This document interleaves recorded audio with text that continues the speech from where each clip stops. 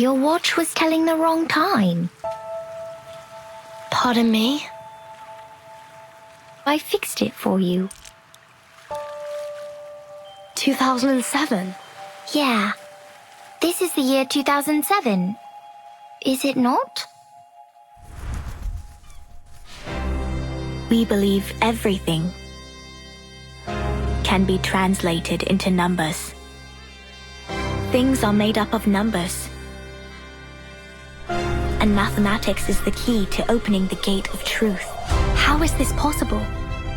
You use a maths model to forecast the storm, and its results perfectly match what the Foundation recorded. We just worked out the patterns in the number sequences. Close your eyes, Vertin. Truth reveal itself to you. Truth. Timekeeper! Watch out! Who broke the silence?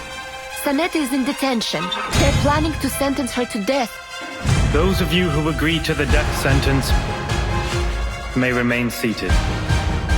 Who wish to commute Miss Sanetto's punishment, put your pebble into the pot in the middle of the hole. The pure blood arcanist community. The unknown arcanum power.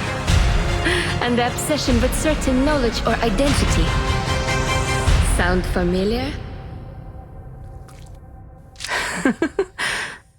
I take not thought for needless disputes.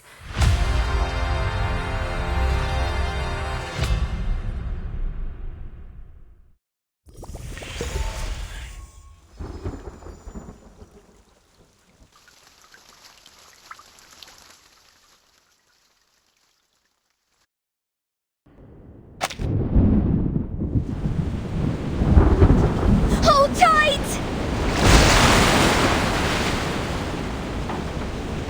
Please, there is nothing we can do.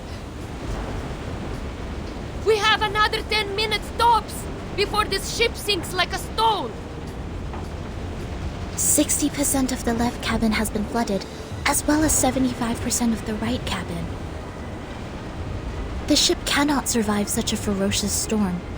Timekeeper, we should get ready for evacuation. Prepare the teleport soft disk. Wait, what are you talking about? Are we going to abandon the ship? These are just some breezes and ripples. Won't last longer than a blink of an eye. Just hold on to the wheel and we'll...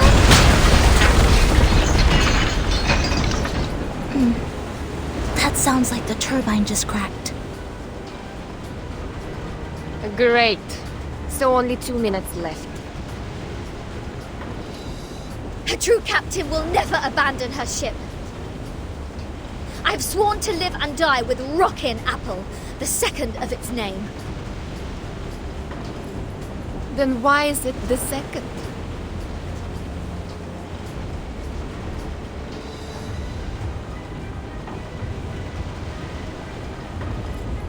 Damn it. Sotheby just bought us this ship.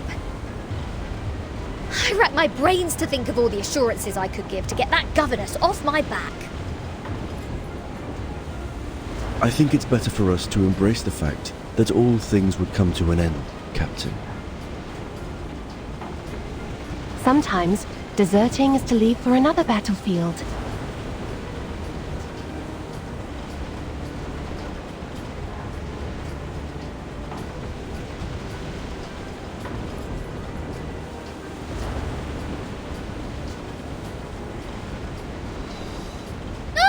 You're one to talk about deserting. If it wasn't for you, we wouldn't have ended up like this in the middle of the... Timekeeper, we have an emergency. The teleport soft disk can't be activated. I've tried other contingency teleport incantations, but none of them worked in this area. Neither did the communicator. It's as if something is jamming the signal. I see. I have a question for you, Sanetto. Please, Timekeeper. In the field mission evacuation instructions, apart from the part about asking the Timekeeper for help, Is there anyone else we can reach out to for rescue?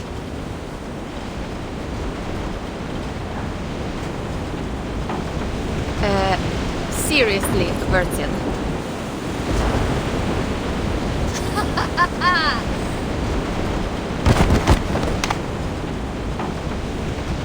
I see what's going on now. This is a trap!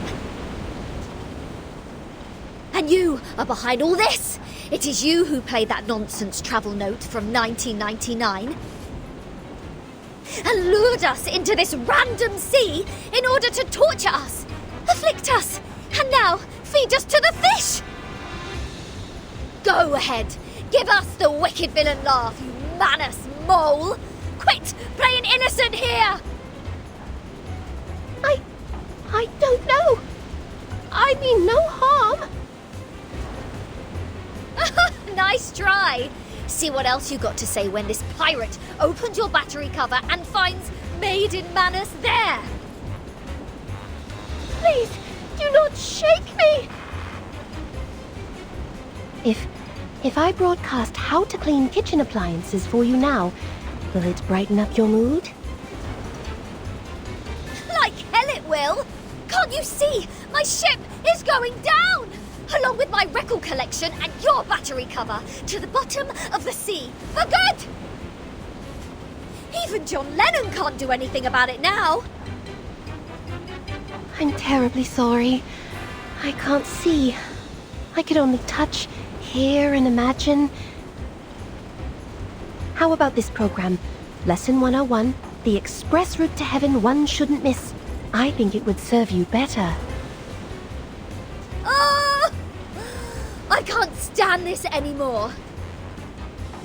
My records, my Dr. Peppers, my pirate radio, my rockin' Apple II! For crying out loud, what have I done to deserve this?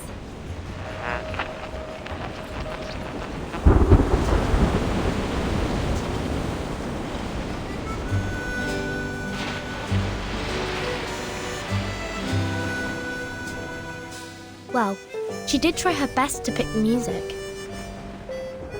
Though no one is in the mood, I think this piece is not bad. As to Regulus's question, we need to slightly twiddle this knob. To 1913.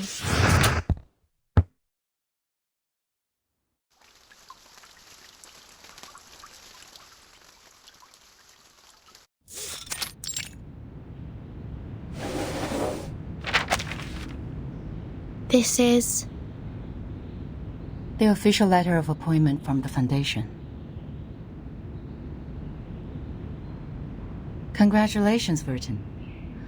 After the long evaluation period and the re-examination, the Storm Reformation, Manpower and Discipline has been officially approved by the Pact's Security Council. Team Timekeeper is now a legitimate, independent department. You are now granted a more flexible autonomy and independent budget.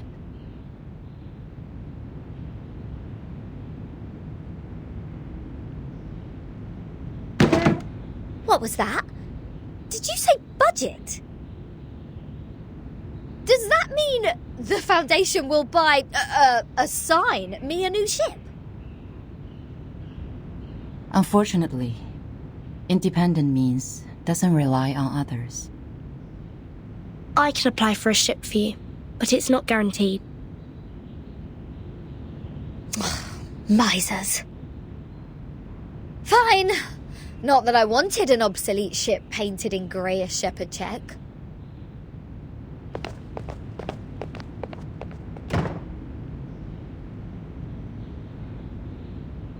However, the price of passing that bill is to let the Foundation keep its authority to discipline unregistered arcanists. The arcanists who have been and will be assigned to the Timekeeper's team will be put through a risk assessment procedure carried out by the Foundation. Those who are in lower risk categories only need to receive primary artificial somnambulism training, while the high risk ones will go to the School of Discipline. But I will make sure they will be registered as members of Team Timekeeper when they enroll. I see. I have only one question. Are you still our point of contact for the Foundation, Madam Z? Yes, of course. Then I have no further questions. Meanwhile, Team Timekeeper can apply for secondment from the Foundation, Laplace, and Zeno if necessary. You can check this file for more details.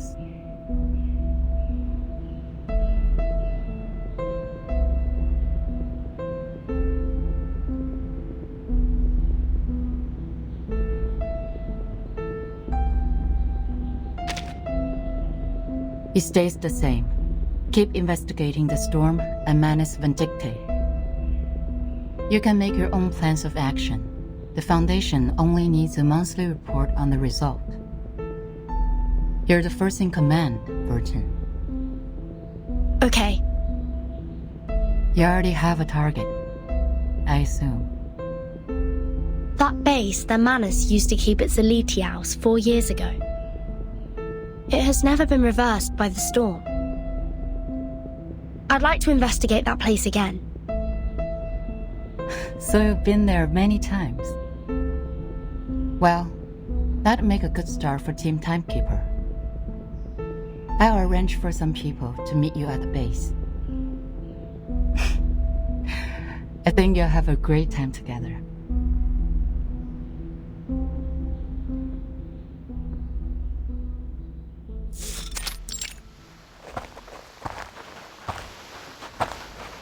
The fog is thick here.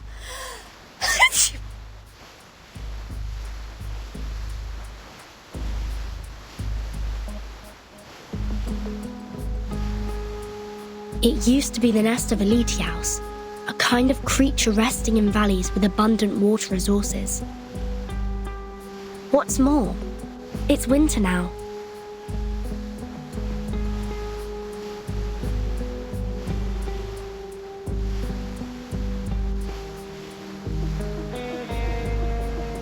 So why do I have to be the errand girl? The Foundation wasn't even planning to give me a ship. Miss Sinetto is going through the procedures in the headquarters to transfer herself to Team Timekeeper. Mustruvis and Sotheby are on a break, for they have spent much time and energy clearing the woods and repairing the Foundation square. Miss Lilia has been given an administrative penalty because she broke into the rehabilitation center not long ago. This leads us to the current situation, where only the captain and this apple are able to act freely. What? So in the end, was I, the renowned rocking pirate, the only one who didn't cause any damage to the Foundation buildings? Ugh! I have never felt so humiliated in my life! You're not planning on destroying this place now, are you, Regulus? No. Huh? Hey, see who's here? Lilia and a stranger.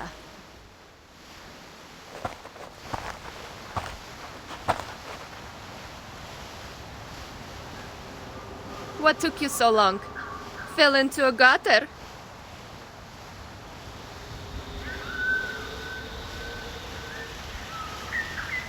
Hello, Timekeeper. My name is Moisson.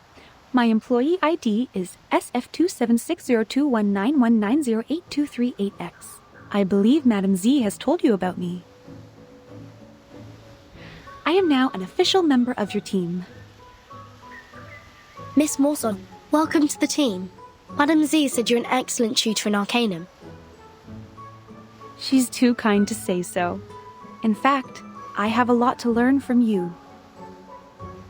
Also, thank you for taking good care of Miss Sotheby. Hold on, you know Sotheby? According to Madam Z, Miss Morzan used to be Sotheby's private teacher. It is a long story. Let Miss Lilia give us an introduction to the base first. As the field operator, she knows this place better.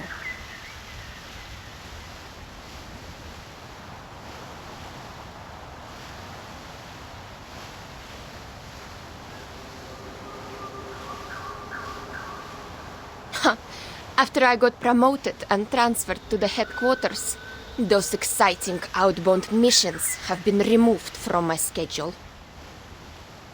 In short, although it's called the base, the only place unaffected by the storm is a narrow, 20-meter-long corridor, no larger than a hunter's lodge.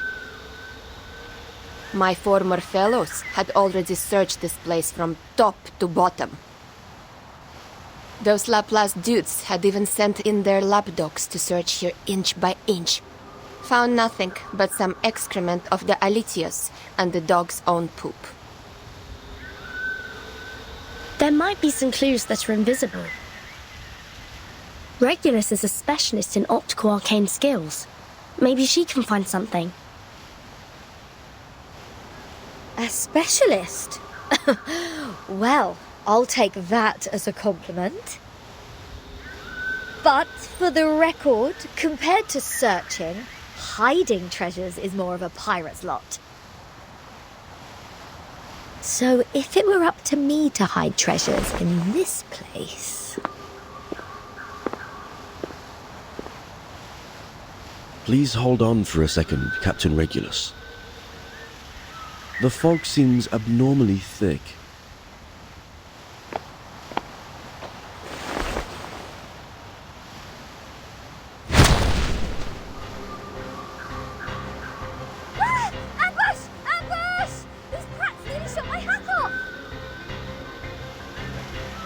Lucky you, they hit the jackpot right away.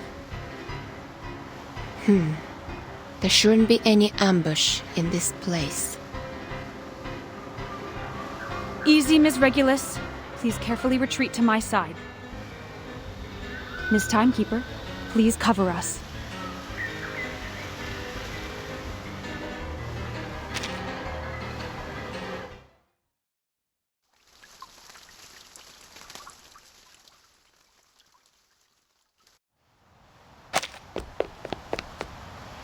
Hold on.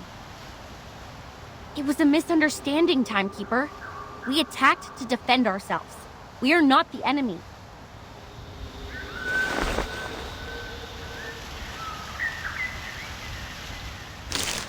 We are the investigators from the Foundation. These are our IDs.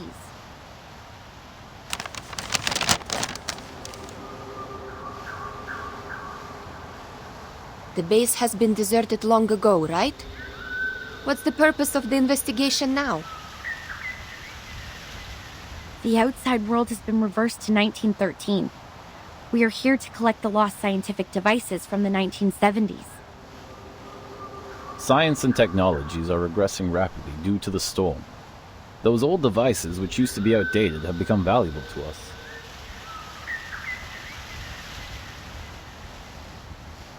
I see. Do you mind us investigating this place? It won't be long. Sure. We are glad to give you a hand if you need it, Timekeeper. Good. I have some questions about the base, and I wonder if you may help.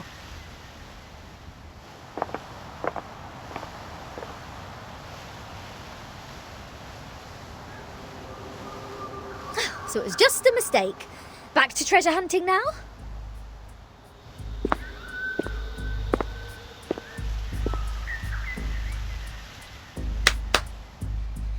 Let's see what Zeno and Laplace have left here. Infrared shotgun. Oh, Magalev auto feeder. Kato calibrator. Oh my god! And a full box of Laplace's military chocolate. Vertin! Come check it out! This is all good stuff. Solid MREs. Ahem. This pirate with a heart of gold wouldn't mind tasting it for you. I don't mean to rain on your parade, but even dogs won't eat those things. It makes Alitia's excrement smell better in comparison. That being said, to the best of this apple's knowledge, canine animals shouldn't have consumed any food which contains theobromine anyhow. Then can I have it or not? There is nothing to be worried about, since the captain is not an animal of the Canidae family. Well said, as befits the first mate of mine.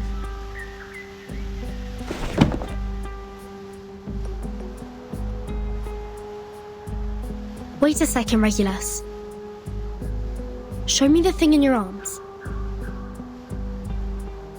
Why? What do you want? Feel like my chocolate now? No, the supply box. It has my name on it.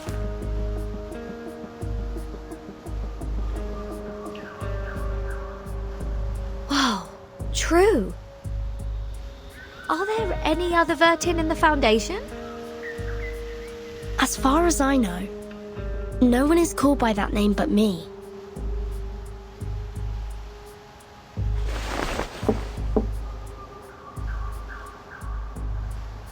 Looks like an ordinary wooden box. But these ordinary boxes are always the most dangerous.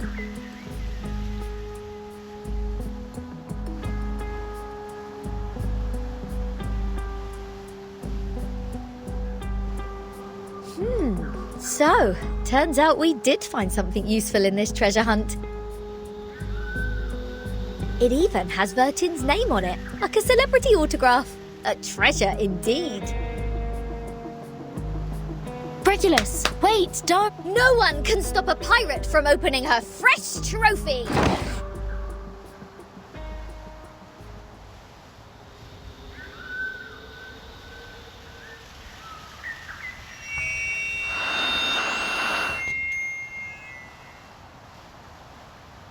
News of the day.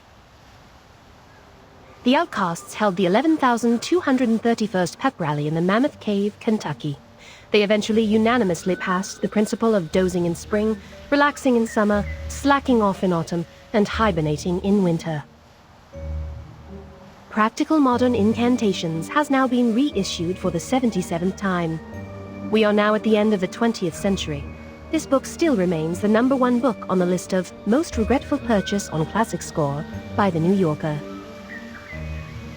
Biographer Erd has recently published her latest travel notes, Roaming in a Peyron, which has started a new round of craze for traveling in the Aegean Sea region. The chief editor of The Voice of the Millennium strongly recommends this book, praising it to be the literary reproduction of the romantic, elegant, and classical dreams, a glimpse at the golden era. Among them, criticisms abound. The Babylonian Review issued a warning that the author's observation of the Apollo star was fatally inaccurate. Self-driving tourists can easily get lost in the Gorgon Current backwash if they do not correct their direction by 3.14 degrees on the Ford Sextant Model T. Time for late night news. What? End of the 20th century? Voice of the Millennium? Is this radio broadcasting news in 1999?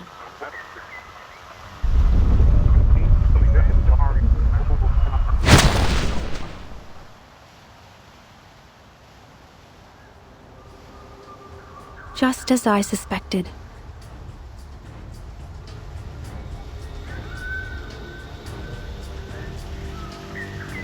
Since Timekeeper hasn't reported the time of this era to the Foundation, you two, as the Foundation's investigators, shouldn't have known what year this is.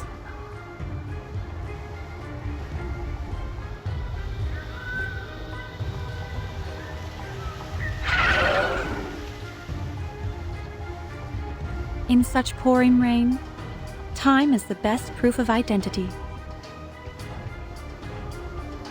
Huh, I get it. Not a bad plot. Miss Morton, watch your six. Let us help you.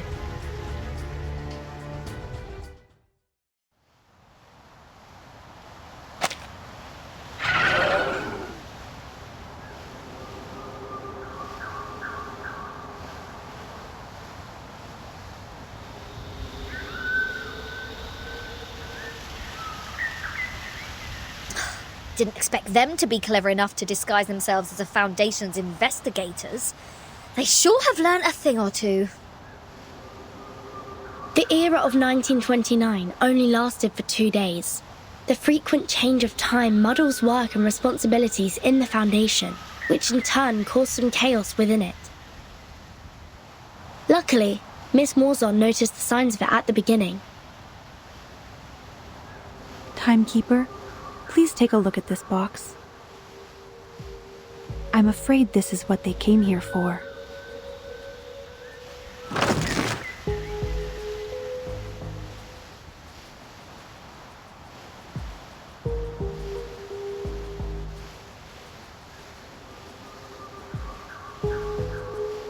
This is the Manus Mask they used to stay immune to the storm.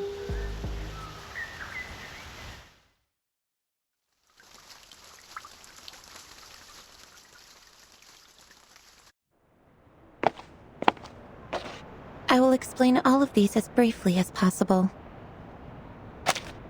Good news. The analysis report on the mask you submitted to the Scientific Computing Center is now available, Timekeeper. We found the same component in it as the raindrop from the storm. This is a component named asymmetrical nuclide R by the Scientific Computing Center. Its name comes from the bifurcation structure it presents under the Arcanum imaging. The Scientific Computing Center has also run some tests on the samples of the raindrops you previously submitted. After removing all water, mud, human hair, and dandruff within, the remaining unanalyzable component is what we called asymmetrical nuclide R. What a familiar name.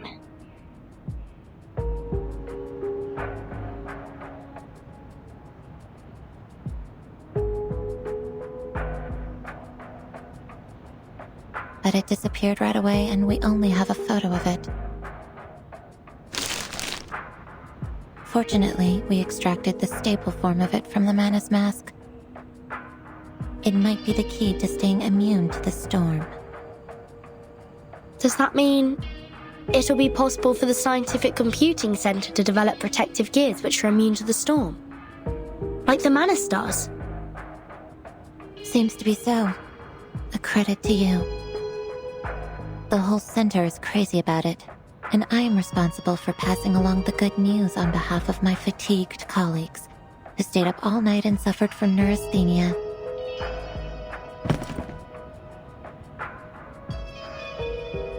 We need more samples. This is a sampling device for asymmetrical nuclide R. It's the one and only. The manual is in the interlayer.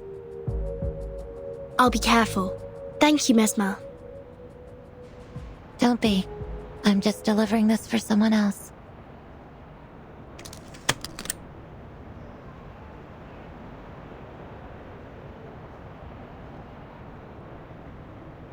How do you feel now? I'm sorry about what happened in the rehab center. I'm good. It just helped me further verify some factual information about Arcanists. It's just... I thought you weren't one of them, Vertin.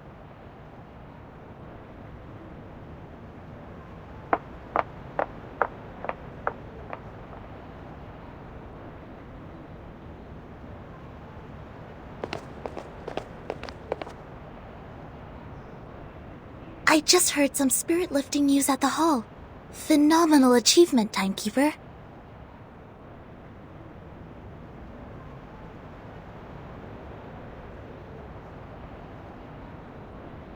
It's a tremendous breakthrough in our fight with Manus Vindictae. Everyone at the headquarters is cheering. Although, I don't know what this component really is. Is it a kind of ritual? Or a unique substance? That'll be the next thing to find out in our investigation, I think. Manus Vindictae always has more information on the storm and how to be immune to it. We've been trying our best to keep up with their progress. Fortunately, now we have another direction. Oh, and these are the files you asked me to search for.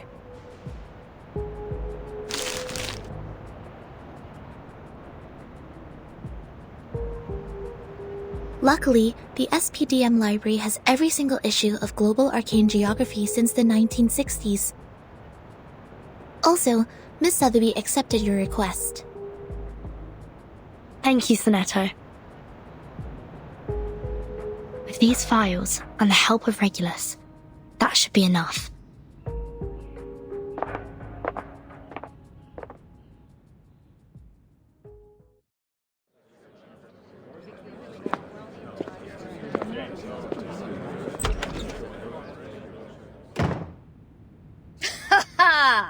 Yeah, go on. What else do you get except for playing dumb, you cunning flower-headed tin box? Speak! Tell us what you know. Like, what were you doing in the Elitiao's base? In what way are you associated with Manus Vindictae? And who put you in that box which has Vertin's name on it? I have no idea.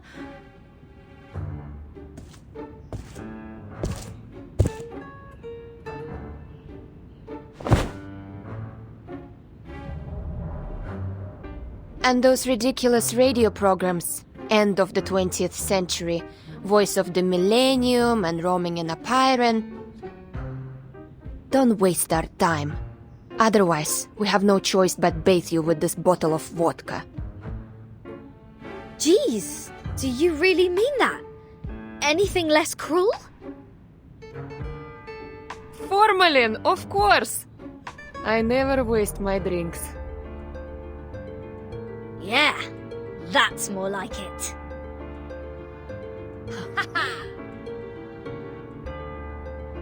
But I really don't know anything. I'm just the receiver of signals. Please believe me. When I woke up, I was already in that box. This interrogation won't get us anywhere. Laplace didn't detect any unusual arcane marks on her. But she was there with those Manus pawns in that base. Say anything you want, she will still be a solid suspect. Yes, I understand what you mean. But for now, the evidence can't support our speculation. A field trip may be helpful, I guess. What's your plan? Will you come with me?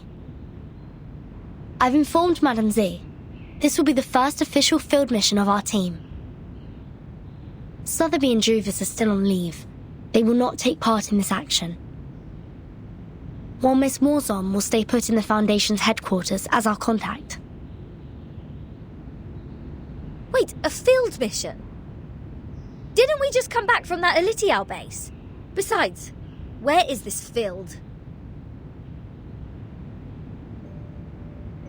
The Apollo star we just heard about means the sun. The Ford Sextant Model T is an arcane device produced in the early 19th century. The Scientific Computing Centre has one of those as a part of their collection. The Gorgon current is mostly created in the Aegean Sea, near the Balkan Peninsula. I remembered an Arcanum magazine in the 1970s had a detailed article about this and introduced the circulating current. I read it in the periodical room in SPDM. The current will be flowing backwards every time the Earth is at aphelion and perihelion. This is also known as the current reversal, which is on the 3rd day of January and July this year. And the time in the outside world is...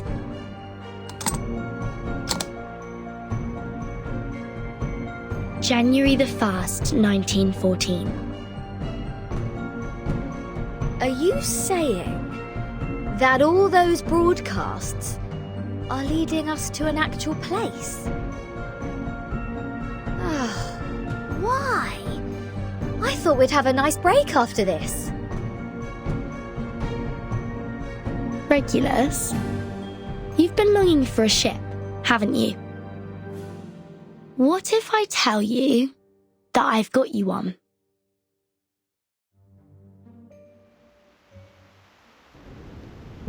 Now, hold on a second. Come to think of it, it wasn't the flower-headed radio thingy who tricked me into the Aegean Sea. It was Verdin! Watch out! The big wave! Net, this is enough! S.U. no ledin veje! Wait, Lilia! Are you sure about taking off in such stormy weather? This isn't a normal storm. Something is attacking us from the ocean! I need to pull it out! You guys go study that whatever instruction right now.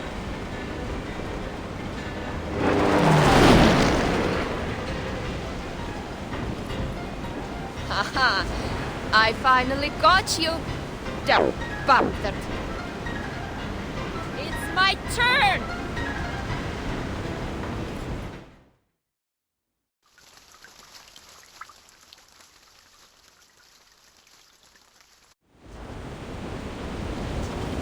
Ed è subito sera!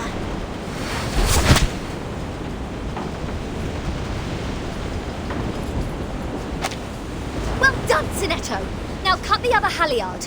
We need to reduce the angle of attack and depower the ship! Roger that. But we can't stay like this for long! Bertin! Have you thought of anything?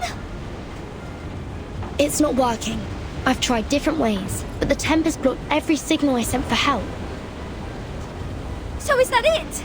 We are as good as dead? Wait, there might be another way. I'm sorry, Miss Radio. I need to borrow you for a second. Huh?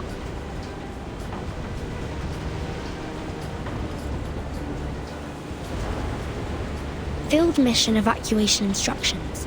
Article 21.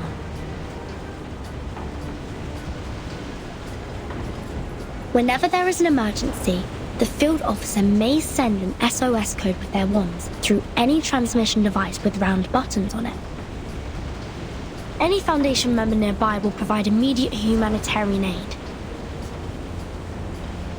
To send the code, please turn the knob 1 time to the right, half to the left, and then 1 time to the right. If you succeed, you shall hear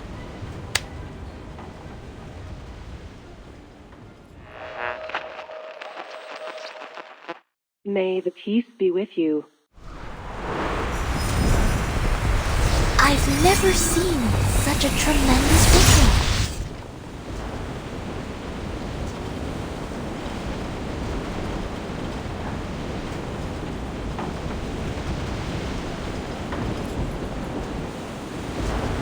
We are the Special Mission Squad Razor. Please show me your ID. Thank you so much. We are... Oh, we know you, Timekeeper. Even in our Special Operations Squad, you have quite a name. It seems you're in big trouble, huh? We were under attack by a giant sea monster when sailing in the Gorgon Current. Please help us ashore safely. Haha, right down to business. Good, good. I like a straightforward person. All right, William, Todd, better get a move on.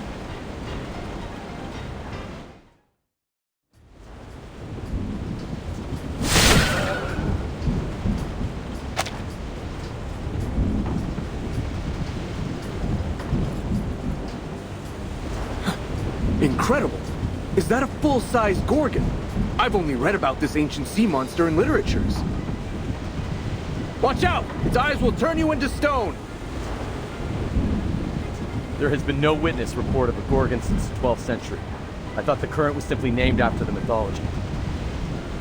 Well, it's my privilege to have the chance to fight against it, huh? William, Todd, let's see who gets it down first! Entity should not be multiplied necessarily. Captain, I hope you still remember our founding motto.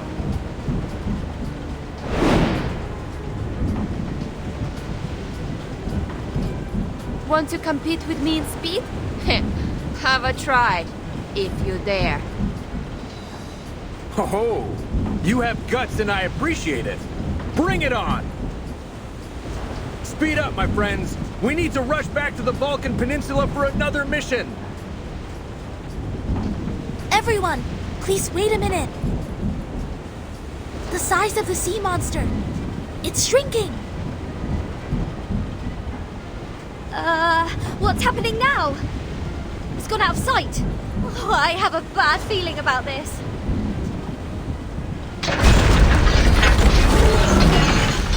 Not good. It's crawling into the cabin. It plans to tear the ship apart from the inside. Everyone watch out!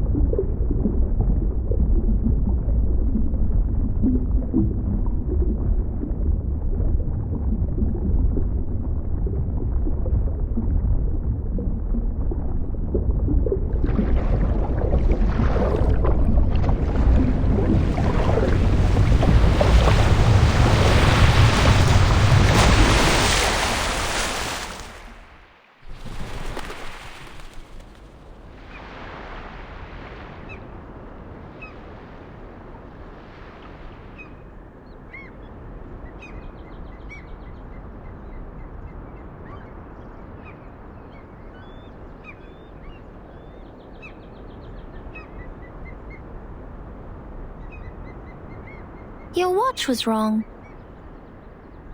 Pardon me? Your watch was wrong.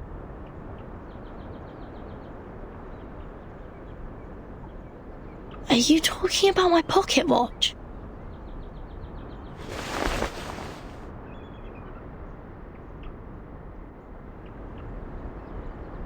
Your watch was losing time, so I fixed it for you.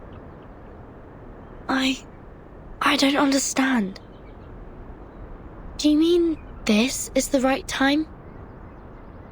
Yeah. This is the year 2007, is it not?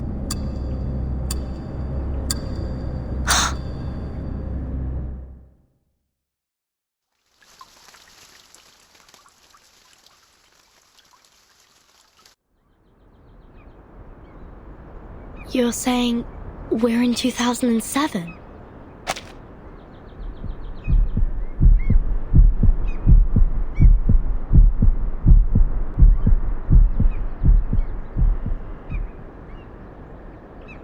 Do you know the storm? Is that how you call it? We call it the emanation. The tide of Numa is pouring down from above and converging. It would raise as a tsunami and break the world of matters where darkness abounds. I don't understand.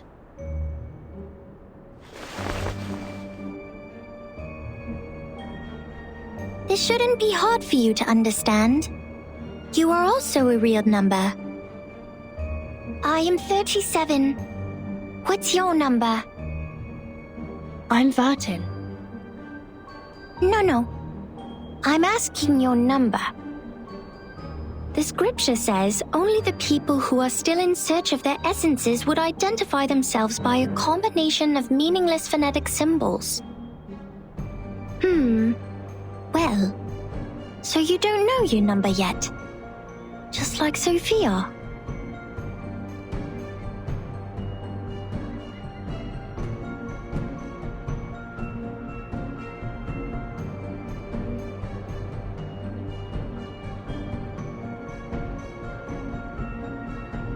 Have you seen my companions?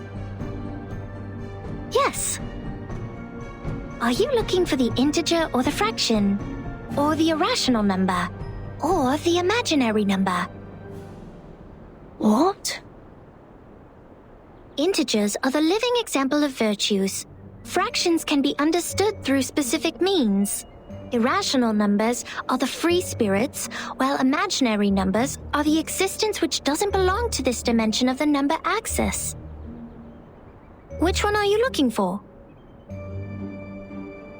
I'll ask something else instead. What is this place? Island. What island?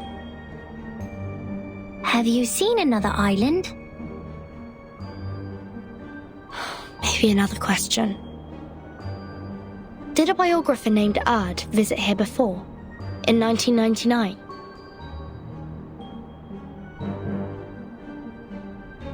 $19.99. Oh, 1999. 1999 is a lovely, centered triangular number. But I believe this number has been abused in the Doomsday stories. I mean, people are too invested in its meaning. In fact, 1999 is nothing special compared to 1991 and 1993.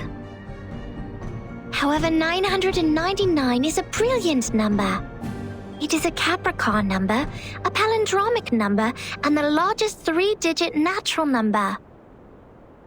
Sorry to interrupt, but I only meant to ask about Erd the biographer. She'd been here on this island and written a travel note called Roaming in Aperon. Does the name or the book ring a bell? I am sorry. I have no idea about the fragments of matters you're talking about. Fragments of matters? Help! Somebody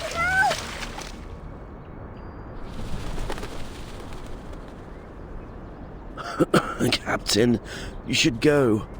This apple's arm has... No!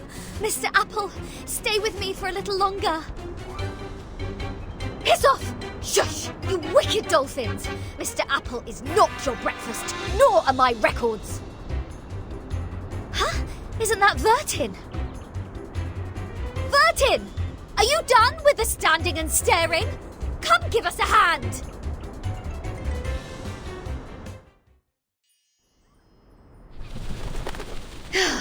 Thank God you are here, Vertin. Mr. Apple and I were this close to being made a stargazy pie by these clever bastards and served to the dinner table. You've also been incredibly helpful, Regulus. Is that so? Like how? You rebuild my confidence in communicating with people. Have you seen Sonetta and the others? No, I woke up on a dolphin's back. Thought they had saved my life at first and was quite grateful to them, but the next moment they just started all the beating and biting.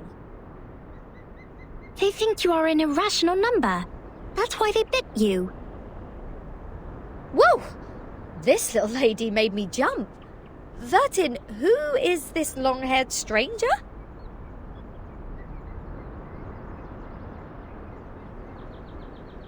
Timekeeper.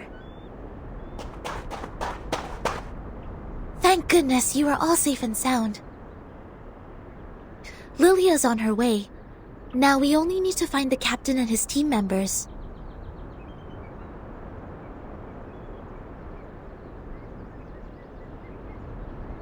Sonetto, these people are... They are the Apuron believers. They lent us a helping hand after the ship went down.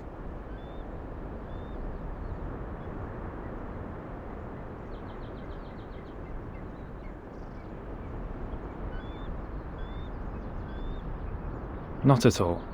An integer is under an obligation to help his kind. Miss Sonetto, have you found your friends? Yes, only the members of the Razor Squad are still missing. They also belong to the St. Pavlov Foundation like we do. Imaginary numbers are not of our concern. Imaginary numbers? You should not linger here if you have already found your lost friends. We will provide a boat for you to leave. Our school of thought does not accommodate uninvited guests. Wait! We have something to... What if we know about the emanation?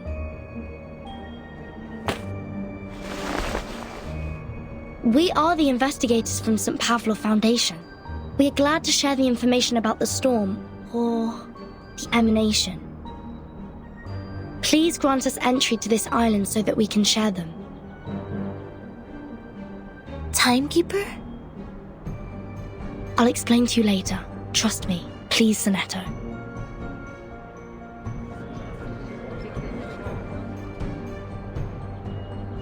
Come this way. We will talk. However, only integers and fractions are welcomed here.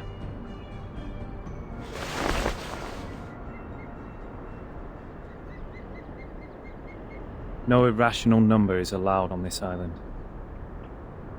Throw her into the sea. Huh? Wait! Now hold on a second. I said hold!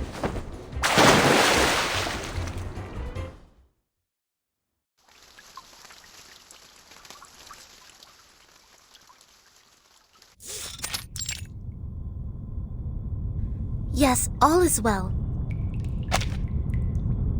Those dolphins sent us to the other side of the currents. And one more thing, Captain, and I'm asking this with no ill intention.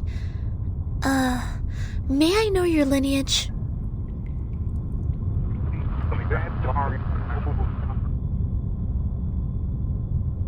Thank you. I wish your next mission would be trouble-free too.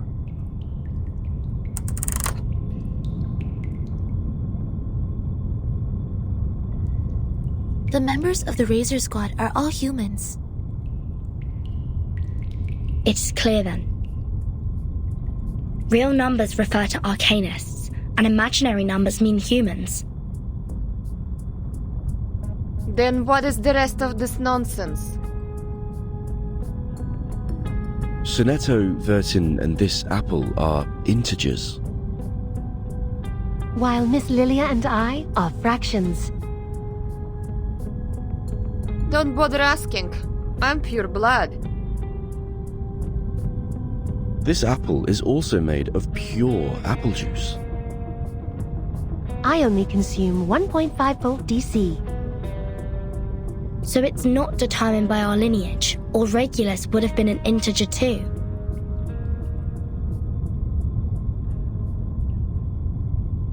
So why on earth am I the irrational number?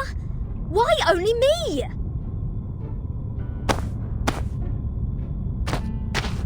Unfair. I demand the ruling to be changed. Shut up. We grappled hard to get you on this island. So you have no choice but to stay in the worst guest room. Do you call this a guest room? A cell, more like?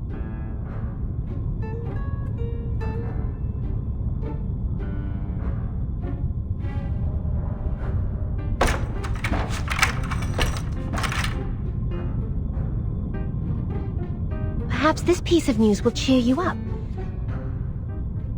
We are prisoners in the world, and our body is the cage of the soul. Oh, cut me a break.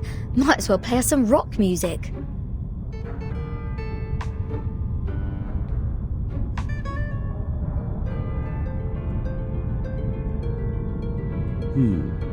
Seems the residents on this island venerate integer numbers. And irrational numbers, or the non-terminating, non-repeating decimals, cannot be represented as the ratio of two integers, hence they are discriminated. No, no, no. Who are they to judge and decide me to be the irrational number? I was the only person who didn't cause any damage to the Foundation in the previous protest.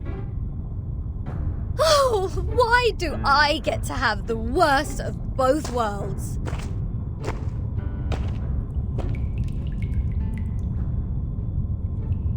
I've requested information from Ms. Moisson about Apiron, but it will take some time for the files to come in.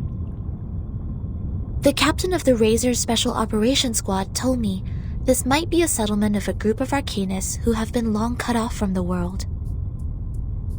Unlike other unregistered arcanists, these people chose not to live alongside the humans.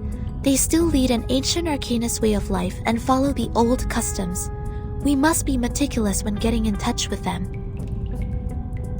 But they used modern mathematical terms. And that girl talked about Caprica. He was an Indian mathematician active in the first half of the 20th century. I think they are not living in complete isolation.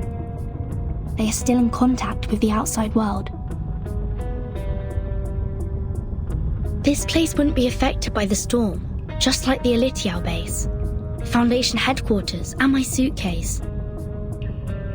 The travel notes in 1999, Manus Vindictae showing up in Elitiao's base, the storm, or emanation, they must be somehow connected. And we'll find our answer here, I think. Very energetic, Capitan. By the way, how come nobody's here to welcome us? They wouldn't suddenly decide to detain us all just because we have an irrational number here, right? I'm with you all the time.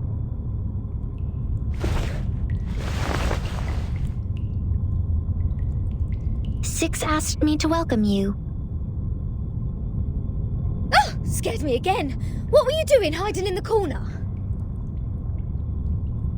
Because it seemed you were in the middle of proving a conjecture. According to the scripture, disturbing others when they are giving proof of their arguments is as sinful as eating beans. I don't want to be bound to the rocks of the Caucasus Mountain and have vultures eat my eyes after my death. Eating beans? Eating beans is the sin of sins. The biggest, worst, and ugliest crime. People eating beans will never transmigrate. They deserve nothing but eternal punishment. What? Are you serious? Is this rule only for soybeans? What about broad beans, snow peas, chickpeas? And what does it say about other bean-based products? Beans are beans. You're funny. This doesn't even make sense. By this logic, aren't the coffee drinkers going to rot in hell? I happen to have a box of coffee beans in my bag.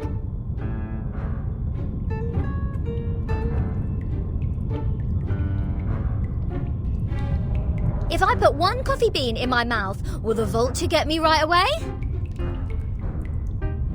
No way! Whoa, easy, mate. Do you want to get physical? This pirate is not scared of you.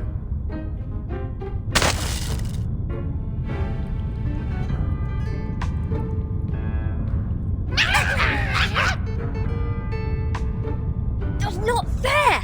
The critters are coming to your aid! This is not good. We need to separate them.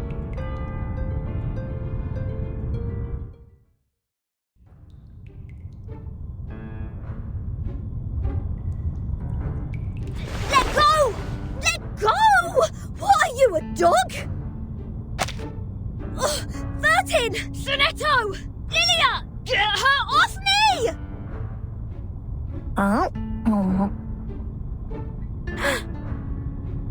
What is going on here? 37, let go of the guest's head. Now.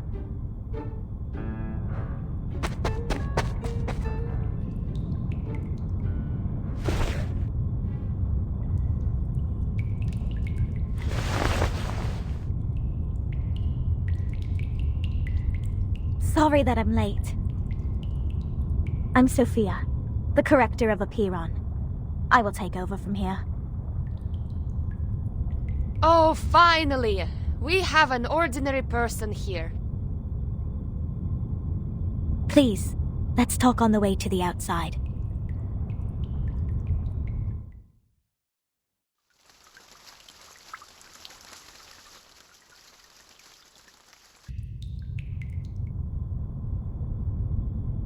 We believe everything can be translated into numbers. Things are made up of numbers, and mathematics is the key to opening the gate of truth. It is like the fire that lifts us from the darkness.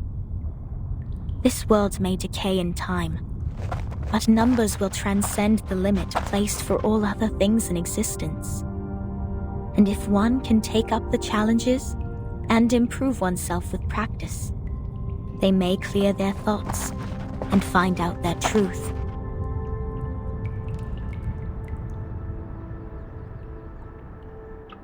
That is, to find out the number of their soul. Oh, this is more like a place for proper conversations. Broad, open, as vast as the high seas. Hold your horses, Miss Regulus. If you were to speak of consuming beans again, I will have no choice but to send you into the depths of the sea. Fine, fine. I haven't done anything yet. Miss Sophia, could you please repeat all the taboos on the island? It was too dark in there. I didn't take them all down. Worry not, Miss Sonetto. I have them all recorded.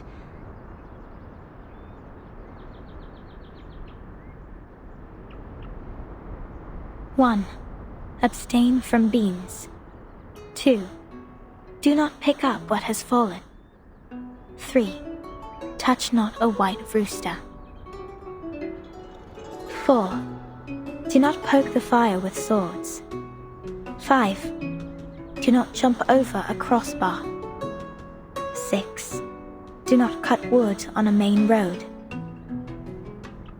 7, do not enter the hall in new garments. Enter the hall from the right, and leave from the left. 8, do not keep swallows around your house. 9, do not sleep on a grave. 10, make the bed as soon as you wake up, leaving no imprint of your body.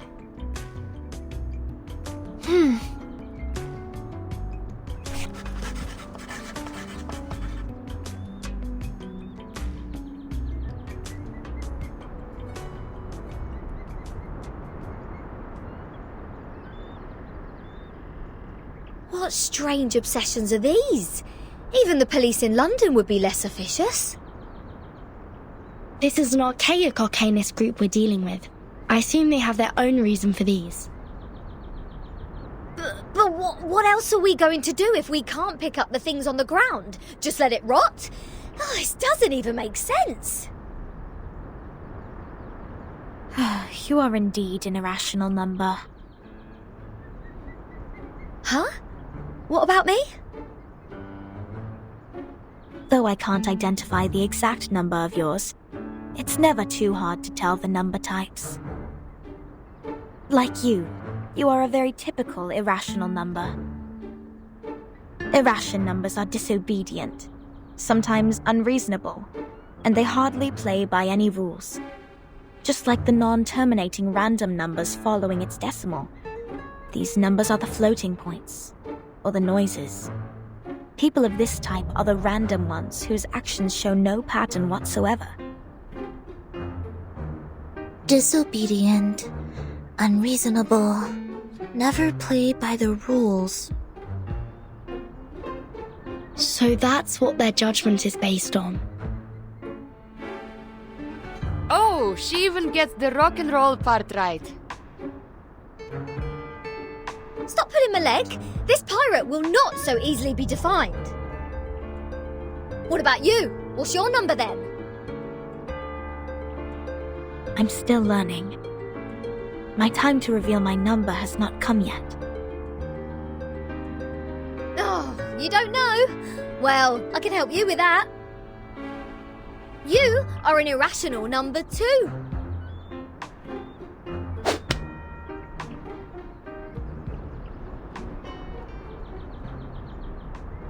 Ouch!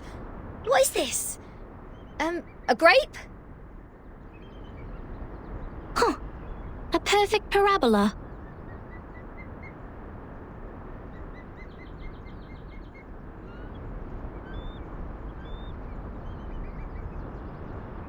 Oh, it's you again. I won't be bettered in a fight this time.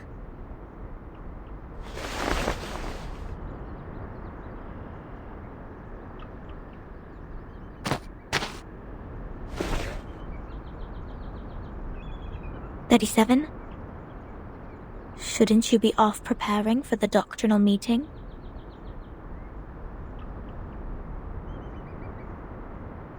Six asked me to take care of our guests. But I'm usually the one who receives the guests. Engaging with strangers might be a little difficult for you. There's no causal link in these two events. People always bother you with trifles only because you're fine with it. Do not sleep on a grave, and do not cut wood on a main road. Idleness is the cause of the breakage of one's flesh and soul in the long journey of perfecting oneself. Those who have not yet found their numbers have even fewer excuses to be indolent. Besides, why would you place the head of a guest in your mouth? She said she's going to eat beans. That does not justify your action. Come to think of it, is she safe to bite if she had consumed the beans? Wouldn't that make you the bean eater as well? The right way to deal with this is to throw the offenders into the sea. Let the Gorgon current take them and confine them in the ever-repeating circular motion. Oh yeah, this is the most optimal solution. How come you didn't think of it? This is one of the most basic set problems. Hello? Are we done with the chit-chatting? Conspiring to my face to throw me in the sea. Mind you, this pirate's tolerance has limits.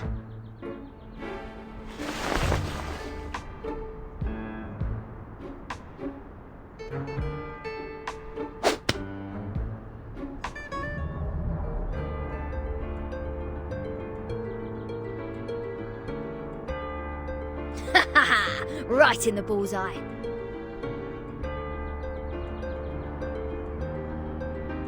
What? What's that look on your faces? An eye for an eye, a tooth for a tooth. I didn't start this.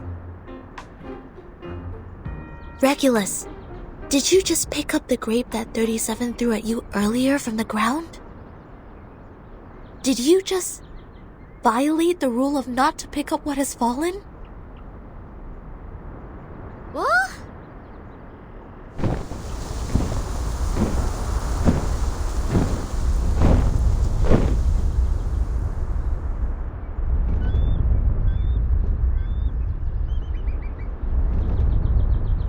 Get down! Abraxas incoming! It will take the offenders with it! A chicken's head and two snakes as a feet. What? What on earth is that? This is not good. They seem dangerous. Regulus, come to my side.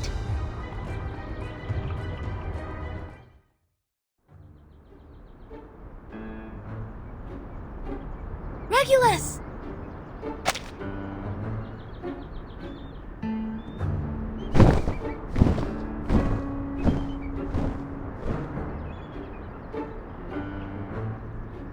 Captain! I can't leave her alone. This apple shall follow her.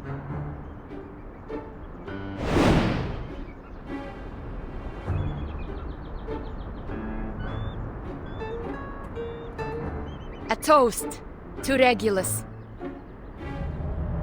To her ever-fighting spirit of breaking away from jails, no matter how many times she has been put behind bars. Luckily she didn't have any beans. May her soul be cleansed in the dungeon. What a mess. Ena eftegramot mima, schematizate otan enosume dios semia.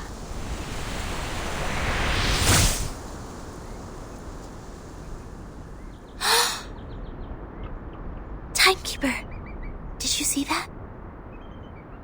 The arcane skills cast by the congregation on this island are very different from those we have seen. Mr. Apple is with Regulus. She won't be in danger for now. Let's follow Sophia.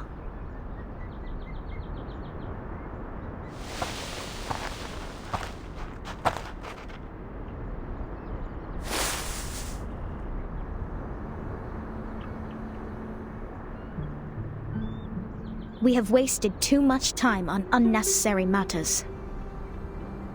Miss Furton, this is the place you've journeyed to visit. The Hall of Apiron. This is where we share our knowledge of Numa, which is also the storm you've been referring to.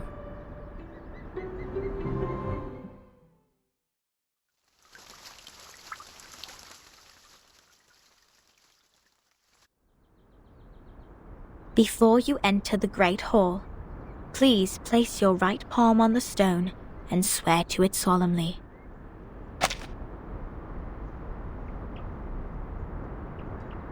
I wish to be baptized in the water of Gnosis, and be rid of the long darkness of ignorance. I ask my tongue to be taken, for it has spoken mindless words, and I shall stay silent for the truth. I choose to leave the fragments of matters behind me, and enter the Great Hall of Forms as clean as a newborn. I swear to let matters stay in the world of matter, and a form in the world of forms. I swear to reveal no secrets, or my heart shall be taken by the vulture, my body consumed in flames, my soul trapped in the endless wheel of birth.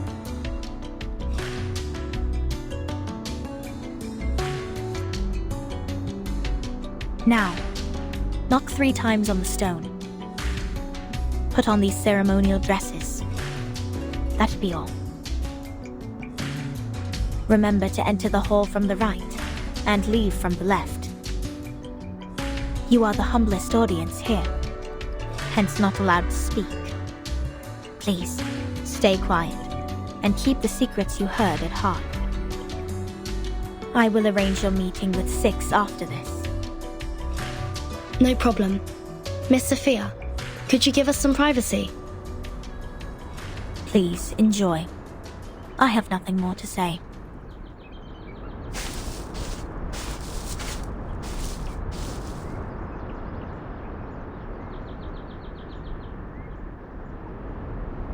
Vertin, are we really going to do this? That oath we have to make to enter the hall sounds vicious. To stay quiet and keep the secrets. It's similar to the training we once received. I can go inside on behalf of Timekeeper. No, I'll come with you, Sonetto. But I can't sense any sign of arcane skill on this stone. The oath is more of a formality than a curse. The warning is lifted then?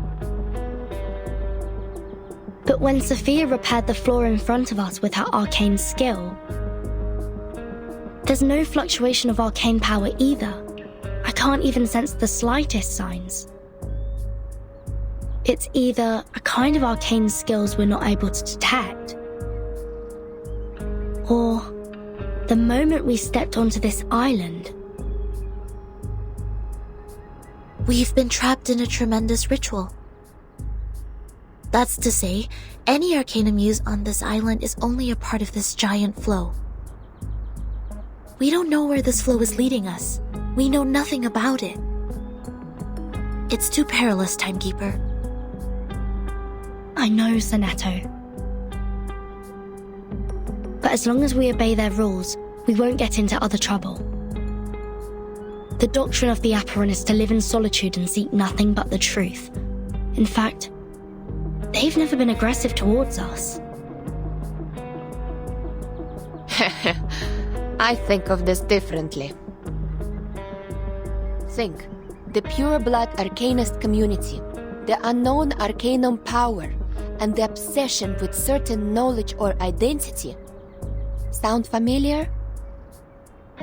Yet, we haven't spotted any traces of the Manus here. Manus Vindictae is like the rat living in the gutter. I don't think they will let go such a favorable chance. Which means we need to find out the truth. I believe in Timekeeper.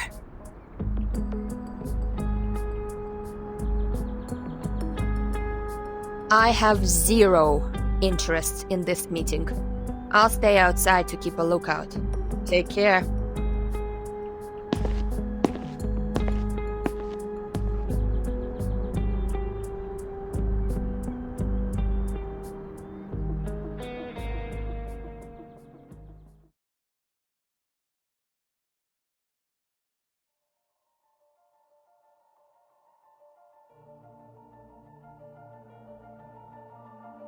I wish to be baptized in the water of Gnosis and be rid of the long darkness of ignorance.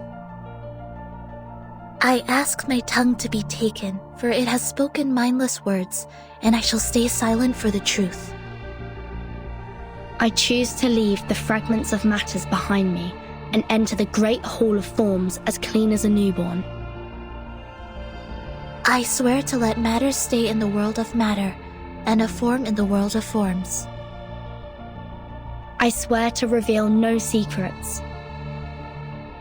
Or my heart shall be taken by the vulture, my body consumed in flames, my soul trapped in the endless wheel of birth.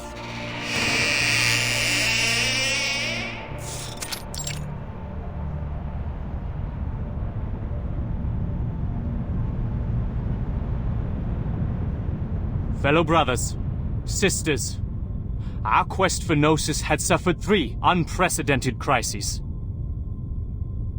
First was the discovery of irrational numbers, and then the creation of imaginary numbers. Last was the loss of the grand unification of different lineages. The truth was buried, and history was rewritten. But the emanation is not a crisis. Instead, it's our last salvation. The supreme existence has once again shown itself to us. The door to the everlasting transcendent world of forms has opened once again. As Numa pours down, things are rewound to the world of light. Everything in the world of matter breaks into pieces, for they are as delicate as a petal before it. We, who have the honor to witness the emanation of Numa, have the privilege to survive the turning of the Wheel of Birth. Because we know the truth. Our survival is destined. It is the beginning of a mission to bring the unseen truth into this world.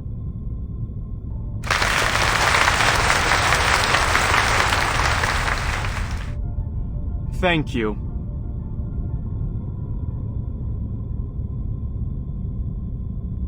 The next orator is 37, our smallest irregular prime, and the brightest star of Hermes.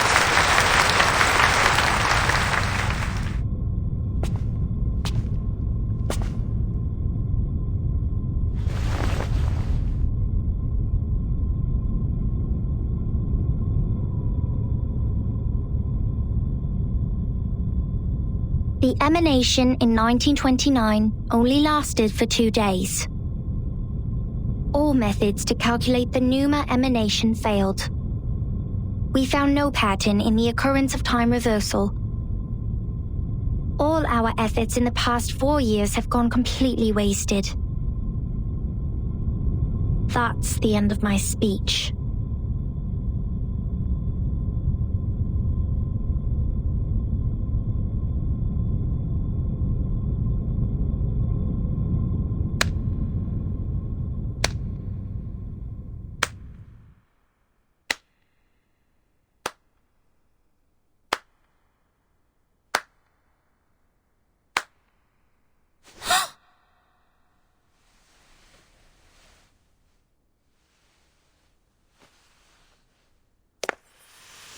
Regna sereno intenso ed infinito. Shh. Who did that? Who broke the silence?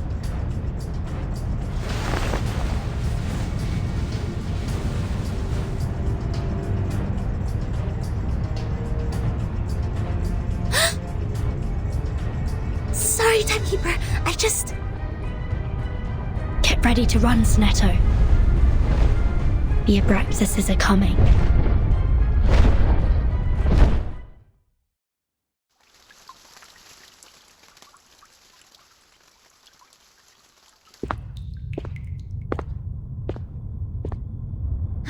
Can somebody tell me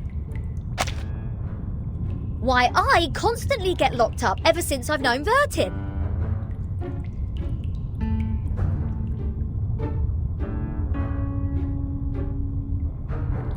First locked up in a suitcase, then a Foundation cell, now this!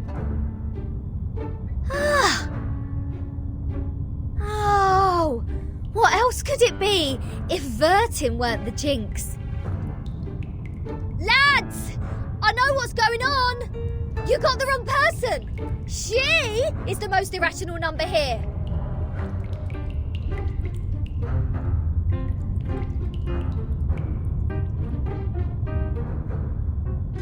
I'm knocked. What does it say here? Freedom will be granted once the proof is completed. That's to say, I have to prove myself not an irrational number to get out of here. Which is exactly what I've been trying to do, isn't it? Rat.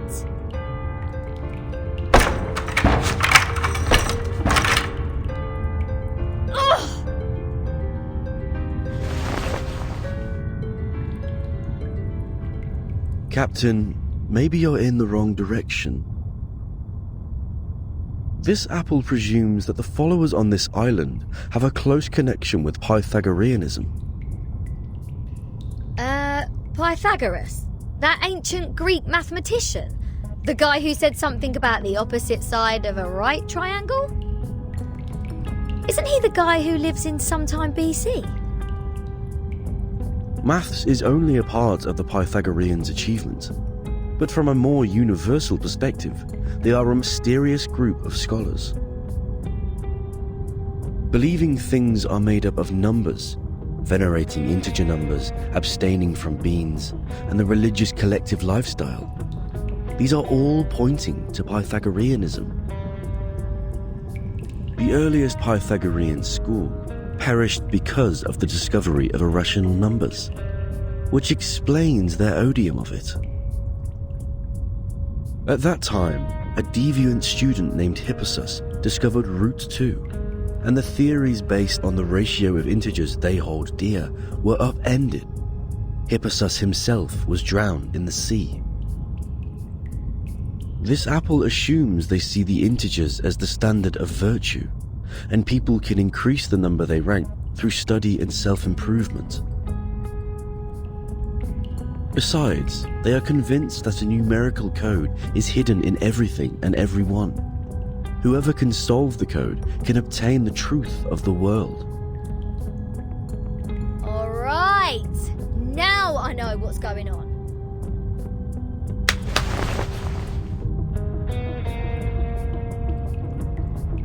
This pirate has had enough of this moral standard, which is obviously prudish, backward, and lacks humanitarian spirit. I'm going to tackle the root cause of this misfortune.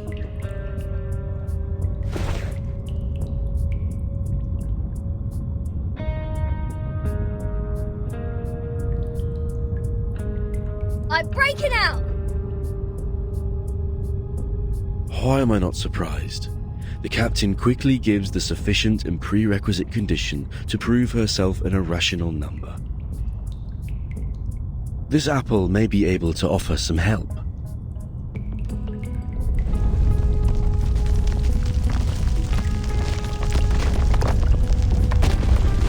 What's happening? An earthquake?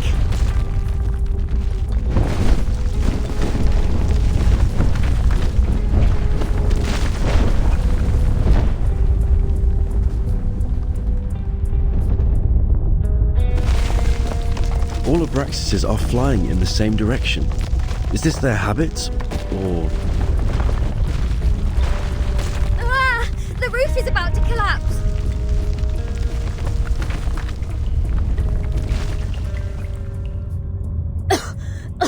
So far, this place has made the London Juvenile Detention Centre a heaven on earth.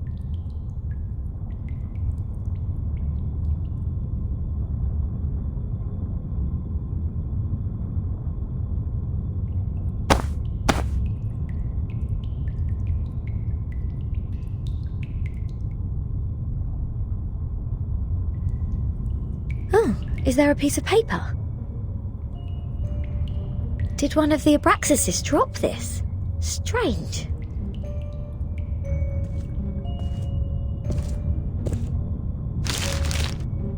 The unsolvable puzzle.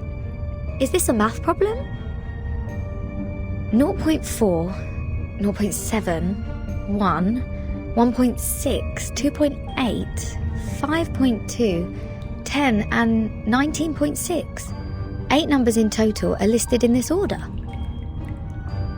There are 8 symbols below, respectively representing the Sun, Mercury, Venus, Earth, Mars, Jupiter, Saturn and Uranus. Maybe it is a hint that we should fill the symbols in the blank box after the numbers. That sign says to complete the proof. Does it mean to solve this puzzle? Ha! How unsolvable can it be? Clearly, each of these 8 numbers should represent one planet. We can easily find the missing planet by trying them one by one. And our Mr. Apple here is the king of the Times crossword. Yes? I think there is a difference between this and a crossword.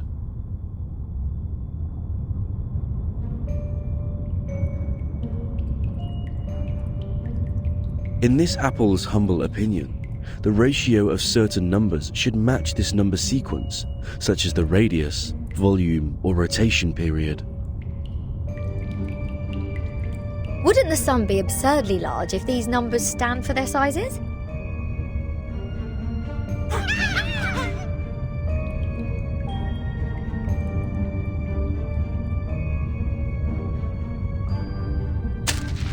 Hey! The underground critters are back! Go away! Don't touch my notes! It's not your food!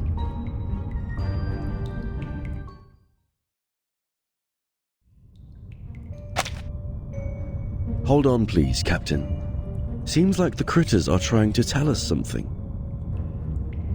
They are pointing at the sign of the Sun. Is that so? Even the critters on this island know math. The Sun. What if the Sun is just here to serve as a reference point?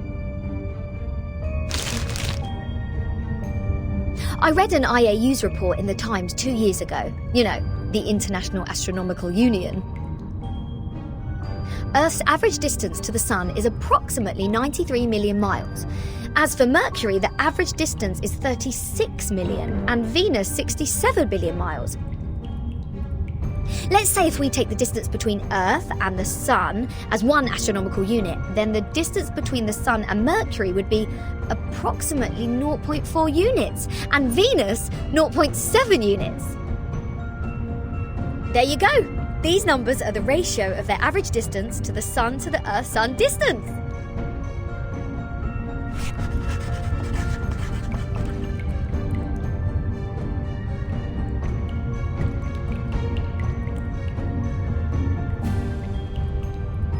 The average distance from Mars to the Sun is about 142 million miles, Jupiter about 484 million miles, Saturn 886 million miles, and Uranus 1.786 billion miles.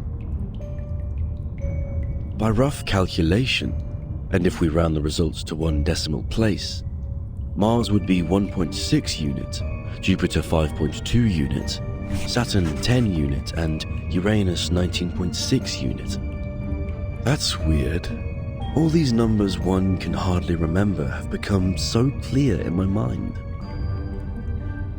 But if these numbers stand for the ratio of distance, what's the planet for 2.8? There's no planet between Mars and Jupiter. If the Sun is the reference, we will have one planet missing here. Is it really a puzzle unsolvable? Aha! Nothing is unsolvable. You are looking at the solution. There must be one planet out there, unknown to us as of yet, located between Mars and Jupiter.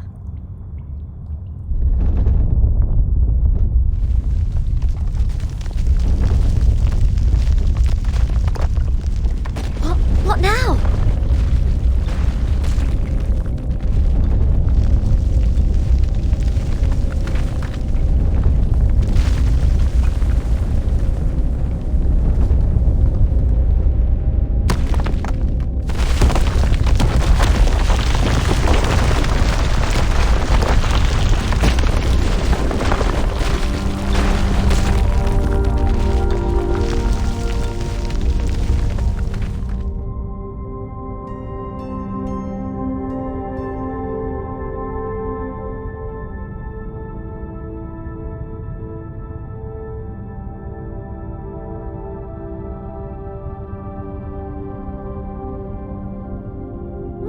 this? A celestial body, which I have never seen before. Captain, this apple has an impression on this. There is indeed a star between Mars and Jupiter. It is called the Ceres, discovered by Piazzi Giuseppe, an Italian priest in 1801. Ceres? Did we just validate its existence? Is the universe truly arranged according to this sequence? Could this be the ultimate key of everything? Regulus! Regulus!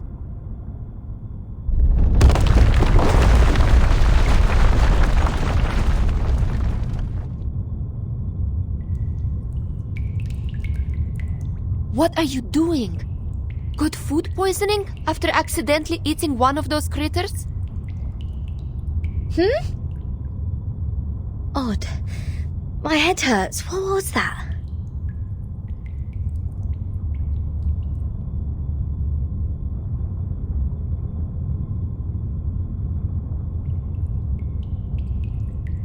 I'll make it short.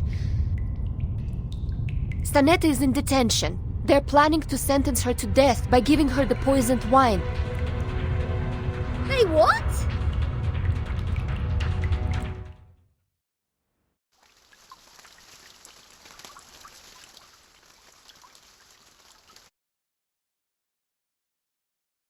An old admonition is engraved here. Let no one ignorant of geometry or the irrational numbers enter. 37 told me you are the integers. She's the genius kissed by the god of truth. She can see our numbers and has never made a mistake. But I don't understand. Why would you break the silence at the meeting?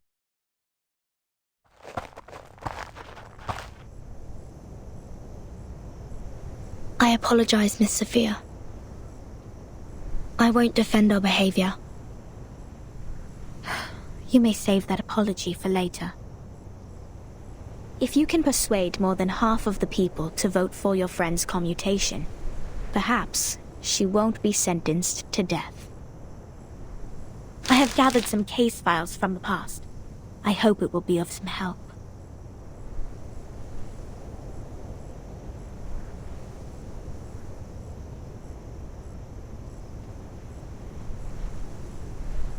These files are...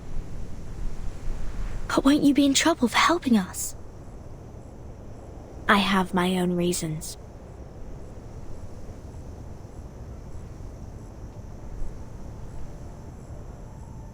Integers are the living example of virtues, the standard of purification.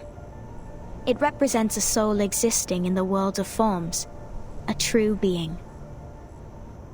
It is the floating points behind the decimal which dent the process of our overall purification. The evil. The ones who violate rules knowingly. The ones who turn a positive number into negatives. And a civil person, a criminal.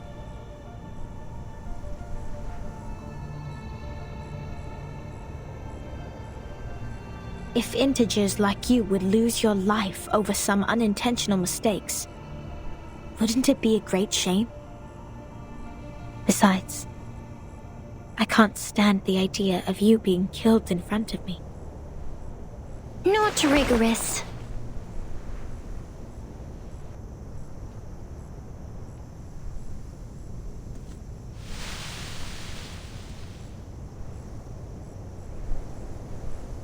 For one thing, we still don't know Virgin and Sonetto's numbers. For another, the fact that every crow we've seen is black doesn't necessarily entail that the next crow will also be black. Even if every virtuous person we met has been an integer, we can't be certain that the next one will still be an integer. Same case for irrational numbers. You're right, 37. But People always tend to believe that virtuous people are integers. That is what we call belief. Correct. But not entirely correct.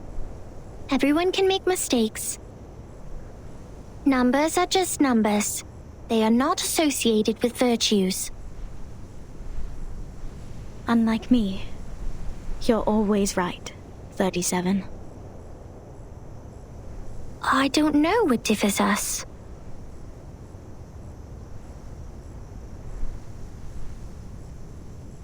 Will you be at the assembly? Yes. Then I will leave them with you. I'm not qualified to set foot in the Hall of Truth. I have done poorly in receiving the guests. I will ask 6 for my punishment after the assembly. Huh? So you are not coming back to my laboratory? Neither will you help me review the calculation results or sort out the books? The scripture shall not be challenged. What's more, any students here can help you in the laboratory. It doesn't have to be me.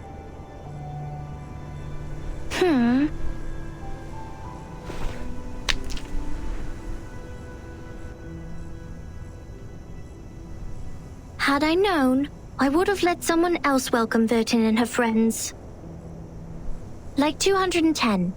He loves to brag to young ladies so much that he would take the punishment willingly, right?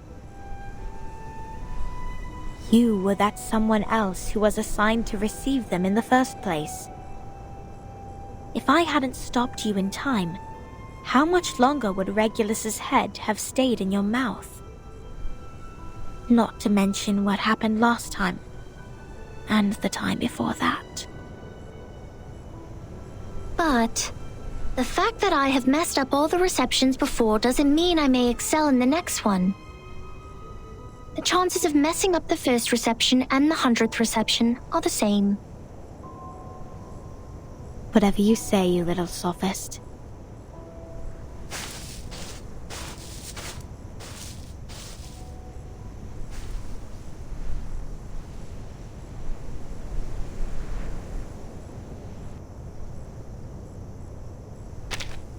Everyone says so. But compliments won't help her find her number.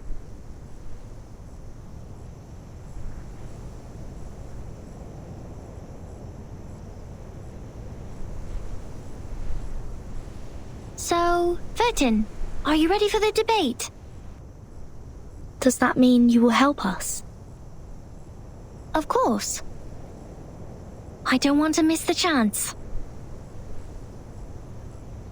What chance? The chance to see your numbers.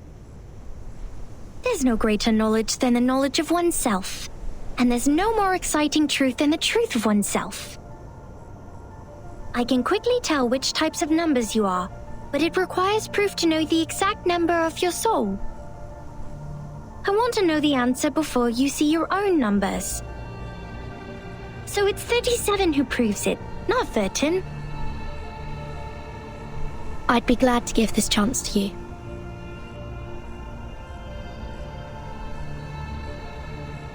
That's boring.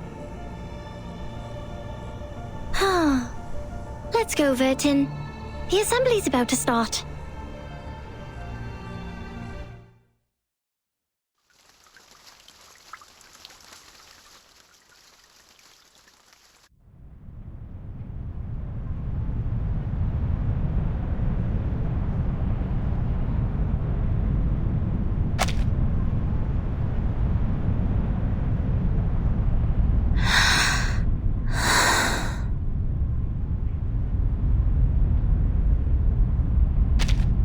Don't worry, Timekeeper. I'll defend myself.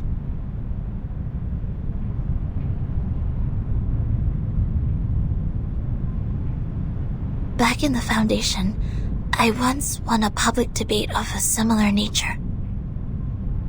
This is my duty. I won't let it get in the way of the team's investigation. Sonetto.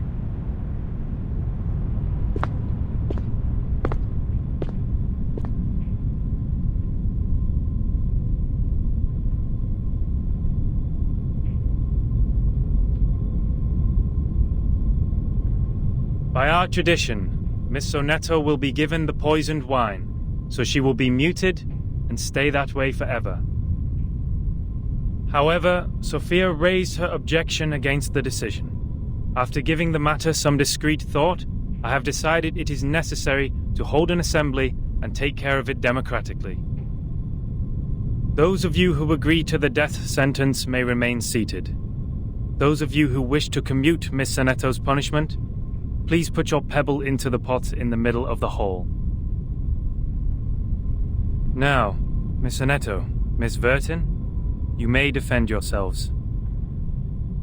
Until the sand in this hourglass falls to the bottom.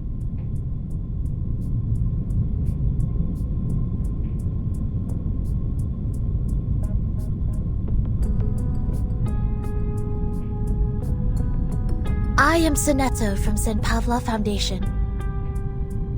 I wish all the honorable audiences here would lend me their ears to hear my defense as a humanitarian gesture. What number are you?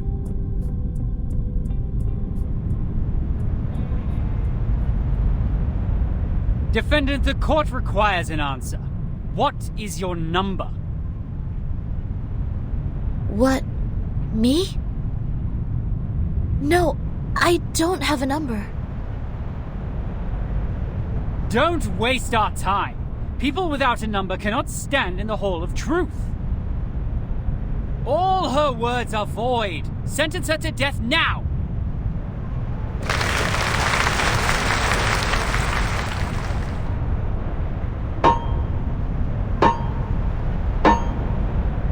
'42's argument is valid. Defenders, what do you wish to contend? What? It's valid?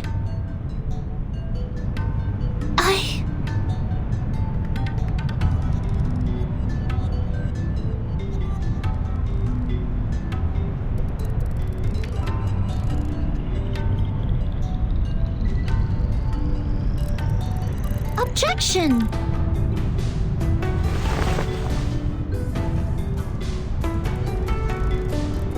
According to the record, the last time we inflicted severe punishment was in 1980 to a visitor who ate beans. He ate a carbuncle that feeds on beans. Then he was sentenced to death according to the set theory.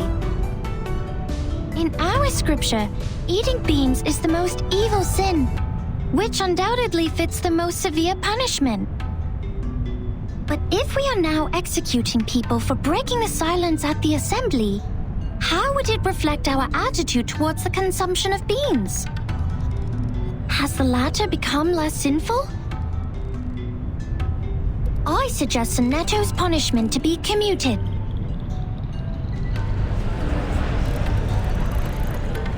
A good argument.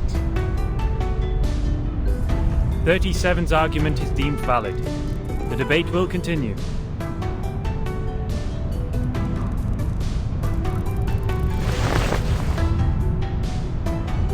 Objection. The punishment for eating beans is to throw the offenders into the Gorgon current, while the punishment for the silence breaker is to drink poisoned wine.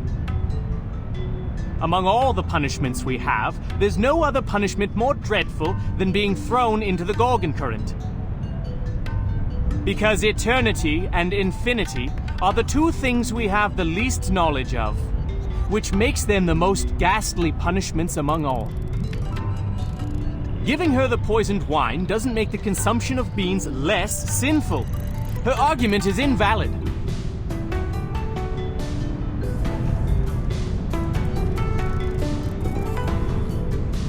Objection! Both of the crimes would fall into the same category if we are taking the punishment as a frame of reference, which is death. Objection.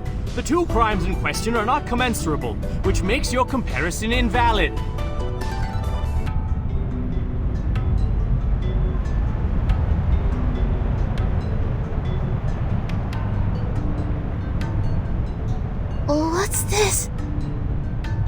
I'm completely lost in this irrational debate. I see. So that's how it works. Timekeeper? Relax. I will help you.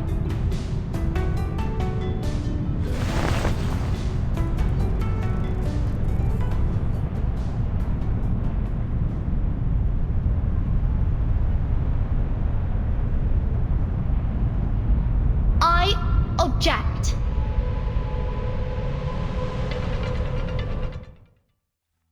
Show begin? Excellent. I'd Get like to ready start by step onto quoting the stage. 42's first argument. People without a number cannot stand in the Hall of Truth.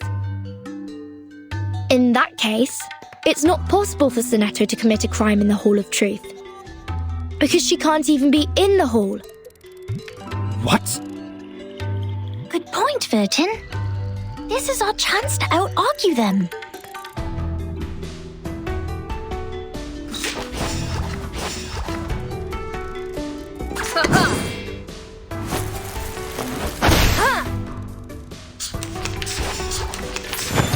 Annoying bugs. Let the show begin.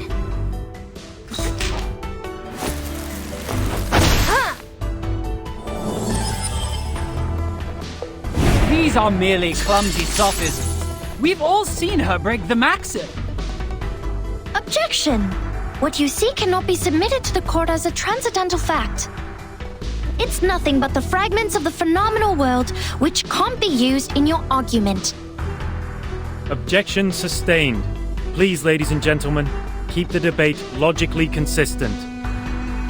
Since Sonetto has no number, and a person without a number does not exist before the truth, Sonetto thus didn't offend your truth. She didn't break any rules.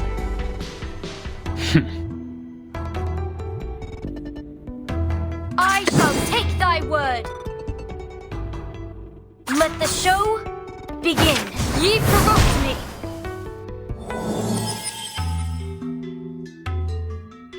Objection! The rule breaker has a number.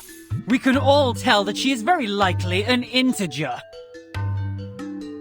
Therefore, she should be identified as an unknown number, not void.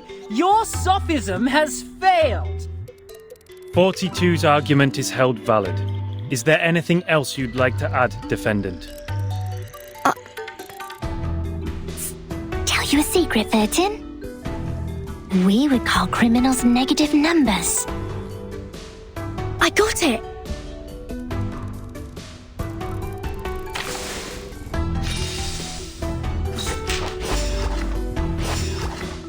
I shall take thy word. Foolish! It is easy to prove Sonetto's innocence. According to the law of the excluded middle, Sonetto either committed a sin or committed no sin. The two statements cannot be both false at the same time. Since we consider a criminal as a negative number, and a non-criminal as a positive number, Sonetto at present is considered an unknown number. That means she doesn't belong to the criminal set, or the non-criminal set. She did not commit a sin, and did not commit no sin. It's a paradox. I hereby demand to modify the criminal sentence that has been given to Sonetto.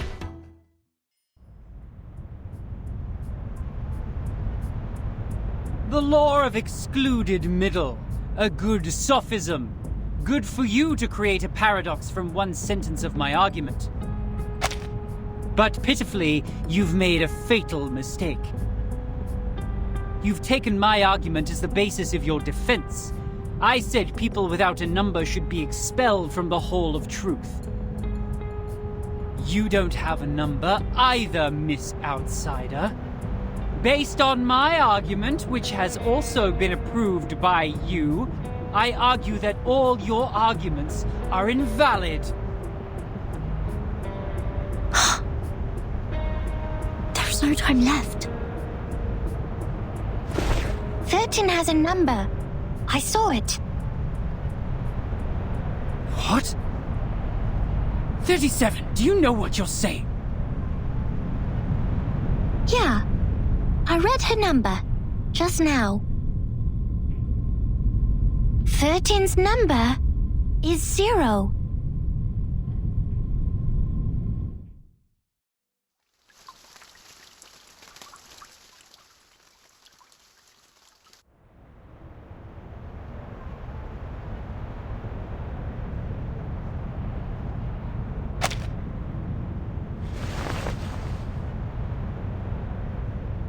"37. You just said Vertin's number is 0. Do you know what it means?" Very clearly. Would you be able to submit proof to a Peyron? No problem. Half of you in this hall have put in the pebbles. If 37's argument is found to be true, every argument Vertin has spoken in Sonetto's defense will be deemed valid. Sonetto will be exempt from the punishment. I will announce the result once 37's proof has been validated by a Peyron. Thank you for your time.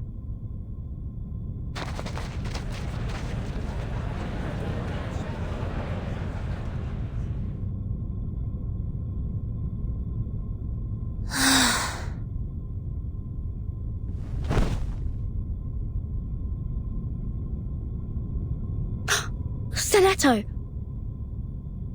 Timekeeper, I'm so sorry. I tried my best, but still I couldn't understand the debate. I failed again.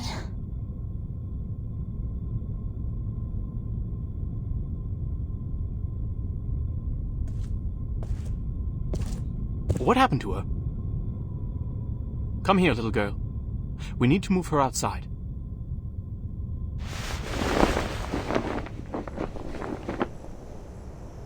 Lie her down on the ground and wipe her palm and feet with dew and peppermint oil. That would be okay.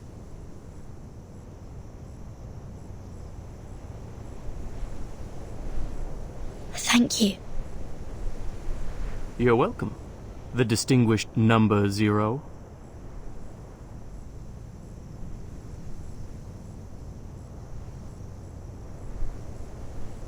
I'm kidding. I'm 210. Well, instead of the number, I prefer people call me the rhetorician. I've heard your preachment. Pretty demagogic. That's how logic works. With logic, I can prove that you'd cease to exist in the next moment, or that there are no other people in this world except me.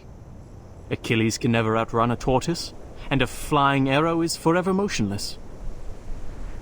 This debate is nothing but meaningless wordplay. That pacifist let you off this time. 6. A perfect number indeed. For he knows the benefit of reconciliation. Who wants to have blood on their hands and be devoured by the cycle of hatred? Yet it's a torture for any intelligent mind to hear such an immature debate. Can you feel the suffering of our leader now? I'm sorry. No apology needed, Miss Outsider. I also feel sorry for your pain. Given that 37 has revealed your number. What do you mean? 37. Our evil little genius. The most cunning star of Hermes. She's been having fun revealing others' numbers for a long time. Our numbers are our essence, and it's also the most important proof we get once in our lifetime. But she enjoys taking that opportunity away from you, just because her talent allows her to do so. She did that to her friend, too. She found out Sophia's number. But without casting an eye on that paper with her number on it, Sophia threw it into the sea. Sophia is Sophos. But you, I pity you. It doesn't seem like trouble to me. Alas, poor little Vertin. You still don't understand. The number of our souls suggests our fate. It might be changed through algorithms temporarily, swirling, shifting, or transforming alongside other changes occurring on the coordinate axis. But in the end, we can only be ourselves. 1 is thought. 2 is opinion. 3 is wisdom. 4 is strength. 5, enthusiasm. 6, harmony. 7, order. 8, philanthropy. 9 is restraint, while 10 is completion. 0, however, is in the middle of the axis, the origin of the frame of reference. It's neither positive nor negative, neither prime nor composite. Things are ever changing, but you stay the same. Your loneliness also lasts forever. This is your fate. Being exposed in full view of the crowd, yet you know nothing about it. 37 was acting on impulse, yet she opened Pandora's box. She leisurely reveals your fate. That carefree behavior makes no difference to picking up a shell on a beach. How could I not pity you?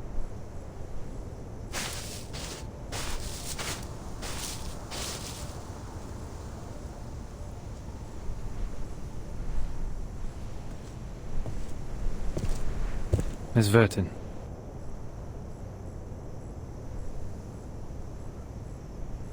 "37's proof has passed the review. Your friend will now be exempt from the punishment for violating the rules. However, she has to take some catch-up lessons on the scripture. Please, meet me at the hall tomorrow at noon. I would have words with you."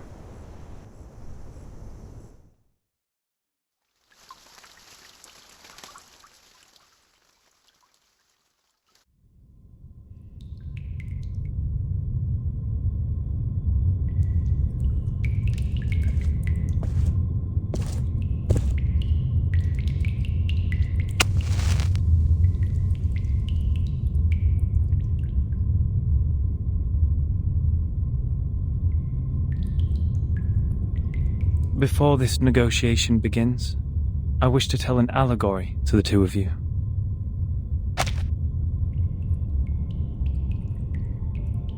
A group of people were imprisoned in a cave. Behind them, there was a fire. Before them was a tall, solid wall. Their legs and necks were chained and fixed, so they were constrained to look nowhere but to gaze at the wall in front of them. When they dropped their eyes, they saw their own body. When they looked up, the flickering light of the fire fell over them, and they only saw the shadows of what was passing behind them. No one had lived one day outside the cave. The shadows cast on the wall all there was to be perceived as reality. They had no knowledge of the real world. One day, one of them escaped from the cave, walked into the light, and saw the true world with his own eyes for the first time. Everything he saw or felt in the cave was nothing more than a mere shadow of the object's true form.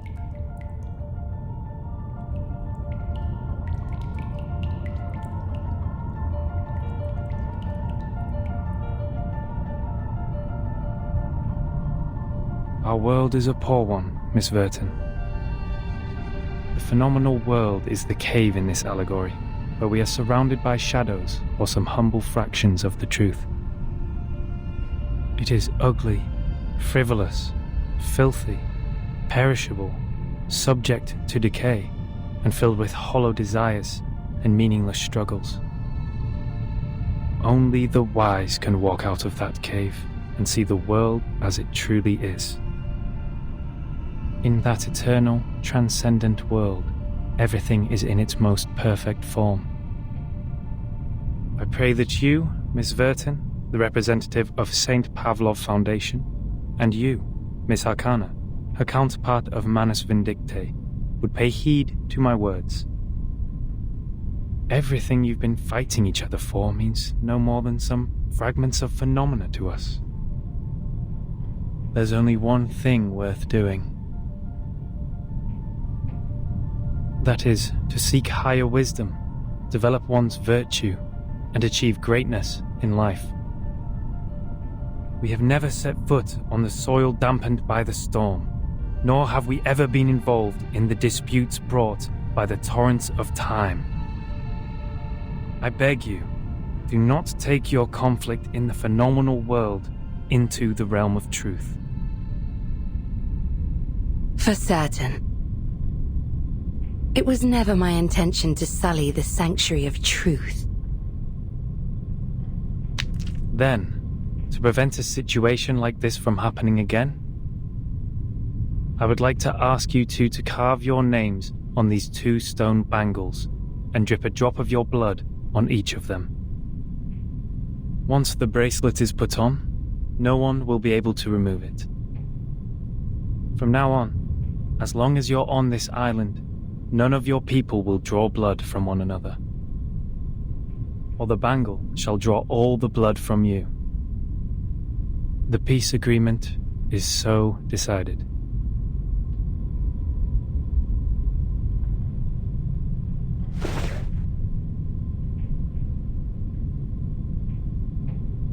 I appreciate that. I'll sign it.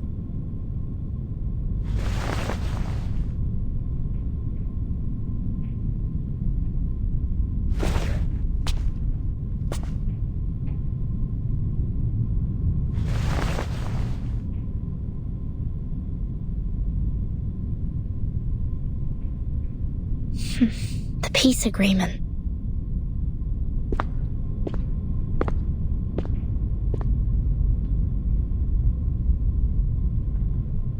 Lady Vertin, we meet again. I wish the best to thy friend. She's doing well, thanks to you. You're most welcome. Thou shalt quench, for times hath changed. I would not wish to shed even a drop of Arcanist's blood in vain. But Schneider should be the victim of a merciless bullet?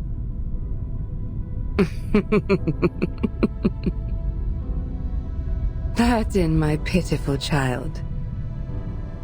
Did you forget? That merciless bullet cameth from a gun never belonging to me.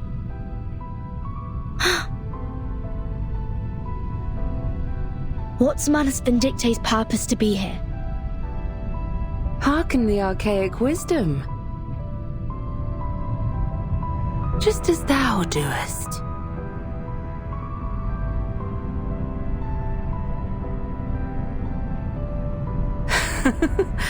I am not surprised.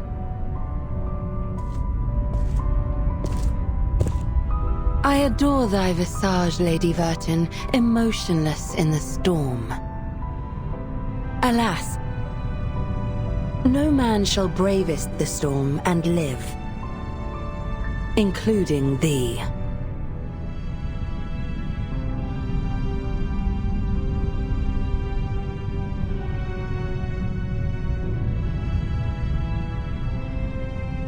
A wooden box in the Elitiaus base has my name on it.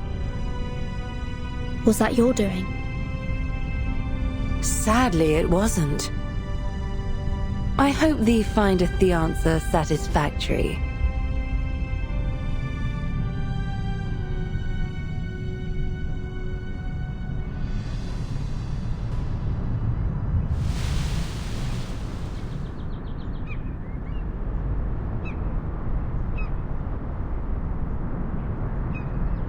It's burning.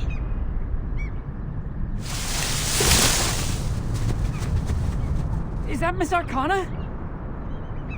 Miss Arcana, please, don't go! Save us! And save... Oh.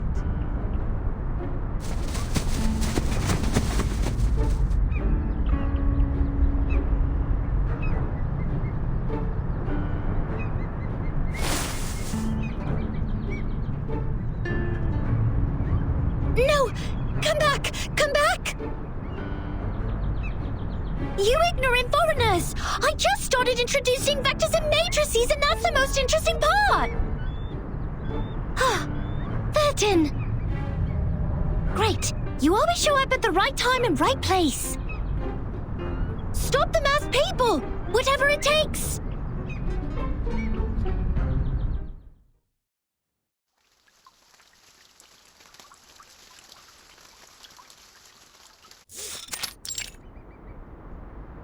Congratulations, Miss Sonetto. You are the fastest learner of our doctrine among all the visitors in the past half-century. On behalf of all orators, I award you this laurel wreath. No, I wouldn't have achieved this without your guidance. Those mathematics statements are really inspiring. I've learned a lot.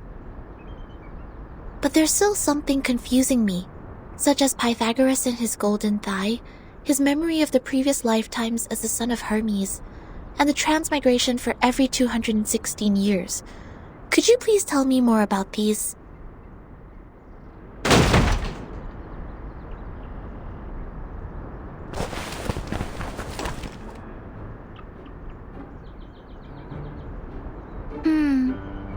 Why would people fail to see the charm of the matrices? This is not right. I need to spend more time on teaching. Anyone, save us! Thus my journey of art is doomed to fail. I really don't want to study maths anymore. Help.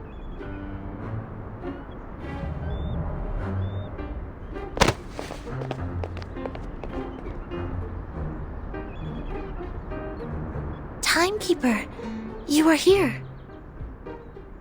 I heard that you completed all the lessons on the scripture. This laurel wreath suits you well.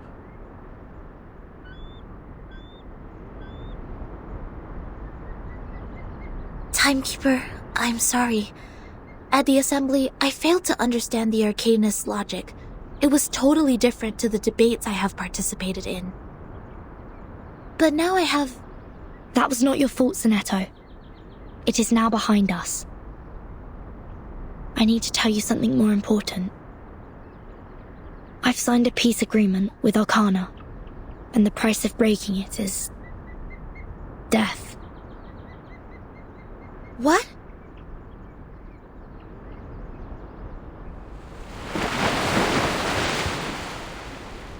So Manus Vindictae is also restrained by the stone bangle like we are.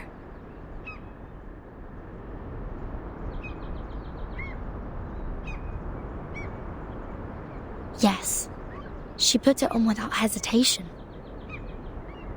But I don't think her purpose would be as simple as hearkening the ancient wisdom.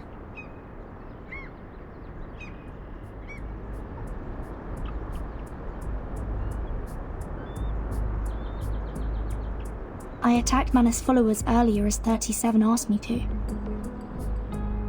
But I received no punishment from the bangle. Perhaps this island makes its own judgment on what to be classified as hostility. Like it has a mind of its own. Sonetto, do not report this to the headquarters before we figure out how the bangle works. After all, there are many other things to investigate on this island, other than Manus Vindictae.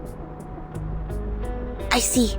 I will contact Miss Druvis and Miss Moiselle first and keep an eye on Arcana. Timekeeper, this island, the Manus' mask, and your suitcase are all immune to the storm. Does this mean we could collect more asymmetrical nuclide R samples? I tried to collect some samples last night in the outer region of the island. But the detecting device showed nothing. If we were to find out more, we have to go to the center area. What are you conspiring now? Do not poke the fire with swords, and do not jump over a crossbar. The assembly will not be held every time when there's a crime. Please take heed of my warning, and do not overstep the line. Learn a lesson from them.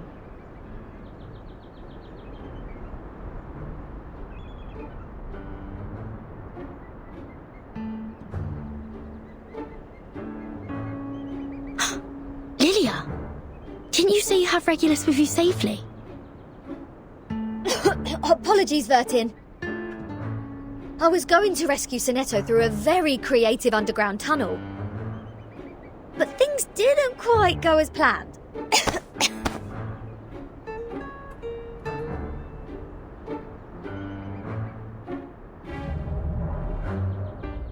Not a bad innovation for a simple clap on the forehead. If only you didn't miscalculate the location of the explosion. This apple is grateful that it didn't get blasted into a puddle of apple jam. Warning. Shell cleaning required. Warning. I don't know why, but when I was in that cave, ideas kept flooding into my head. Though, judging by the outcome, they weren't all good ideas.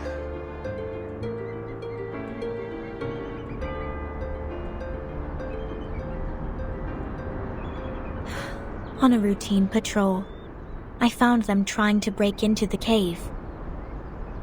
I'm not surprised that an irrational number would try to trespass on forbidden grounds. But you two? The integer and the fraction? What were you doing with her? This is a serious crime.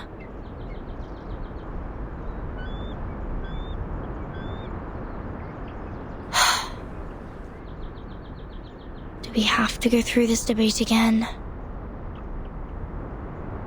It's okay, Timekeeper.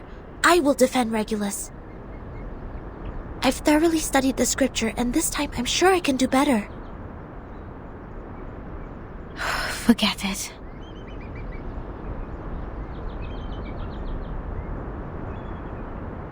Forget it. It is unwise to waste time trying to understand an irrational number's motive. Besides, we should let the reckless take care of the least important matters. That's it. Regulus, you will come with me to clean the beach. Huh? Me? Again? Since you have too many floating points, words of discipline would not work on you. We would have suggested you study with the rest of the students here. Abstain from eating meat, bathe in cold water, rise with the Apollo star, study our doctrine, read the scripture aloud on the beach, so as to remove your floating points and purify your soul. What? I won't do any of that. But taking your peculiar character into consideration, I decided that some compulsory labor would be the better option.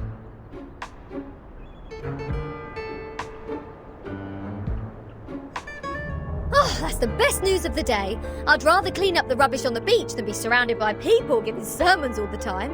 At least the rubbish doesn't talk gibberish. I'd be dead if you didn't change your mind. Regulus, studying the scripture is not that scary. They will teach you and guide you until you take full command. Just like taking lessons at school. Huh? Is that what schools are like? Haven't you been to a school, Regulus? Haha! A great pirate would not remember trivial matters as such. So, where were we? Which part of the beach needs to be taken care of by the great captain? My laboratory. Whoa! Where did you pop up from?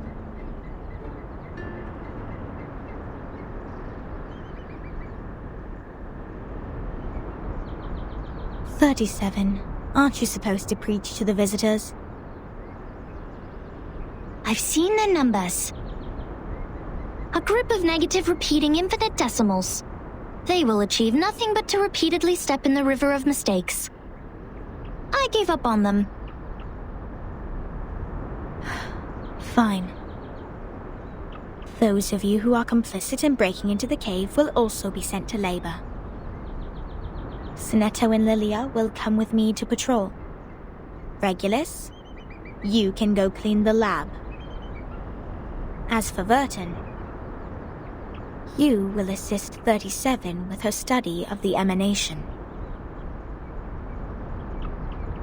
Don't waste more time on the trivial matters of the phenomenal world, integers. That was the sole reason you were on this island, was it not?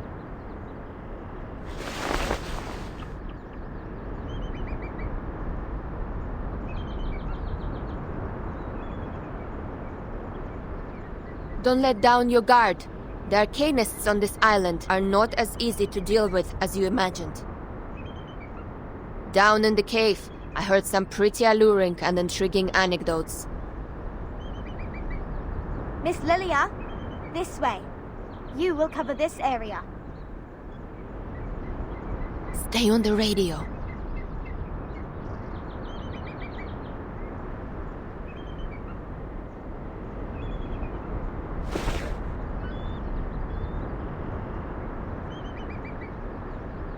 Don't worry, Timekeeper.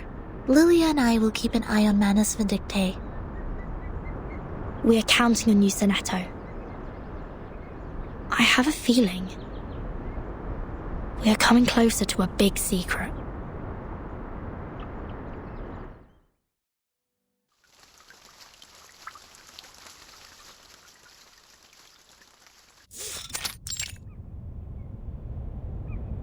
What? What am I looking at?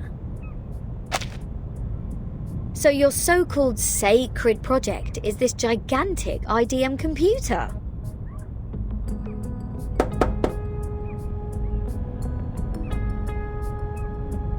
I was curious about them during my stay in Laplace. Those later versions of the model are so much better than the 66 ones. But this one doesn't seem that far advanced to those. This is not a junk piece the Manus sold you, is it? Items of the phenomenal world are all a waste.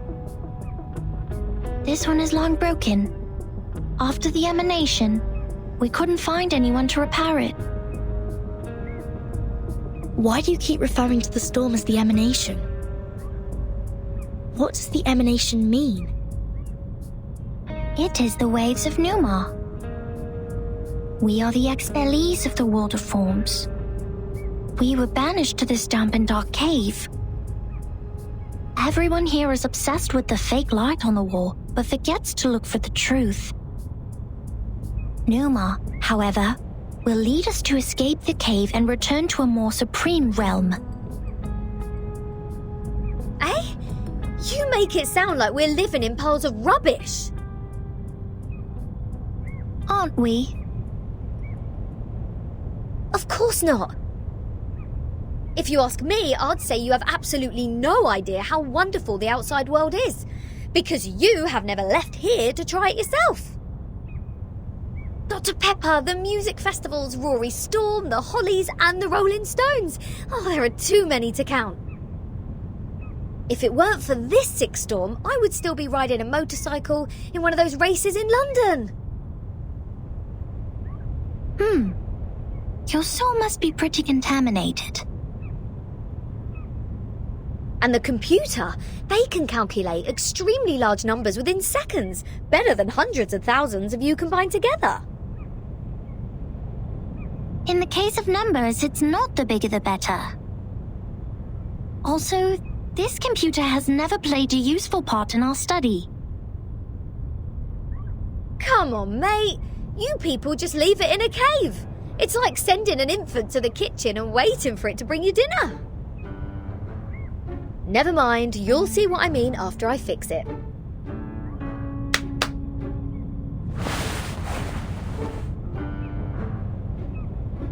Can you fix an IDM, Regulus?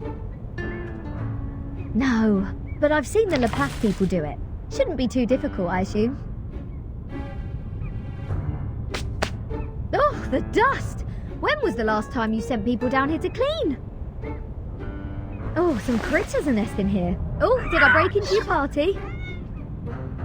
Bertin, come give me a hand. They won't let me touch him.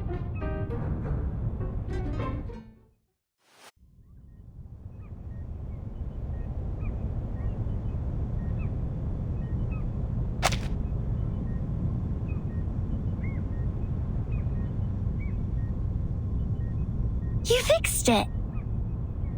It's great to have you clean the laboratory, Regulus. Your floating point immediately reduced. Oh, is that a compliment? Sounds like one to me. Thank you. It's a wordplay, Captain. Infinity minus any numbers still equals to infinity. Oh, fine. I should have given up the idea of changing your eccentric sorting system a long time ago. What's the meaning of humans inventing computers if these machines were only left here for some critters to nest in?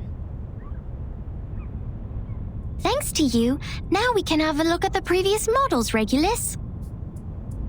But it's a pity since it only has the data before 2003. Everything in the past 4 years has gone missing.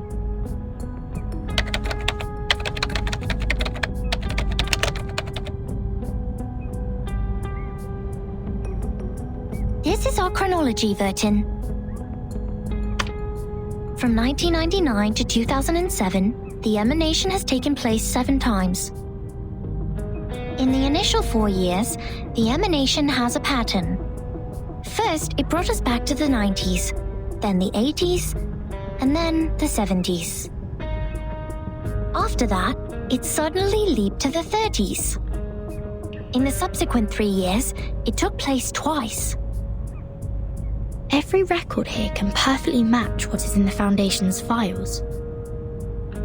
Wait, these are the records before 2003, you say? But this one refers to the storm in 1966, which happened recently. These are indeed the records before 2003.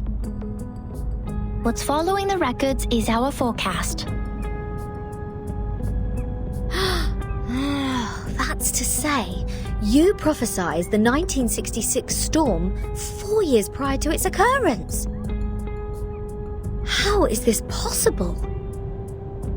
That you are clever enough to develop such a precise mathematical model, while at the same time you just let the IDM become the home of these critters. We just worked out the patterns in the number sequences. You made such precise prediction even without leaving the island. That's incredible. You don't need to go into a river to find out the pattern of its flow. Moreover, we would send people to observe in the phenomenal world. My mother was one of them. She is the co-author of this model. Nobody knows this computer better than her. So you have a mother too? 2? 37.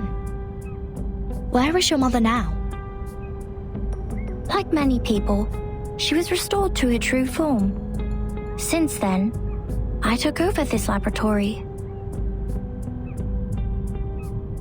The form, you said? 37? What is it? What kind of question is this?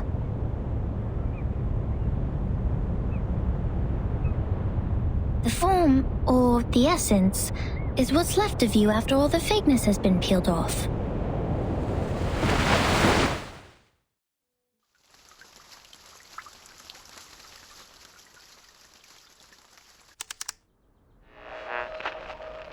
Now we are listening to the New Year collection. The world-famous painting Mona Lisa was found and returned to Musée du Louvre in the afternoon of December 13th.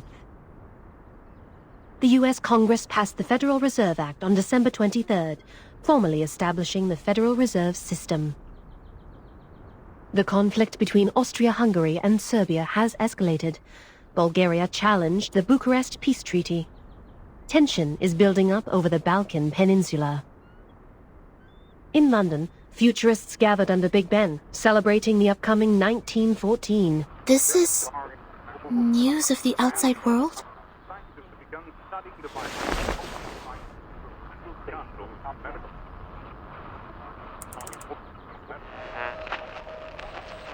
What about on your side?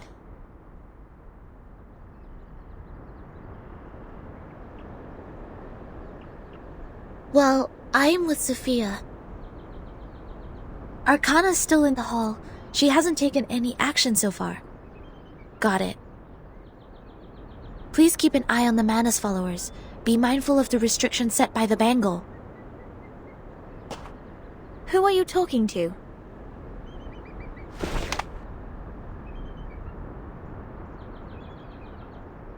Just checking up on Lilia. Please stay vigilant during the patrol. This is the last place we need to check.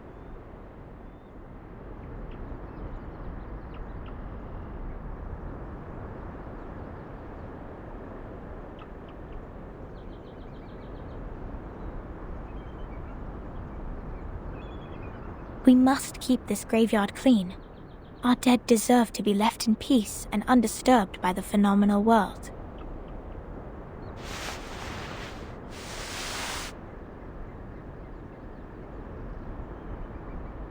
Miss Sophia, you said this is the graveyard?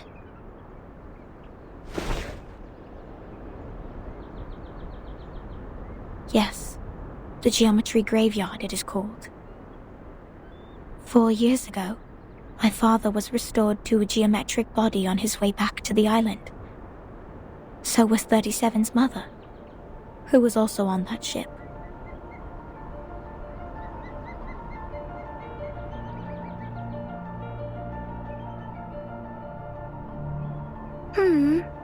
Why are you crying, Sophia? I was wrong. We calculated it wrong, 37. We miscalculated the impacted area of the emanation. We thought the ships would be safe in the Gorgon current, but the safe area is in fact 5 degrees away.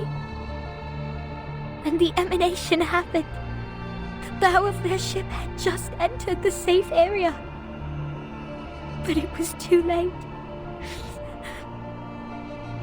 My dad is gone. So is your mom. I know.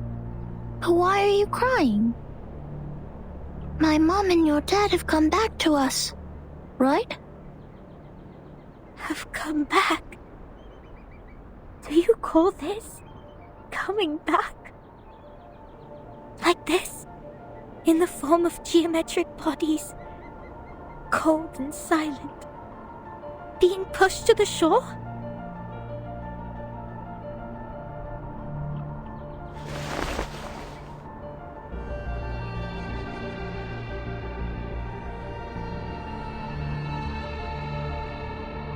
No, they have gone somewhere further. Look at them. These geometric bodies. How pure and how elegant. I've never seen such perfect geometric bodies before. If they are not from the eternal and transcendental world of forms, how should we explain this? 37? I'm going to study the emanation, Sophia. This is the best chance ever. The transcendental world finally opens its door to us. We will reach our hands to the forms and explore the oldest and eternal laws. Will you help me, Sophia? Next time I will definitely make a better calculation. I promise.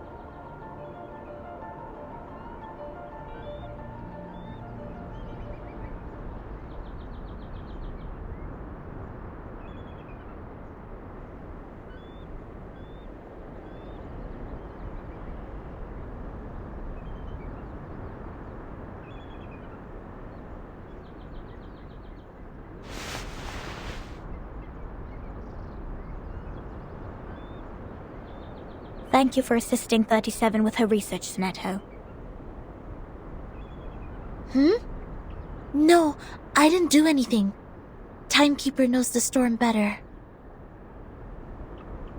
You have helped us greatly by just coming onto this island. For all this time, 37 has been locked up in the laboratory, refusing to talk to anyone, nor participate in any group study. Since the 2-day emanation in 1929. It is you who helped her revive her interest in other affairs in Apiron. These are Timekeeper's contributions. I barely did anything.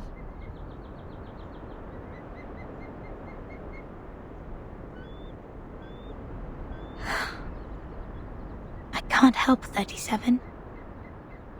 Because I don't see the charm of numbers. I lack the perception that an integer should have.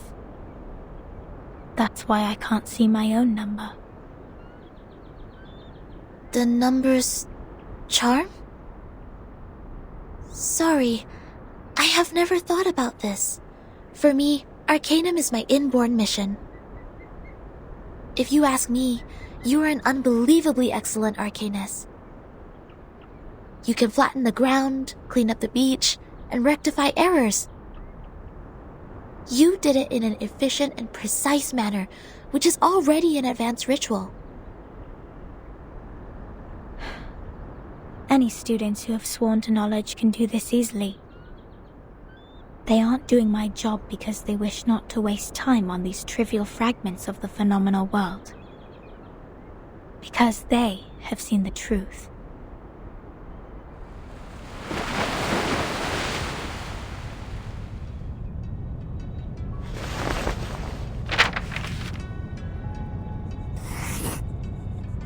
The phenomenal world is never complete. Like you can never draw a perfect circle there. No matter how much time you spend on it or how sophisticated your device is, it is impossible to draw a perfect circle in the phenomenal world. Arrows always exist. The floating points after the decimal can be reduced, but not destroyed. The perfect circle only exists in the abstract transcendental world. Of course, anyone in the world can find out the value of pi through the most primitive method. Egyptians, Greeks, Chinese, and Babylonians, they have all tried. They made circles with twine, painted on the ground with twigs, or measured the land with cubic rods, but none of them actually drew a perfect circle. However different their practices were, they found out the sole truth. The approximate value of pi. Because the essence of the circle is hiding in the imperfect manifestation of it.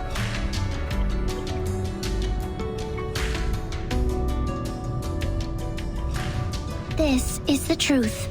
It is eternal, unchanged, pure, and transcendent. Anyone can reach out to it at any time, in any place, by any means, and everyone will get the same answer from it. The forms transcend all matters.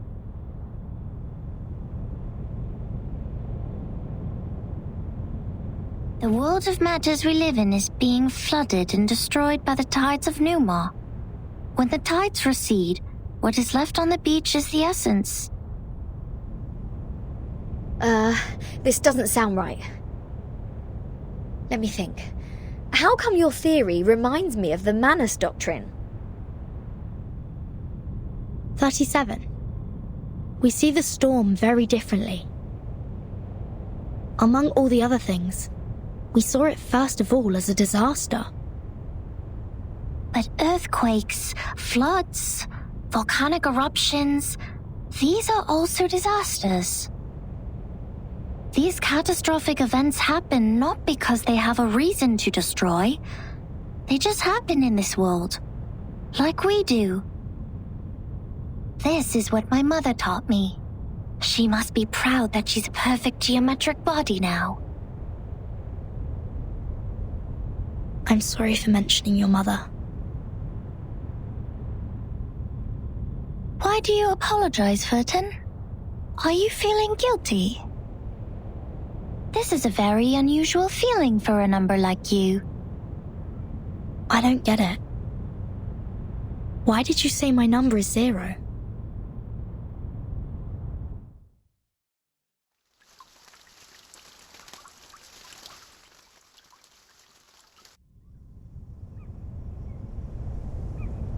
I just saw it. The numbers of everything and every being would just emerge in front of me. I see it, and I speak it out loud. That's it. 210 told me numbers imply our fate.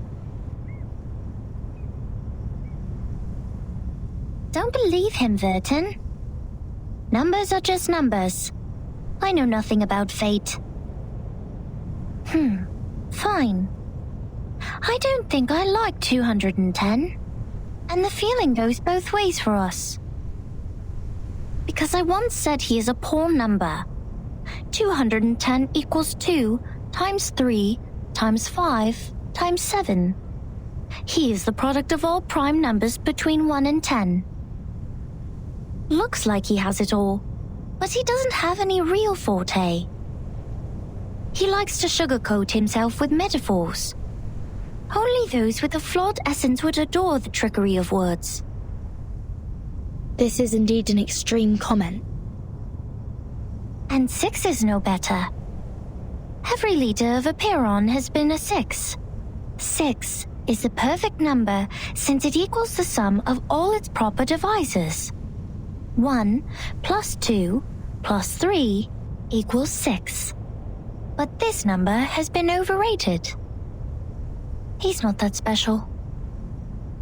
What about your number? What does 37 mean? I don't know. I am 37. I've known it since I was born. So does everyone else. People told me what it means, but I have never tried to prove their theory. I know very little of fate, so I always think, even if I find out their essences, does it mean I have known them better?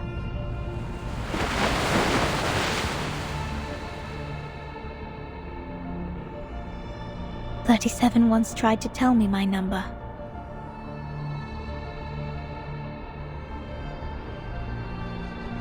She wrote it down and put it into a bottle, but I couldn't get up the courage to open it. I didn't want to know. I once made a horrible mistake. An unforgivable miscalculation. It makes me worried that I may also be a mistake. So I threw the bottle into the sea.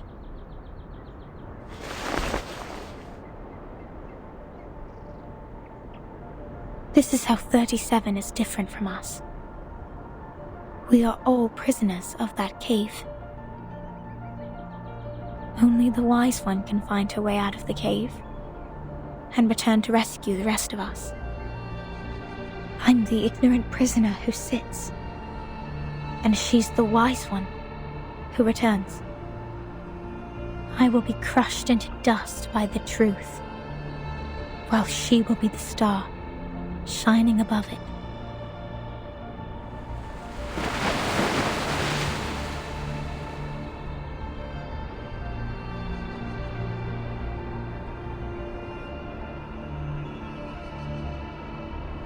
The truth is like the stars in the night sky.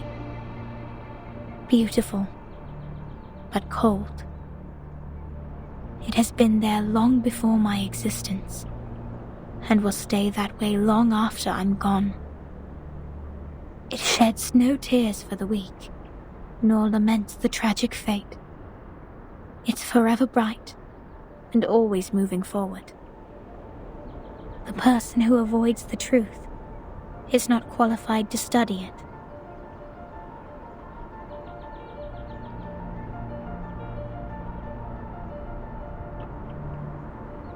I'm sorry. My interpretation has been emotional. No. I think I kind of know how you feel, Miss Sophia. However unworthy you think you are, there must be something we can do. Maybe we can't reach the core of the truth, but we can clean up the path to it for the future explorers. This is our fate. Interesting insight. I have come to understand why 37 likes you so much. Let us go back to work then. Start from dusting the tombstones.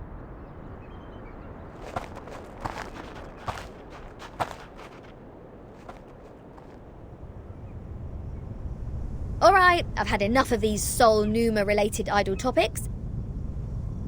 I want to have a look at your model. Wow, seriously? How did you get this far?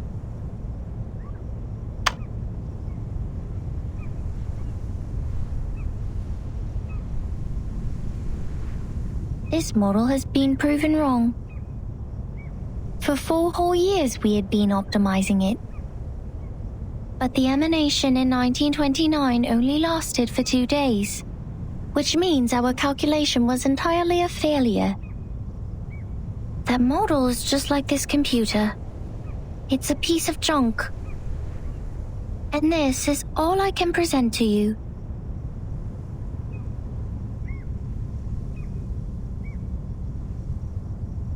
No, it's not junk. I think I know why your model didn't work. What? Manus Vindictae has changed history. They accelerated history, forcing historical events to happen earlier than they were supposed to. Thus, the storm in 1929 occurred sooner than it should. No way!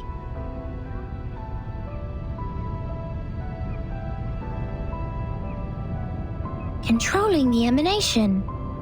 Changing the history of the outside world. Numa is eternal and transcendental. It won't obey any orders given from the phenomenal world.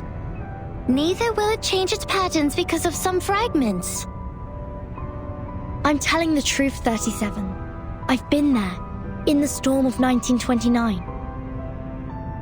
Your model was not wrong. You just missed some key information.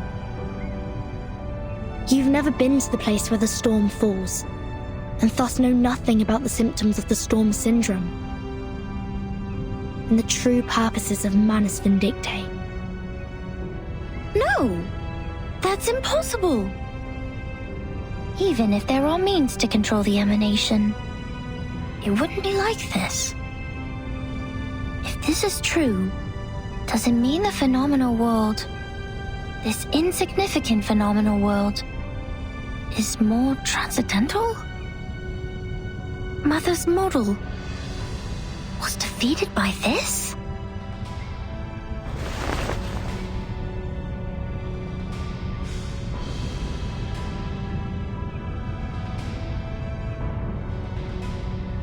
Vertin, could you give us proof? The proof that Manus Vindictae accelerated history and triggered the emanation. I swear I wasn't lying. No, not like this. To prove it in front of a Peance. Go to our sacred place, to the Hall of Truth, in the depths of the cave. There, everyone can see the essence of the world.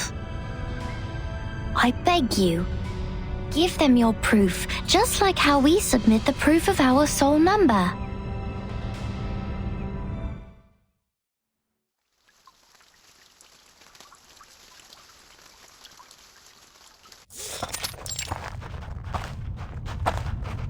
Wait a second, just a second. Isn't this still the dungeon? Are you setting us up? All caves are interconnected. This is the way to our sacred place. 37, wait. I remember Sophia once told us that trespassing on the sacred place is a serious crime. No worries. The restrictions were to help us not be distracted by the unimportant details in life. It would not stop us from seeking the truth. Excellent. I will tell it to the Abraxas when it shows up.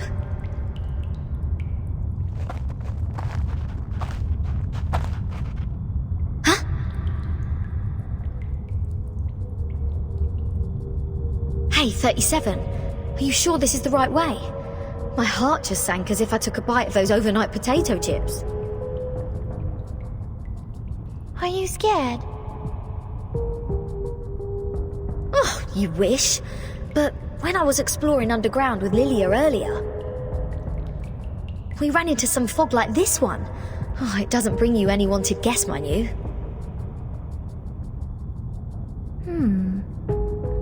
Maybe you were their target because you are an irrational number. Oh, is that so? You integers will be fine then.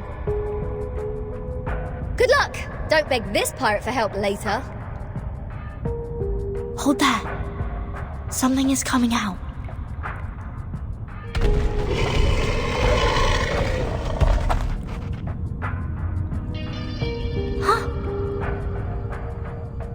Ahead with two snakes as its feet.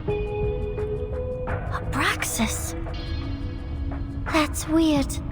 Why are they here? They're coming for us. Ha! What did I say? Don't bet. Regulus, prepare for battle. Okay, I know. I was just teasing her.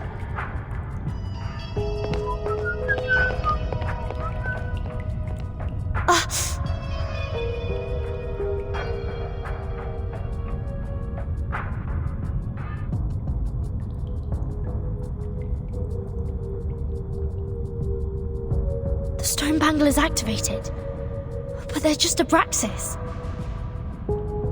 Regulus, wait for their attack. Do not kill them. What kind of request is this? Listen to me, Regulus. That's of prime importance. Fine. If it is of prime importance, this pirate will try her best.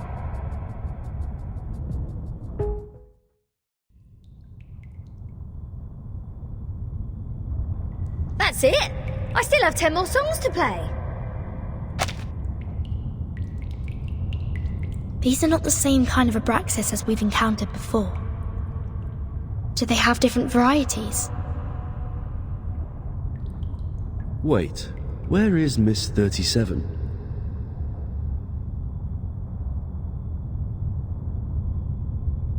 Hey! Come on, keep up!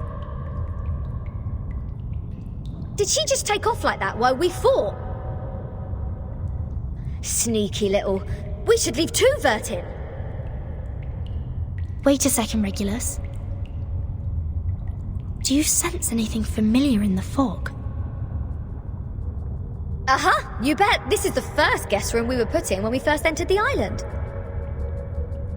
No, Captain. This apple has the same strange feeling. We saw the rise of Ceres in the same kind of fog. And before that... That's the same fog as in the Elitial space. That is to say... This fog is the cause of our illusion to see the Ceres and the Abraxas' attack. Don't rush to conclusions. Follow 37 first. Oh, and what's that series you were talking about?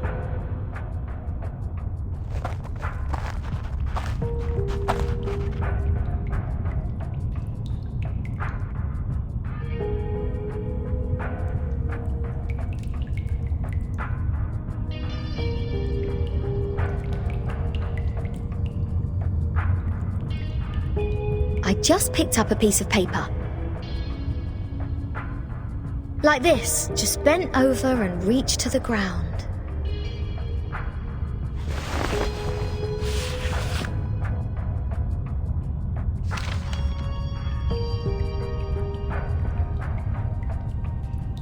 What book is it? Oh, probably just some math problems left from the critter's breakfast. You never know. Wait, the compounds of alchemy. The 12 gates leading to the discovery of the Philosopher's Stone. This is that alchemy handbook given to Edward IV by George Ripley. Why is it here? Look at this, Captain. Of the Great Stone of the Ancients by Basil Valentine, the 112 books by Geber, Emerald's tablet in Latin. Seems like there are more ancient texts about alchemy hidden inside the whole, but they are all incomplete. Oh, so maybe I need to crack some more crossword puzzles to find out about this. Our caves endow people with wisdom. All secret knowledge is hidden in the silent boulder walls.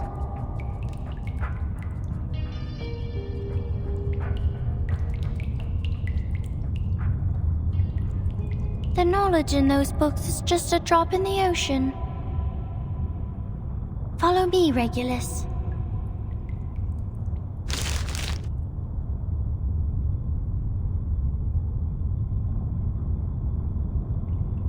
Vertin, you lot go ahead. Go with 37. I will meet you outside. You want to read these books here? The knowledge passed down through language can easily be distorted. Compared to the wisdom of a Peron, it's nothing.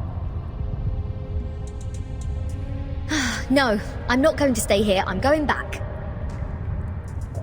Oh, alright, I might as well just admit that your cave indeed has the power to give people insights. If I follow its lead, perhaps I'll finally work out the answer about that little thing I've been carrying with me. Never thought that I'd find the answer here. Easy as picking up a shell on a beach.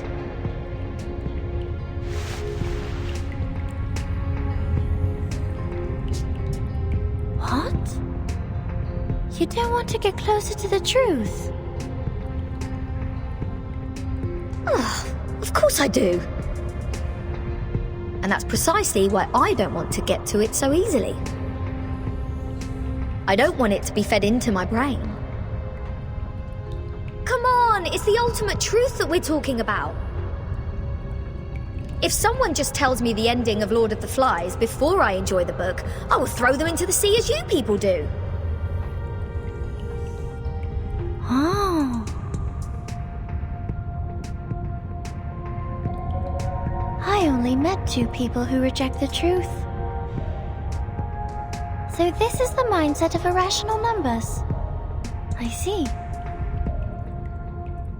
Thank you for being my subject of observation, Regulus.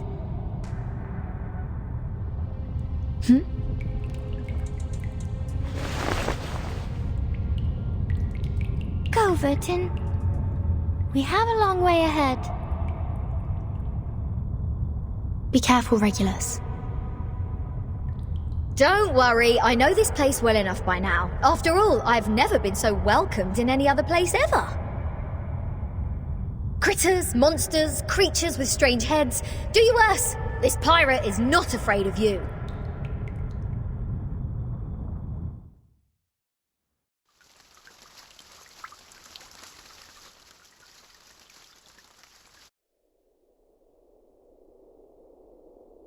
A Peron, the boundless, the beginning of all things. Everything originates from it and returns to it. Infinity has no start and no end. But nothing would come into existence if there's only infinity. Look up there, Vertin. Now they are presenting in their true forms. In their purest and newest forms.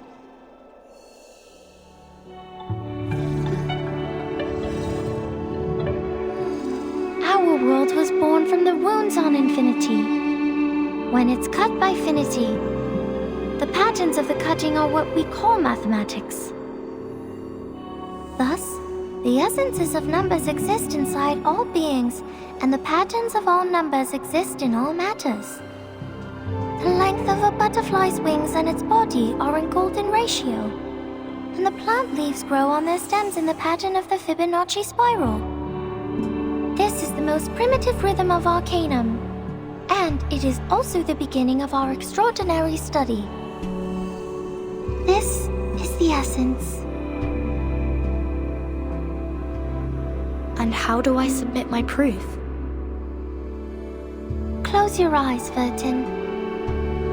Only when your eyes are closed will your mind open up. Now, stay fully concentrated and recall the question you want to verify. Only in the absolute contemplation can truth reveal itself to you.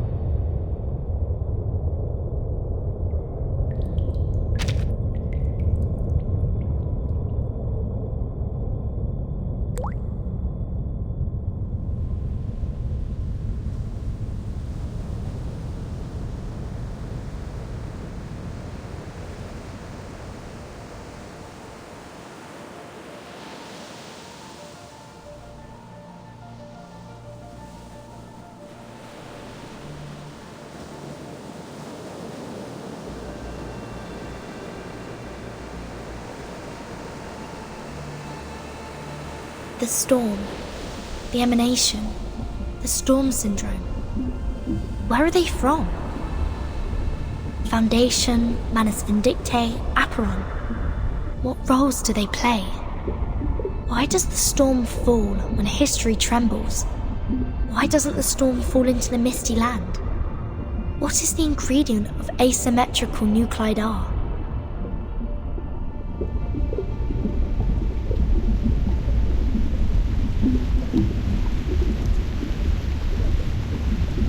The world is a dark underground labyrinth. But Numa can guide us to go beyond all things and reach the exit. Vertin, can you see it?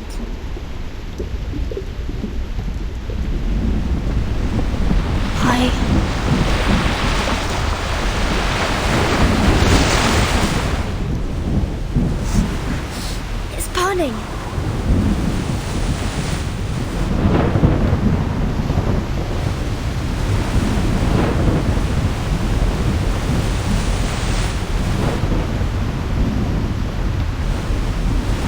What's going on? Is somebody fighting with a Manus now? What's happening outside the cave? Vertin, why are you straying?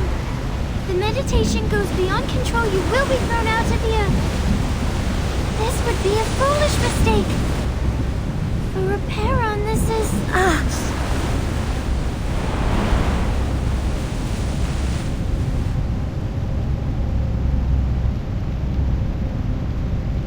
Alas, no man shall bravest the storm and live. Including thee.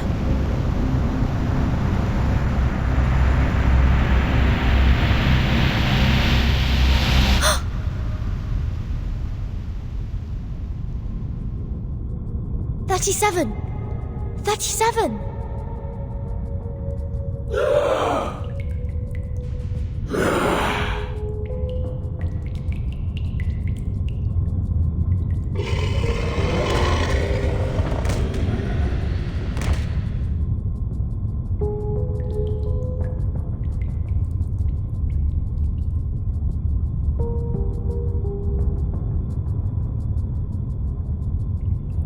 What happened? Were all those illusions? If it weren't for the heat of the stone bangle that wakes me up, would I go as crazy as they did? This stone reminds me of the spinning wheel.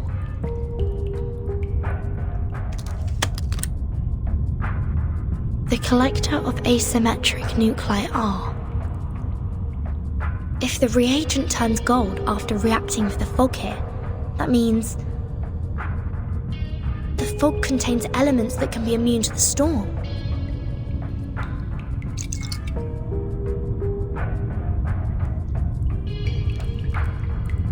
The color changed faster than I thought. The concentration of R is hundreds of times, no, thousands of times higher than in the Manus' masks. In other words, whoever owns this cave can produce the protective equipment of the storm in big numbers. Is that the reason why Arcana is here?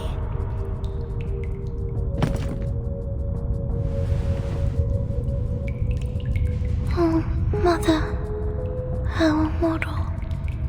Has it failed? Has it failed? I need to take 37 out of here.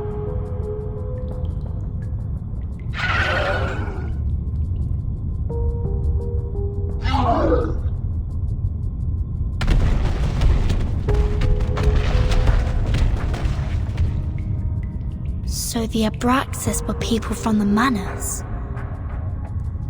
The fog here can affect people's minds, like those around the lake in my suitcase.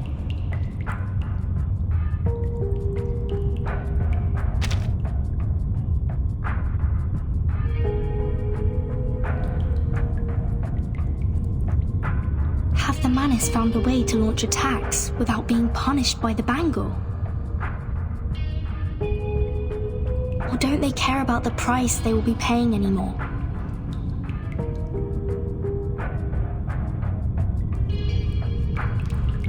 I hope Regulus didn't throw my words to the wind. I have to get rid of them first, and go out to join the others.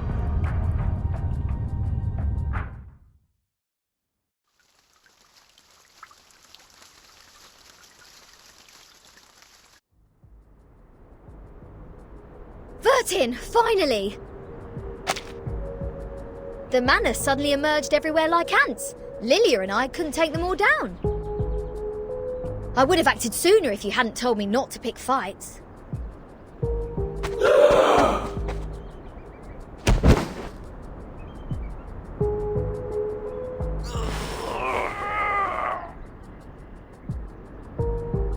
Bleen, all they want is to attack, even if their blood will be sucked out. Insane! Back when we were spying on them, I told Sanetta to screw the peace agreement through the radio. I knew those geometry psychos and the Manos would go mad sooner or later. They were not that crazy when they were solving the math problems. There! What the hell happened down there? The cave is the key to be immune to the storm. There is a cave on this island, which has the same effect as my suitcase. That's what the Manus are after. What? But hasn't she also put on the stone bangle? Even if she can break free from that bangle, there is no way she'd let her followers keep carrying out suicide attacks. And if she has signed that peace agreement, how will she take the cave from a Byron? Vertin?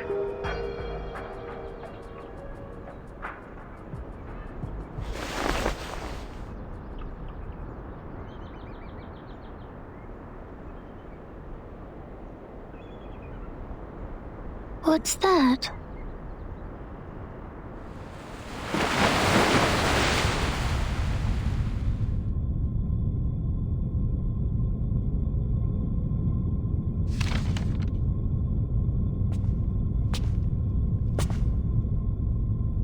I'm afraid you have overstayed your welcome, Ms. Arcana. I have to regrettably remind you not to overstep the boundaries, despite the great help you've given to us. I take not thought for needless disputes. But to ask a simple question.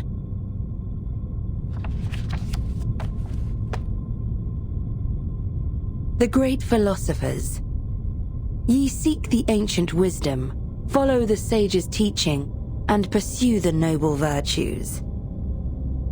You are separated from the world for thousands of years. And you have not gained the human's understanding, nor have you sought for it. I find pleasure in this allegory of the cave. However, hast this been unto thee? That too led us to the exile in this cave.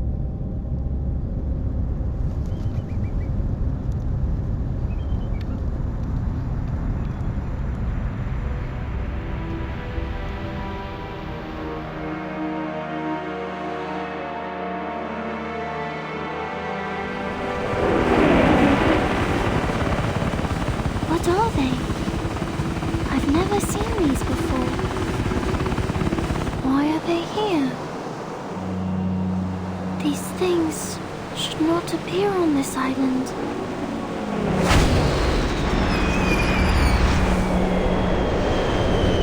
No!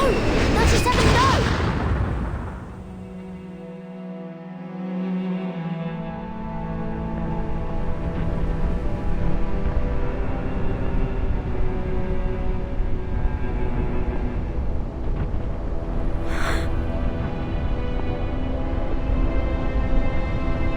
Sunetto, did you bring the humans' army here?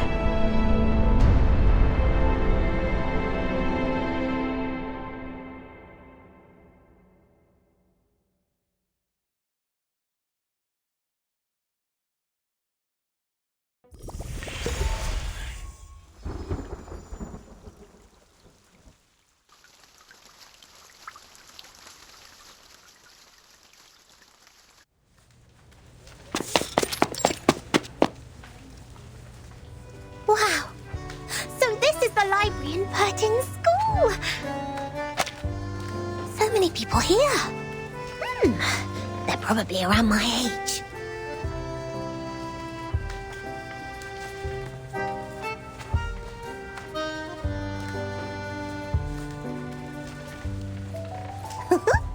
We've also got this many shelves in the library of Sotheby's Manor.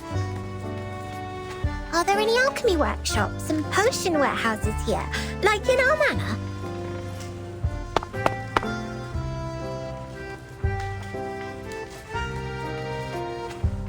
Where can I find Miss Buaniche? Madame Z told me to come here, but she didn't give any other clues. The people here really need Mr. Teaketler, who is always nice and warm to the guests. Just twist his teapot ear, then he can take you anywhere. If not so, placing a luck-a-day potion at the entrance would help as well. If I had made it before I came, Miss Buaniche and I might have met by now. Or she will just pop up behind me. Are you looking for me? Oh my word! Oops, that was too loud. Where are my manners?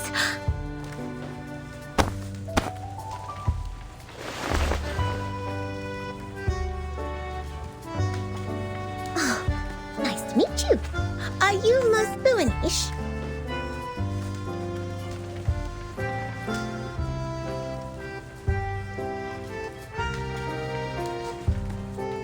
That's fantastic. How did you find me? Did you see me in the Oneiromancy? Or through a crystal orb? Either way, it is the great Arcanum. I'm much greater than that. Look at you, dressed as if you'd just been to a ball. You are as eye-catching as the pigment board on a sketch.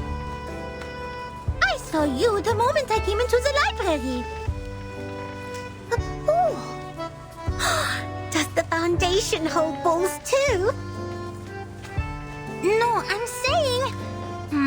Est-ce que tous les amis de Vertine parlent comme ça? Never mind. Madame Z told me you wanted to look up the materials on the mysterious school that believes in numbers here. That's right. Miss Moisson told me she will thoroughly check the documents in the Foundation archive. So I'll go through the books in the SPDM library. If we can find anything about that school, we can be of more help to Vertin and her team. I'm sorry, Miss Sotheby, but I'm afraid the situation is going to disappoint you. While you spend the last hour looking for Teaketler's ear, the kind-hearted monitor assistant already gained valuable access to the library. But I haven't found any records regarding the mysterious school that believes in numbers yet.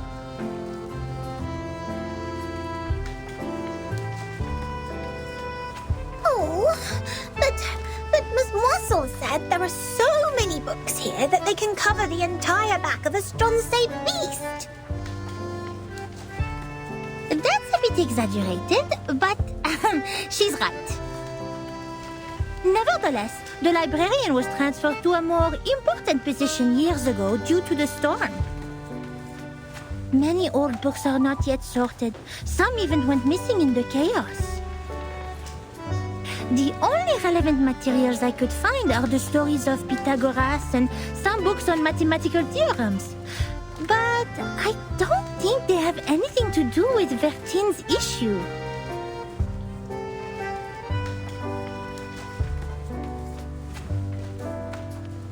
That means I can't do anything to help them. Please stop being emotional. It doesn't work on this professional member of the Foundation.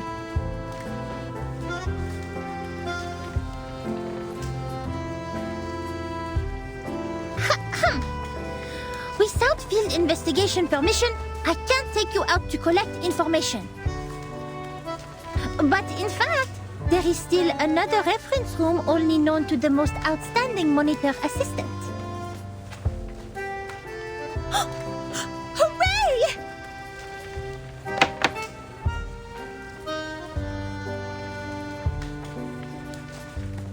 Shh, shh, shh.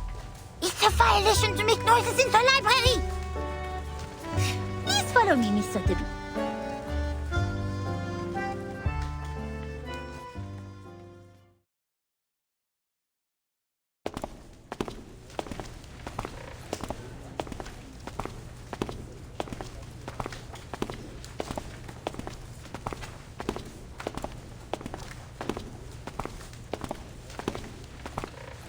Thank you so much, Miss Buanish. You mentioned ball. I haven't heard that word for a very long time. I remember what Mr. Carson, my butler, had taught me. He said, express your gratitude to fair ladies by holding a grand ball. I'll write to my father and ask for a brand new, unsinkable and maneuverable rock and roll park. I'm sure he will gladly say yes. Maneuverable rock and roll park? Yes. We can hold a twist ball on it when Bertin and her team are back. Please allow me to say no. The monitor assistant of SPDM will never participate in such an inelegant activity. Wait, did you just say Bertin and her team? We can talk about the ball later. The kind-hearted Matilda Buanish will try her best to help you with the task. But, of course, it's only out of her sense of responsibility, not for some personal reasons.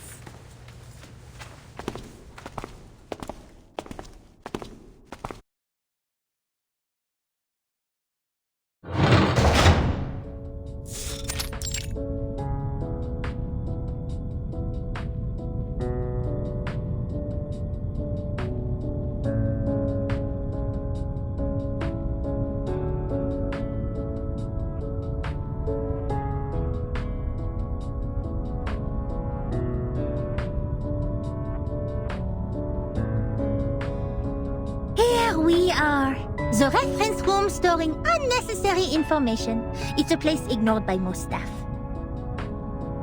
Even so, this careful, reliable monitor assistant will not let go of any details.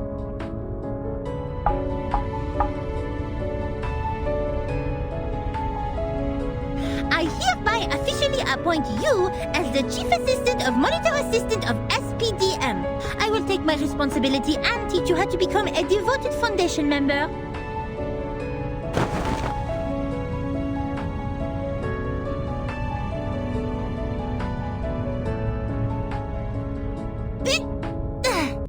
Here is your first task. Read through these unsorted old files. All of them.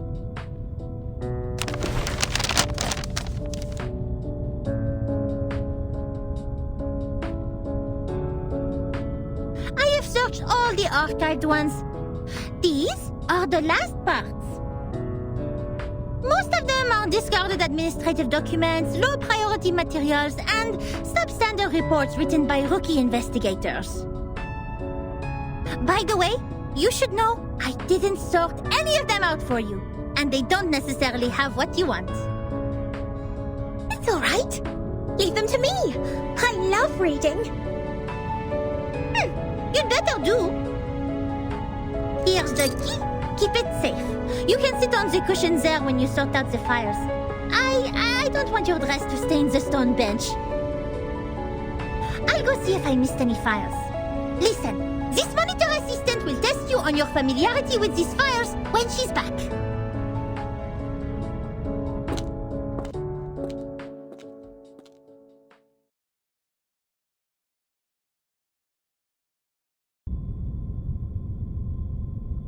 Double check completed. Looks like I didn't miss any relevant files. Phew, quite a long day. I doubt if that spoiled lady can finish all the materials. She must have been bored and fallen asleep, waiting for her tea kettler in the dream.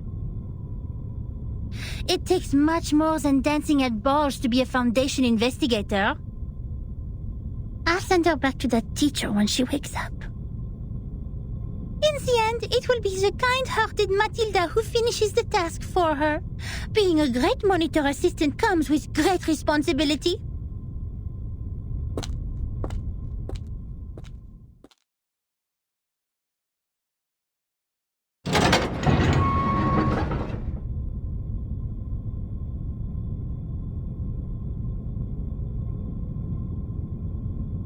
Oh! Miss Voyage!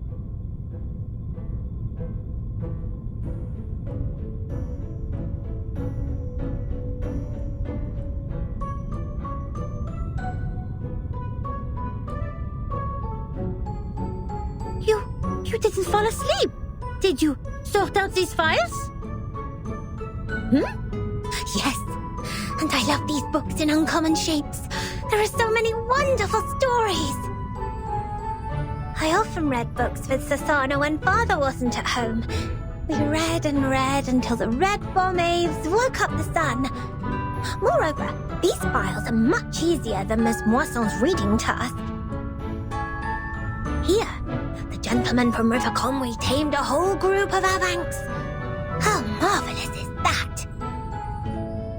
Oh, okay. Looks like you meet the basic requirements for being a rookie investigator.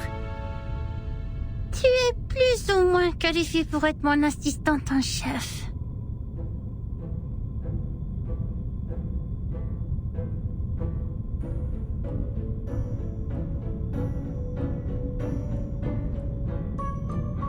And I also found this interesting report.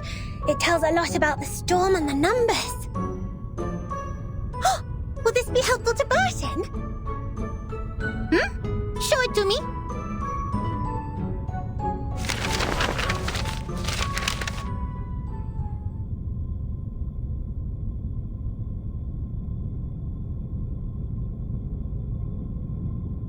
I have to say, it is undoubtedly a violation to submit such a report, but it will be a travesty of the truth and human sense if I cover it up. Peace, sense, justice. They have always been the creeds in my heart, and are now the reason why I have decided to write down the whole thing. A long time has passed since the first attack of the most severe crisis in our time, but we are still wondering, what on earth does it mean? That was the eve of the millennium, of which no one had any memories, illogically. The next day, time was already reversed to 1996, the moment we opened our eyes. We walked out of the building made of grey and white marble as usual, hardly aware that the sun we bathed in was from another time. Our survival was unexpected and almost unbelievable in such a calamity which swept the globe. Why did the headquarters of the Foundation survive the reverse? Why couldn't we find our younger selves in the outside world? Did any other region survive it as we did? What was the cause behind this calamity? I didn't know, nor did anyone else. Things remained unclear until time was reversed again. This time, we all witnessed that rain in the 80s.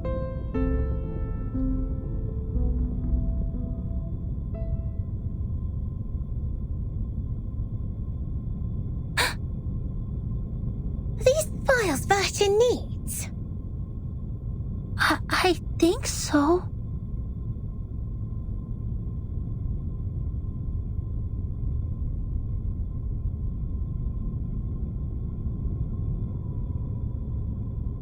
It's a report written by someone who witnessed the storm. And it has recorded the storms before Vertan became the timekeeper.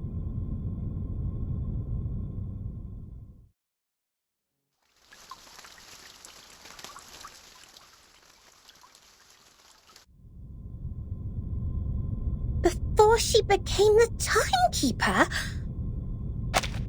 Whoa. So Vertan wasn't born a timekeeper. She didn't tell you that? Wait, no one is born a timekeeper. It's not an inherited title. Anyway, this report includes the secret chronology only accessible to the core members of the Foundation. You can only check it under the supervision of the monitor assistant before you become a qualified investigator.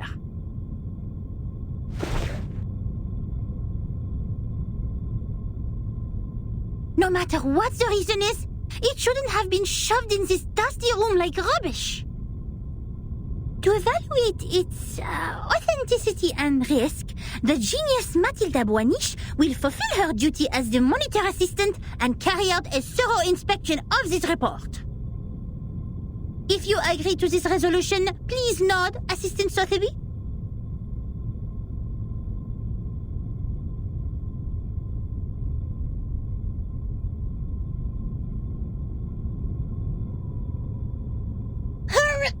Yes.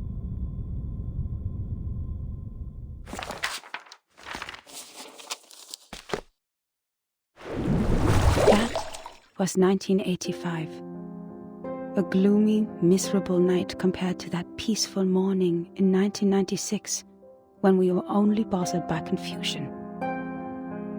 We didn't expect time to be reversed again, nor did we understand the consequence. Even now, I still remember Paulina's desperate cry. One of her hens was already inside the safe area when she fell at the entrance to the headquarters, and that was the only part of her left to us the next second. The only legacies we found were an engagement ring on that hand, and her favorite blue polka dot scarf, which we used to wrap her remains in the end. To be honest, I admired those who still remained calm and sympathized with the arcanists on the edge of mental breakdown. It had nothing to do with the 1/4 arcanist blood in my body. It was only the kind of empathy which all mankind would share out of instinct in the face of a hopeless calamity. We lost many, too many colleagues. In the materials they sent back, we even saw all the horrifying phenomena, such as one's veins turning into electric wires. Since then, the storm, a word simply taken from visual observation, has been used to refer to the calamity. Of course, we can have a word for the calamity itself. But what words should we use to conclude all the absurdity and panic? Before the storm, we were all familiar with time. It was supposed to be a straight line connecting the past and the future. We followed the line to move forward. We broke free from ignorance. We built civilizations. We developed technologies. We promoted the well-being of mankind. And we improved our living conditions step by step. We were so sure that we were making progress on the right path. But then, the path was taken away all of a sudden. Oh, time, our closest old friend, where are you taking us? Back to the two most painful war times in the 20th century? The era when no one had ever heard the hiss of steam engines, or the century when mankind was yet to be enlightened? So far, mankind has achieved a lot in history. Dynamos, automobiles, flyovers, railways, hospitals, poorhouses. But if it goes on like this, What is the point of all the efforts we have made? Now we are like a shipwreck left on the island of time, witnessing the fall of the whole modern world in the unstoppable tsunami. Even though the Foundation has lost a lot of staff members, they are still doing fine compared to Laplace. My younger brother was a good example. He was the most sensible person I have ever known. On the first day of the second reverse, he told me, in a calm manner, "At least we have reaffirmed that Newton was right. There was never an arrow of time in classical mechanics. Neither in relativity nor quantum mechanics. That means this is absolutely normal. Whether the time goes backwards or forwards, even if it starts spinning around like a tabletop football player. They're not against the law of physics. We can go back in time and give Poincaré a medal of great profit." The next day he almost fell off the 6th floor due to excessive drinking. All the perceptions of time and space developed to this day were overthrown. We couldn't find any theories to explain the storm in any existing researches. There could only be two reasons for this situation. Either we've been completely wrong all the time, or we've come to a brand new world. And this new world can never make sense in the way of science, or that of physics. It cannot be verified by an independent third party, and it is impossible to be comprehended through reasoning. Is it true that we have been going the wrong way? Is it true that those once proven wrong by history, those arcanists who claim to possess gnosis, are actually on the right path? In fact, the one who put an end to the chaos was indeed not a human. This thing, I had no idea what it was. It claimed to be a machine which never stops working. It laughed at the limitations of our brains and the metaphysical mistakes we make ceaselessly. But it did solve the most urgent issue. A system was built to tackle storm-relevant emergencies after it took charge of Laplace. The first measure it adopted was contacting all the existing branches of the Foundations at the time to confirm the scale of available manpower. Then it built observation stations all over the globe to find if there were any other regions immune to the storm. After that, numerous offices responsible for deducing the cause of the storm were established. Even though there were countless disagreements during the research, at least we had taken the first step. I handed in the application to take part in this mission, determined to get rid of the fog in my mind. In 1986, I was assigned to the office in Egypt. All my friends came to the dock to see me off, because we knew it could be the final goodbye. Even though we were equipped with the emergency communication devices issued by Laplace, we were still not clear when the storm would assault us, or where we could hide nearby. What really scared me was not the threat to my life, but the possibility of dying ignorant. Then I boarded the ship to Alexandria from Athens. And that was when I met her. Now when I recall it, it was almost impossible to ignore that group of arcanists on the ship. There were about a dozen of them, all in eccentric stitched robes. They were followers of a strange school which mixes arcanum and mathematics. I talked to them. No matter how much that conversation bewilders me now, I was more excited than confused at the time. They also survived the storm in 1996, and they noticed the unusual changes taking place in the world as well. That means I actually met another group of survivors from the millennium.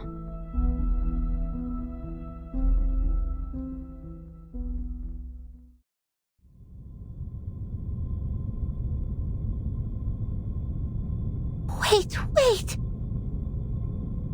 A school of arcanists who survived the storm?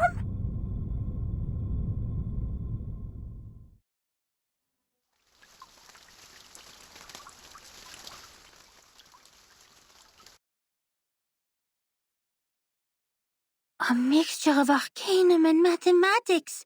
The ship on the Mediterranean. Unbelievable. Our investigator actually met this group of arcanists who believed in numbers, and even left such a precious record down on paper. Does it mean we are close to being helpful to Virgin?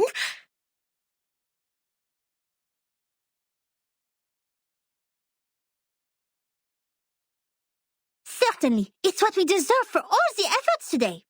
But why did they leave such an important report in the reference room storing unnecessary information? Did they misput it here after the chaos of the storm?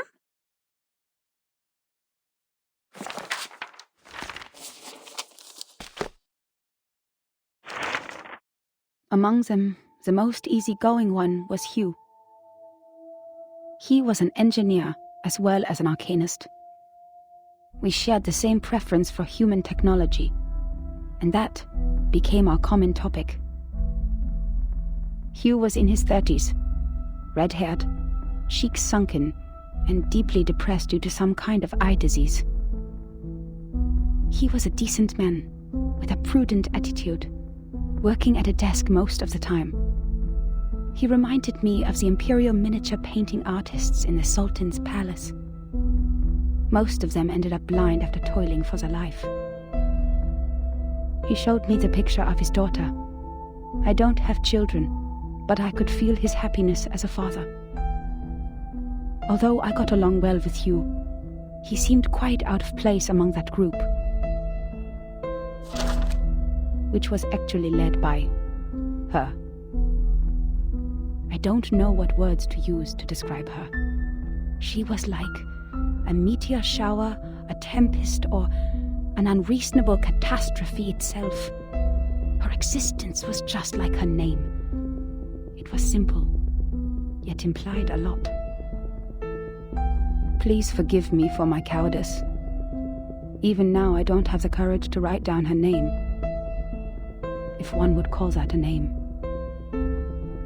In fact, she was quite a kind of warm-hearted person. Among all the unregistered arcanists I've met, she was one of the nicest ones towards the Foundation. She looked young, even though I heard she had a daughter too. Besides, she still possessed the innocence of a child, and that kind of excitement exclusive for genius. That's right. It seemed the whole world was like a sparkling toy to her.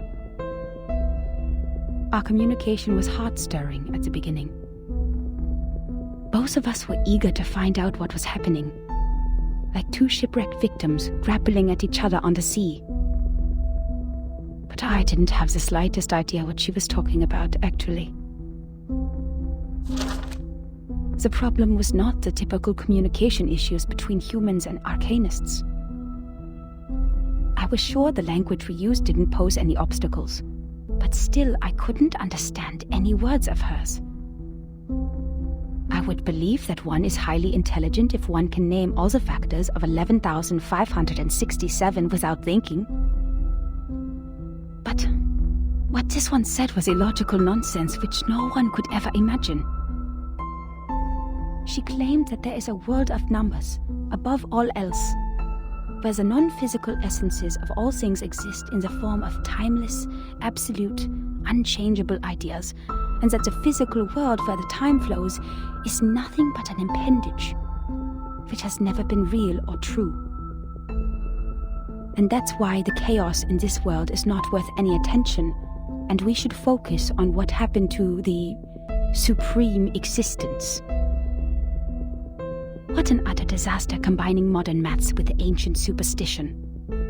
I saw another hubristic arcanist pretending to be the prophet by reliving Platonism.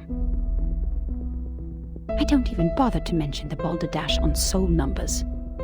Even the New Age movement could use some of her absurdity. But that was not yet the end. She even claimed to be aware of the exact year when the next reverse would happen. But when I asked her about it seriously, she said, "My apologies. I've made an oath. I shall and only shall reveal the demonstration to people who have their own soul numbers. I'm not sure whether she was making fun of me or being serious, but I had this feeling that she was eager to tell me how she was granted the secret through a moment of afflatus. It seemed she just saw through the laws behind all things instead of finding them through logical deduction. Can't you see it? It is right in front of you. After I expressed my inability to comprehend her words 30 times, she finally gave up and proffered regrets. I'd rather take it as a new kind of humiliation. What really irritated me about her, however, was her contempt towards science and all the scientific research methods. As far as I'm concerned, the value of a theory lies in its reliability, universality, and generalizability. Our pursuit of the truth has laid the foundation of modern science, allowing us to change the world. Yet, in her eyes, the value of a theory lies in its beauty. I talked to her on the current situation, and I told her how we would save lives and preserve the hard-earned technology of mankind if we could find the pattern of the storm. It was of course not an easy thing to do and would take enormous manpower, so I asked her sincerely to join the Foundation. Yet again she responded with contempt. She believed they would only become another military squad of the Foundation's. Darling, maths are beautiful for their uselessness. That's why it remains noble and graceful in this sordid world, despite you humans' reckless action of using it to calculate ballistic. She turned down my invitation and left an unfairly negative comment on our storm observation project. The observation stations you built are destined to be toppled because their basis is the fragile world that follows the laws of physics. The efforts you've made are like nails on a sand beach, which will only be carried away by the next tidal wave. But I said, perhaps our efforts are in vain, but someone has to do it. We will try every corner of the beach before making the conclusion that the world we are living in is already a hopeless ruin. What a pragmatic, rigorous, and rational speech. But dear, the world is a hopeless ruin. The conversation ended in disagreement. I don't know why arcanists hate the world so much. Perhaps the reason is they have never been truly accepted. To this day, I still remember her venomous conclusion. The world built on past experiences has ended. In your words, which you used to mock us, why not embrace the reality?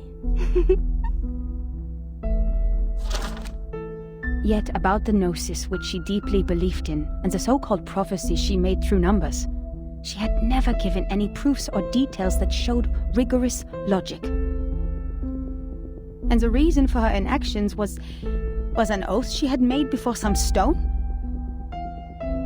Therefore I believed her words were only the nonsense of a lunatic. When we first met, I thought she was different from all those psychos, who mistook the malfunction of their prefrontal cortex as the will of God. But they turned out to be the same. In the name of human sense, I swore everything she said was absurd and ridiculous to me. Until...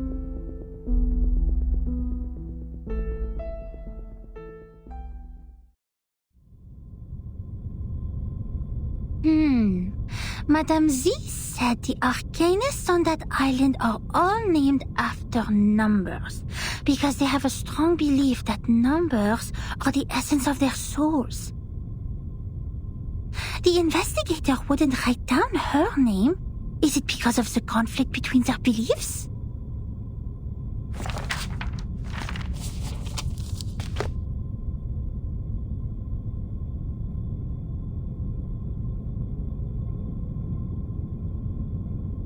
Huh? That's all?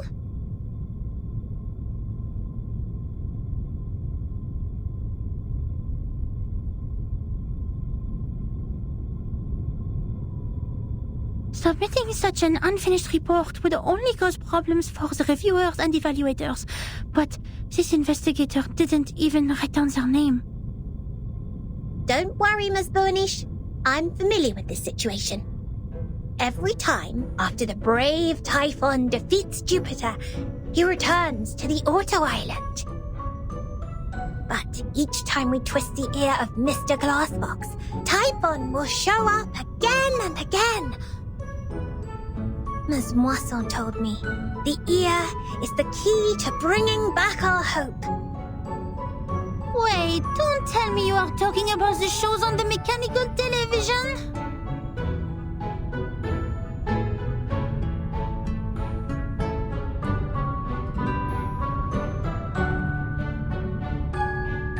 Stop, Miss Sotheby. Please, take a seat on the cushion and listen to me carefully. This is a detailed report written by a formal investigator of the Foundations, not some TV show full of cliffhangers. That means we will definitely find the rest somewhere.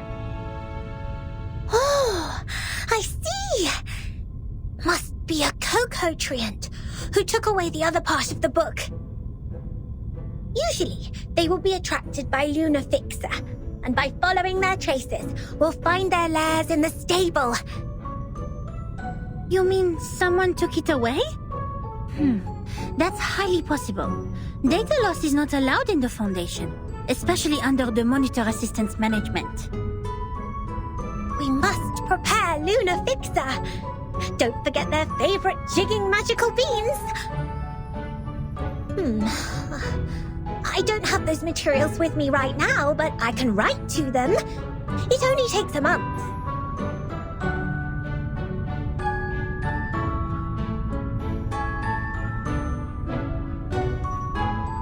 Nuh-uh, we don't need that.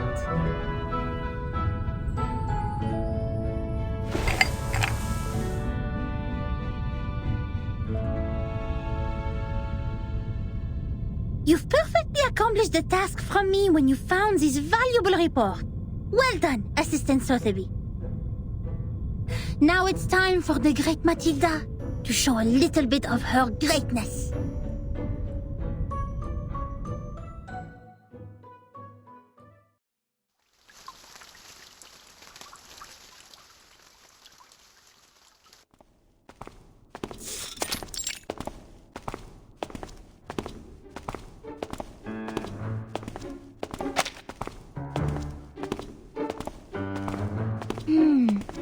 Judging from the omen, it's at the northwest, the beginning and the ending of the ring, where the wall reflects repeatedly.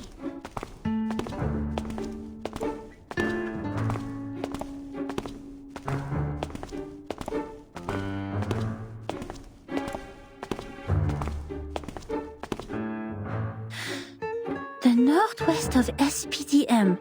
This one is straightforward. The beginning and the ending of the ring is not a problem either. The icon of the computing center is exactly the Ouroboros, a serpent eating its own tail. Here we are. But where the wall reflects repeatedly, does that mean a closed room with mirrors? The mirror in the display center is a huge kinescope in the wall. And the one in the airtight laboratory is a crystal clear observation window. The one in the rehab center? No. The mirrors in the operation room have been replaced with curved electronic screens of steel structure after that Xenopilot made a scene. So, where is the answer?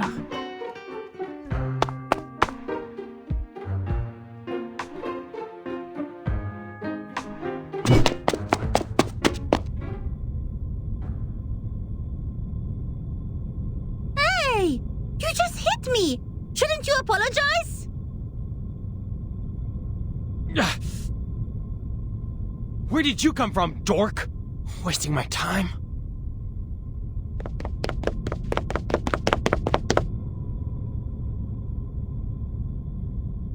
What? How could he say that? That's rude! That gentleman doesn't look well.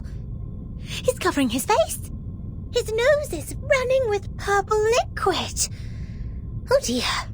Did he drink a whole bottle of purple chrysandra juice?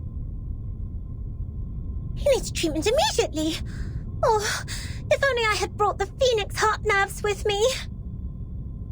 He ran towards the rehab center. Nothing to worry about. Just another patient trying to prove he has recovered.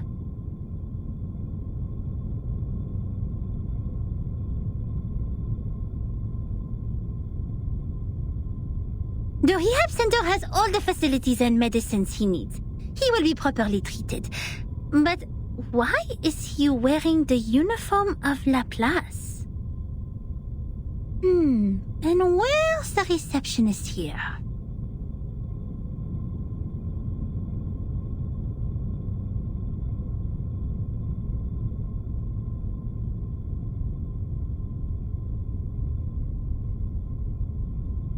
Does everyone go to the weekend party night?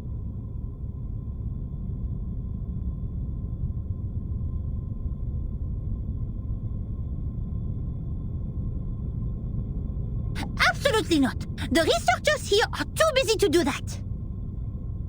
The computing center is working on the most urgent and vital project, the research on the immunity to the storm.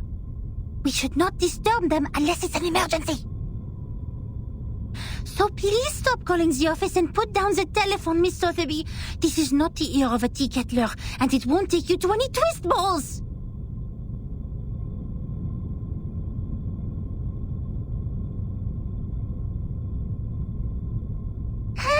Je sais qu'il est débutante, mais quand même, elle est trop bizarre. Guide new members with caution and patience. Trigger the afflatus at the right time.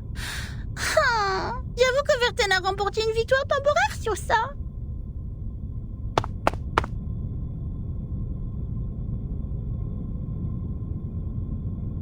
Miss Boonish, I just read the map on the counter. You mentioned where the wall reflects repeatedly. Does the vision refer to the racquetball center here? You see, its icon is a bouncing ball. Let me take a look.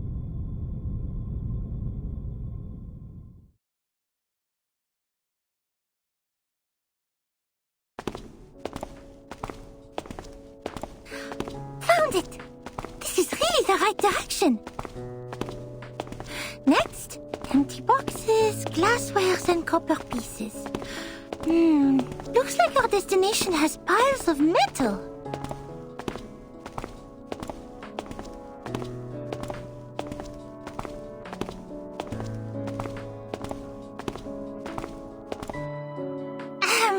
Good job, Assistant Sotheby. I have to say, I might have gone a bit too hard on you. You are more capable than I thought. Thanks to your prompt reminder, we have saved quite some time. Sotheby is glad to help.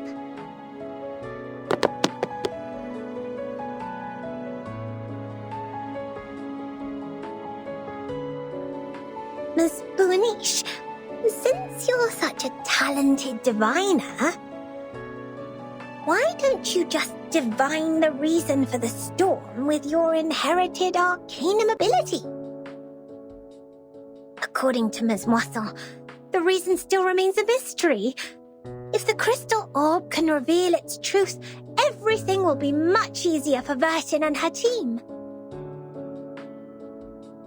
Divine the reason for the storm?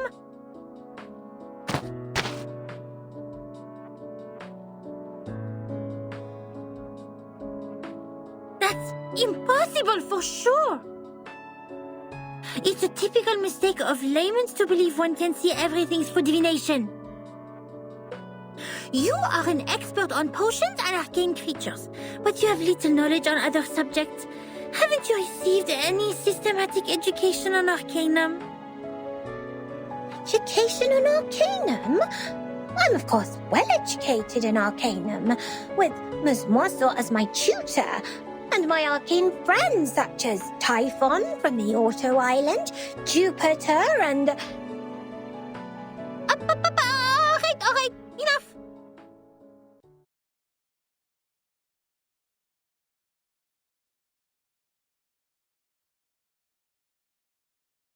I have understood the fact that the education you have received is not systematical, or say incomplete, imperfect, inelegant.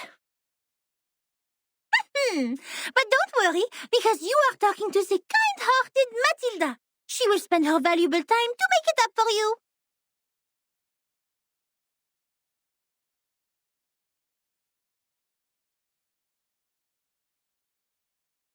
In fact, the system of arcanum knowledge is not completely separated from that of human science.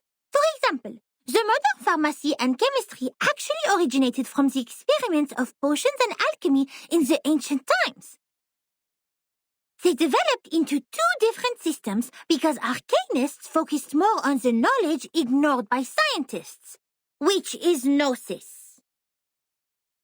The knowledge we learn from divination is exactly under this category. Wow!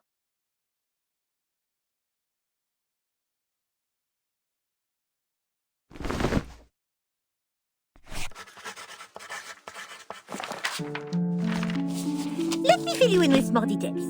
If two human researchers test Snell's law at two different places at the same time without making any mistakes, they will always reach the same conclusion. Or if two potionists use the same ingredients and follow the same formula to make the cough cough stop stop potion separately, their products will also have similar effects. However, if two diviners respectively perform divination on the same thing, they will probably see totally different visions. Because what the divination shows is merely omens. The interpretation of these omens is in fact a kind of subjective deduction based on the reality, and there is no such thing as a standard answer. Even if the two diviners draw the same conclusion, it is more of a coincidence than a result that implies generalizability. So diviners never check the accuracy of their divination through the review of peers. And this is an example of gnosis. Unlike human sense, it is unique and possesses no universality.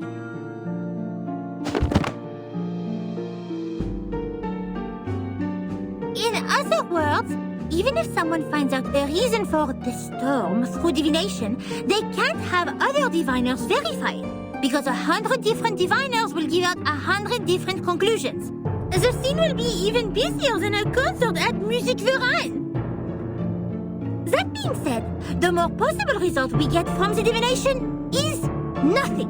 Divination cannot bring knowledge which the diviners have never learned. The divination of such world-class knowledge, as complicated as the reason for the storm, can only be performed by world-class diviners. We may find one or two diviners like that if time continues to be reversed, like Nostradamus. But he lived in the 16th century. Besides, even Nostradamus is not always right. But Miss Boaniche is! Thanks to your divination, we're getting closer and closer to that report, right?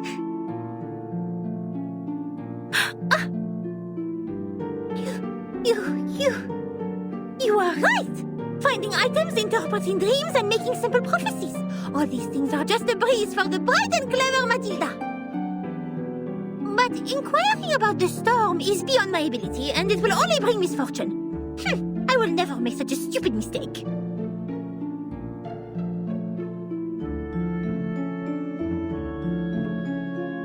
In fact, this half of the report and the handwriting of the author are perfect divination media. Besides, our target is not far away from us, and I'm familiar with the surroundings, which have made things much easier than usual. It is true diviners can improve the accuracy and controllability of their gnosis by practicing repeatedly, holding the rituals properly, and making targeted preparations. But that still doesn't mean the result will be absolutely accurate.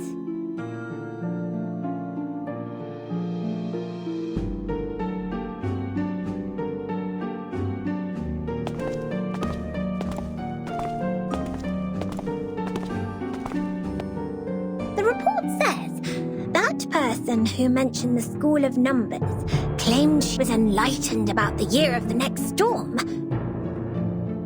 Is that also by divination?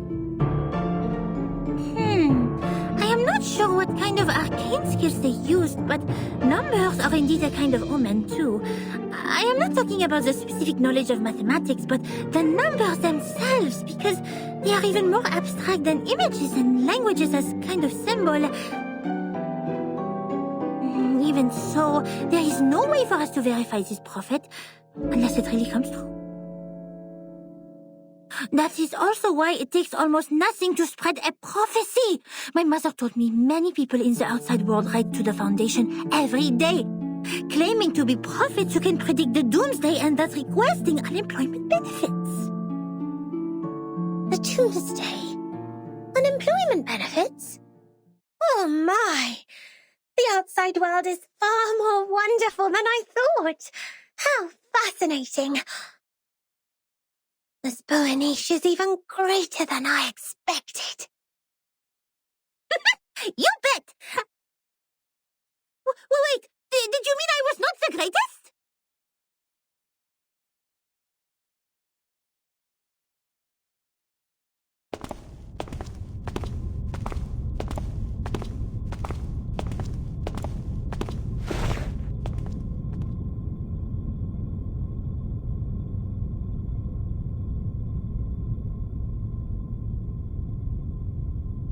Here we are, Miss Sotheby. Now, this is the moment to verify the result of my divination.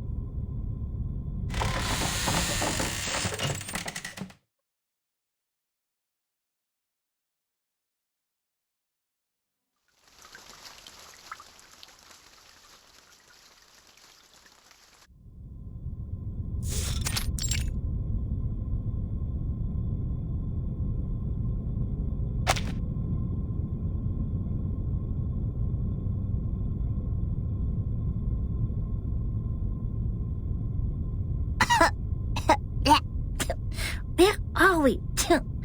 Lost and found at the racquetball center?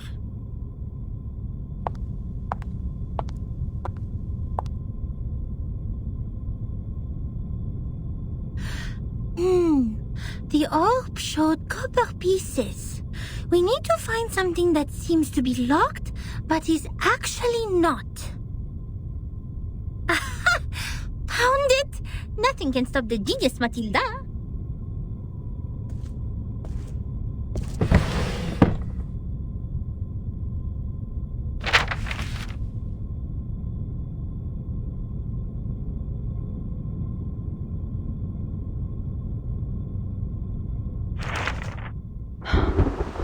The trip to Egypt didn't go smoothly. The ship was hit by a common storm at sea. We were lost in the fog after that, completely off course. Then something emerged from the water. Since the first storm, the Foundation has received frequent sightings of arcane creatures which should have been extinct in history. I had no idea what I was shooting at, even after I emptied the clip. And I didn't know what to do, so the arcanists brought us back on course. She named the precise longitude and latitude of our location, even without using the sextant in the spare cabin. I wonder how she did that. Perhaps the world did look different in her eyes. Then when I was about to step on a random plank on the ship, she suddenly dragged me back. I thought it was only an inappropriate joke. The next second, the plank broke. I was stunned, and as to how she saw that coming, she just answered me as if we were talking about the weather. Because that plank is deformed like a rhombus. I was confused. Where is the rhombus? She laughed. The rhombus can't be seen with eyes. You shall close your eyes, hearken to the teaching of the Supreme Existence, and seize the moment of afflatus. Of course, I didn't see anything. Nor did I understand what the moment of afflatus was. Perhaps it's just another privilege enjoyed by arcanists, just like their right to be lunatic. Nevertheless, she reached the correct conclusion in a completely wrong way. Is it really possible? Anyway, she saved my life. But that was not enough to settle the differences between us. She remained rejective to working with the Foundation, and I finally gave up on the attempt to persuade them. My mission on that trip was not to make contact with them. Besides, what we needed was builders of the storm observation system, not some liars who would only make things worse. As for the shelter they took from the storm, she wouldn't say a word, as if she were dealing with a spy who pried to find out the deepest secrets of the Arcanists. In the end, Hugh mediated between us. He gave me an address in Istanbul to which I could send the letters to contact them. After that, I spent more than half a year in the Egypt office. Things were even worse there than I expected. Some have gone missing after the storm. The people who were supposed to be in the Egypt office, according to the member list stored in the headquarters in 1985, were not there when I arrived. The situation could be caused by the limitations of the transmission of paper-based materials, or because the computer was not yet popularized to every corner of the globe at the time. One minor mistake of a copyist could develop into a huge difference. Besides that, the chaos inside Laplace was an even worse issue. I learned that someone published the paper Samplings of Global and Regional Chaotic Energy Route Changes in the name of Butterfly of Lorentz. Apparently they secretly used our sampling sites, yet their research direction and conclusion were radically different from Laplace's. The researchers equally divided into two schools, one sticking to the human technology they have focused on, and one changing their direction to Arcanum. At the time, it was still too early to decide which direction was right, without sufficient experimental data. But many already believed that if time continued to be reversed, human technology would only keep falling into decline, while Arcanum, which relies on personal ability, would rise again. It's true that Gnosis cannot be copied, verified by an independent third party, or comprehended through reasoning. Its nature decides that it cannot lay the foundation of science or be popularized to every ordinary person. It takes solid marble to build a castle, not slippery sand. Even so, what harm will it do to rely on Arcanum when the underlying logic of all things has become unreasonable? Before the disagreement was settled, the storm in 1987 was predicted. We were ordered to return to the headquarters 24 hours before its arrival. But the prediction was not accomplished by Laplace. A captive from Manus Vindictae names the precise date of that storm. Our enemies, those lunatic xenophobes, valuing only pure blood, made it further than we did. Yes, we built observation stations, we made countless deductions, we developed multiple simulation models. We made efforts, we sacrificed life, we did whatever we could. Yet the result was that we didn't find any other regions immune to the storm, except the headquarters and another one in North America. In the end, 95% of the branch members were reversed, 87.9% of the equipment was destroyed, and 100% of our predictions failed. In conclusion, our endeavor brought no achievements. As for the captive from Manus Vindictae, the delirium patient who claims that oracles flowed under his parietal bone, when we asked him how he learns the precise date of the storm, he burst into laughter. Can't you hear it? Has God left you behind when he spread his grace? Then, he smashed his own skull with a handcuff. Yes, there was no doubt. He was an incurable lunatic. But his insane nonsense was exactly the reason we survived the storm again. No matter how unreasonable or illogical it was, or how much a lie it sounded like. So we'd better believe we shouldn't go out in black today because the fish is swimming in the water. We'd better believe in the existence of the non-physical, everlasting, transcendent world where everyone's soul is a number. We'd better believe in the supreme existence which caused the disorder of time by merely casting its shadow. That means the life of individuals means nothing more than rubbish, and the world is but an imperfect ruin where only the chosen ones will pass the trial, where the rest will be eliminated by the rain. How am I supposed to do that? Finally, I made up my mind to write to her. I didn't expect her to answer my questions. All I wanted was to confirm if she had survived that storm. For the sake of our peaceful talk about the rhombus. Yet what I heard from them was a simple announcement of her death, with only 2 words. She died. Then it burned and turned to ashes in a second.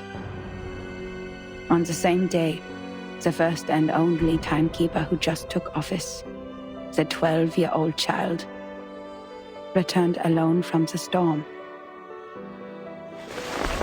She told us the time in the outside world at that point. And that was how I knew she was right. It is right in front of you. But if there is a God, why are you playing such a prank on us after we had suffered from the collapse of all the existing orders and the failure of all the great laws?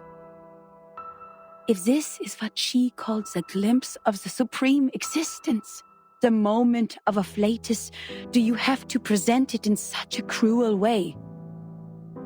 The last 2 digits in the number of the year after that storm were exactly her name and her number. 77.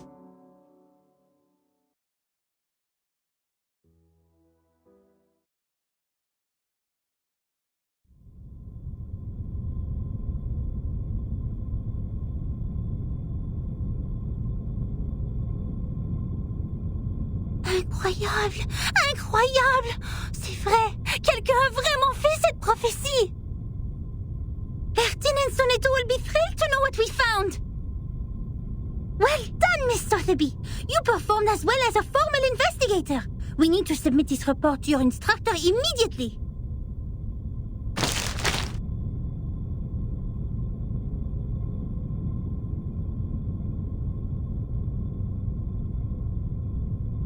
What are you doing in other people's rooms?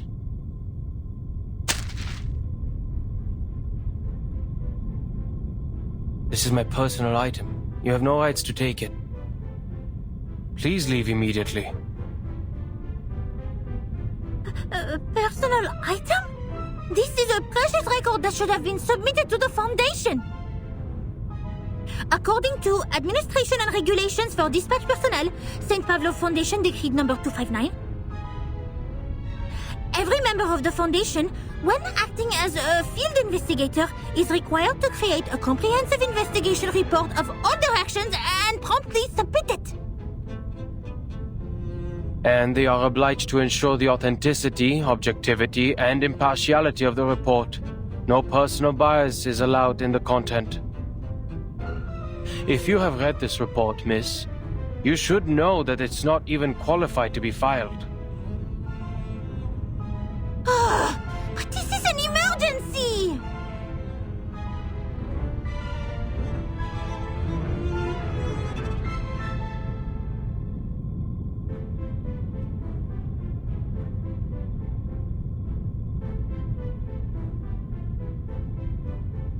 I can tell from your uniform, you are a student of SPDM, or...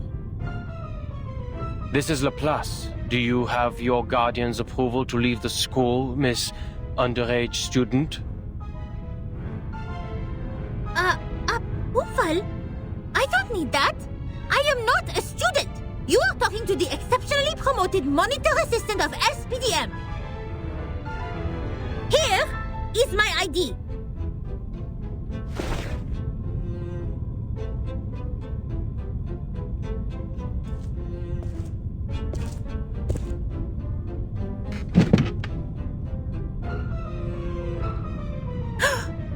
Did you just ignore a formal administrator of the Foundation? This monitor assistant will report every misbehavior of yours. Every little bit of them.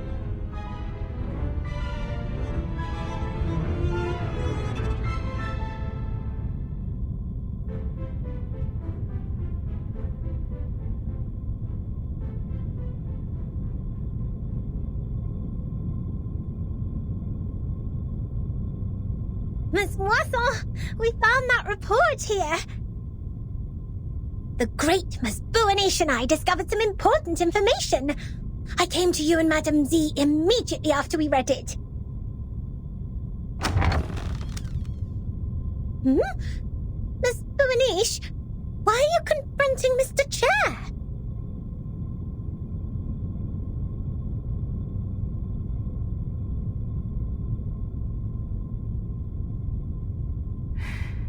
I didn't expect to see the second half of that report here in your room, Adler.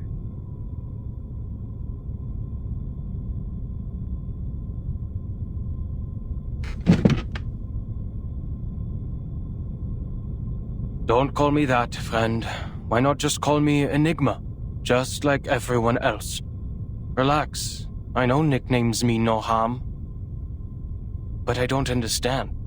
How is a report filled with meaningless words of any concern to you, Madam Z? It provides information about the Arcanist group Virgin is now dealing with. If possible, please give it to me. Of course. How can I turn down a request from Constantine's chief of staff? Take it away. I hope you don't mind the mold on it.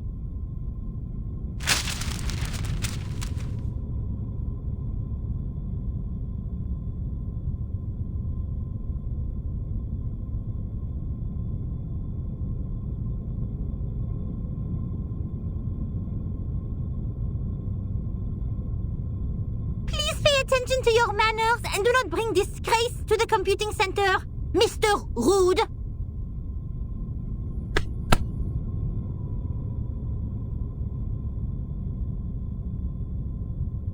Ms. Buanish? Ms. Sotheby? You've done a great job. I'm sure what you have found would be of great help to Timekeeper.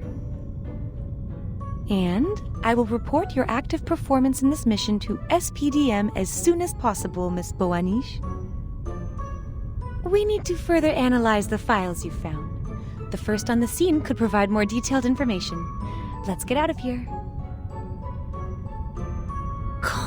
Contribution exceptionnelle!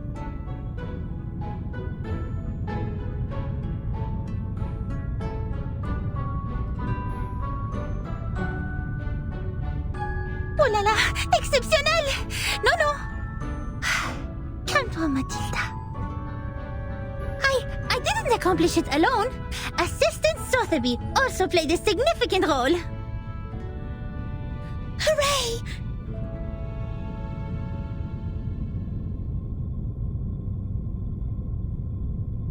That is to say, Miss Burnish, we can start preparing the balloons and flowers for the twist ball. Speaking of which, this monitor assistant still needs to think about it. By the way, just call me Matilda.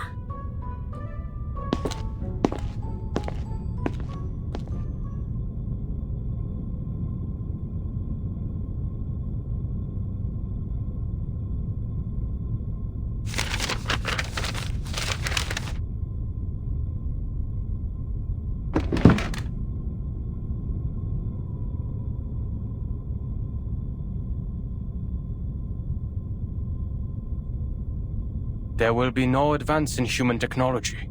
You think so? Even thee, Madam Z, has given up on the study of theoretical physics and become a politician. No. I've never thought of that.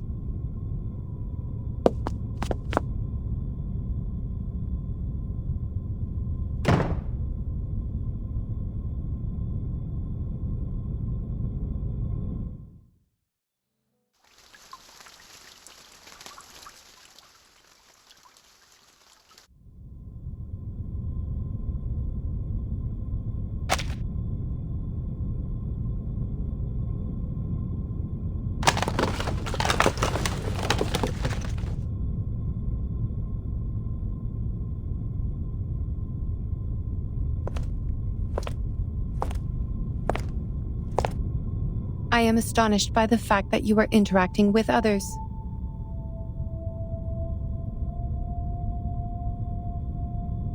They broke in.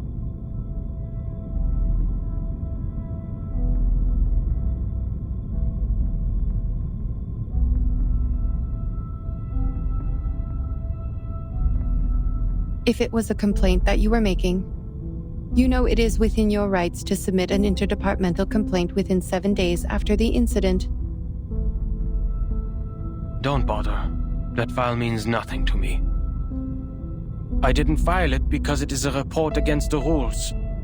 Why bother to submit such a log full of personal feelings and emotional behaviors to our great, rigorous foundation? Is that so? I am gratified to find that you still have some sense. I too am gratified that you still have no idea that I was being sarcastic. Oh, that was sarcasm.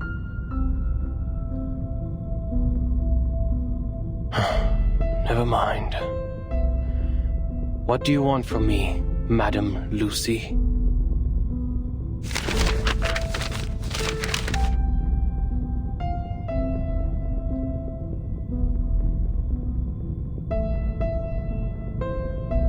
You went all the way to this dusty, rundown place so hurriedly that you even forgot to put on that pathetic mask. This is not because of some old files, I assume.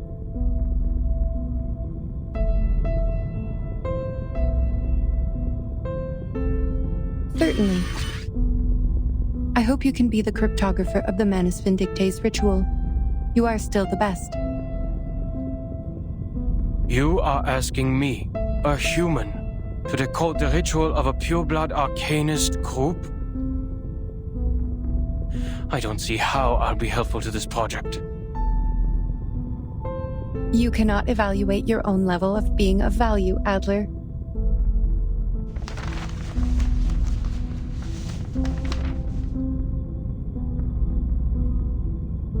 Well, you evaluate our value. Test us in experiments you set. Prove the hypotheses by exhaustion, make mistakes, and start all over again. You repeat the process like a roaring locomotive that pulls the research center out of this chaotic disaster. You question not what is ahead of you, nor whether the path you've taken will be regular or easy. The only idea you planted into your little brain is to move forward, to improve. Thank you for your compliment. Credit goes to everyone. That was not even a... Ismirgar. Guess you agree, a life without creativity is not worth living. And that's the life that I wake up to every day. I'm no longer the person you thought you came here for.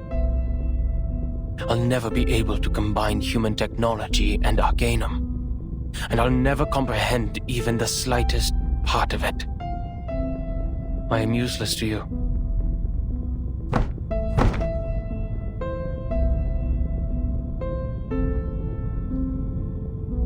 I don't expect someone made of tin to understand the human mind, but I beg of you, leave me alone.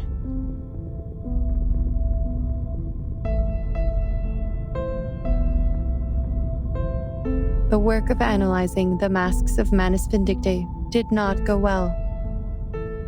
A side effect occurs in the researchers, and it is getting worse. The isolation wards on the basement level are overwhelmed. What a scene. Have you aborted the experiment? Not yet. We have conducted the Arcanum imaging experiment on the masks, and found a component which also exists in the raindrops of the storm. But knowing what it is composed of does not help explain how it works. What we're looking for is the original ritual that the Manus cast on them.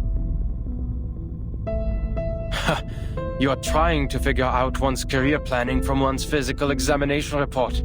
I wonder why it is not working. Even if somehow you manage to find the original ritual, you still need a proper environment to test it, which is the outside world with a coming storm.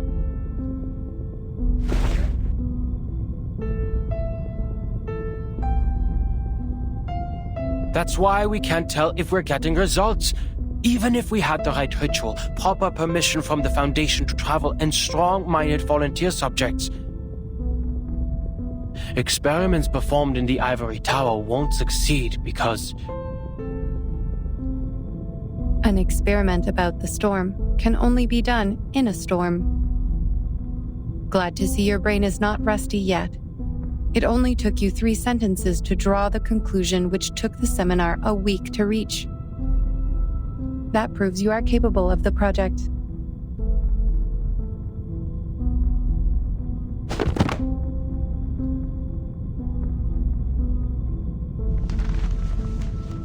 The History Maintenance Team has forecast different critical points of this storm. Foundation investigators are on their way.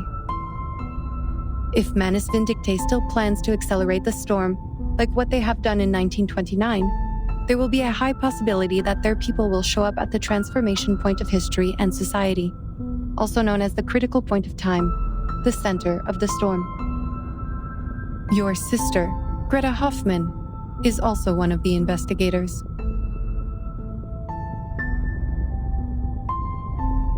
I have no interest in any Hoffmans other than myself. We have different perspectives. It is okay. I am just here to inform you that if any of the investigators successfully send the information of the ritual back, the research about the immunity of the storm will be conducted immediately. Take your time and be mentally prepared.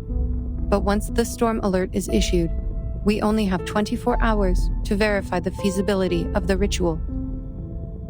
I wish you will be fully prepared by then.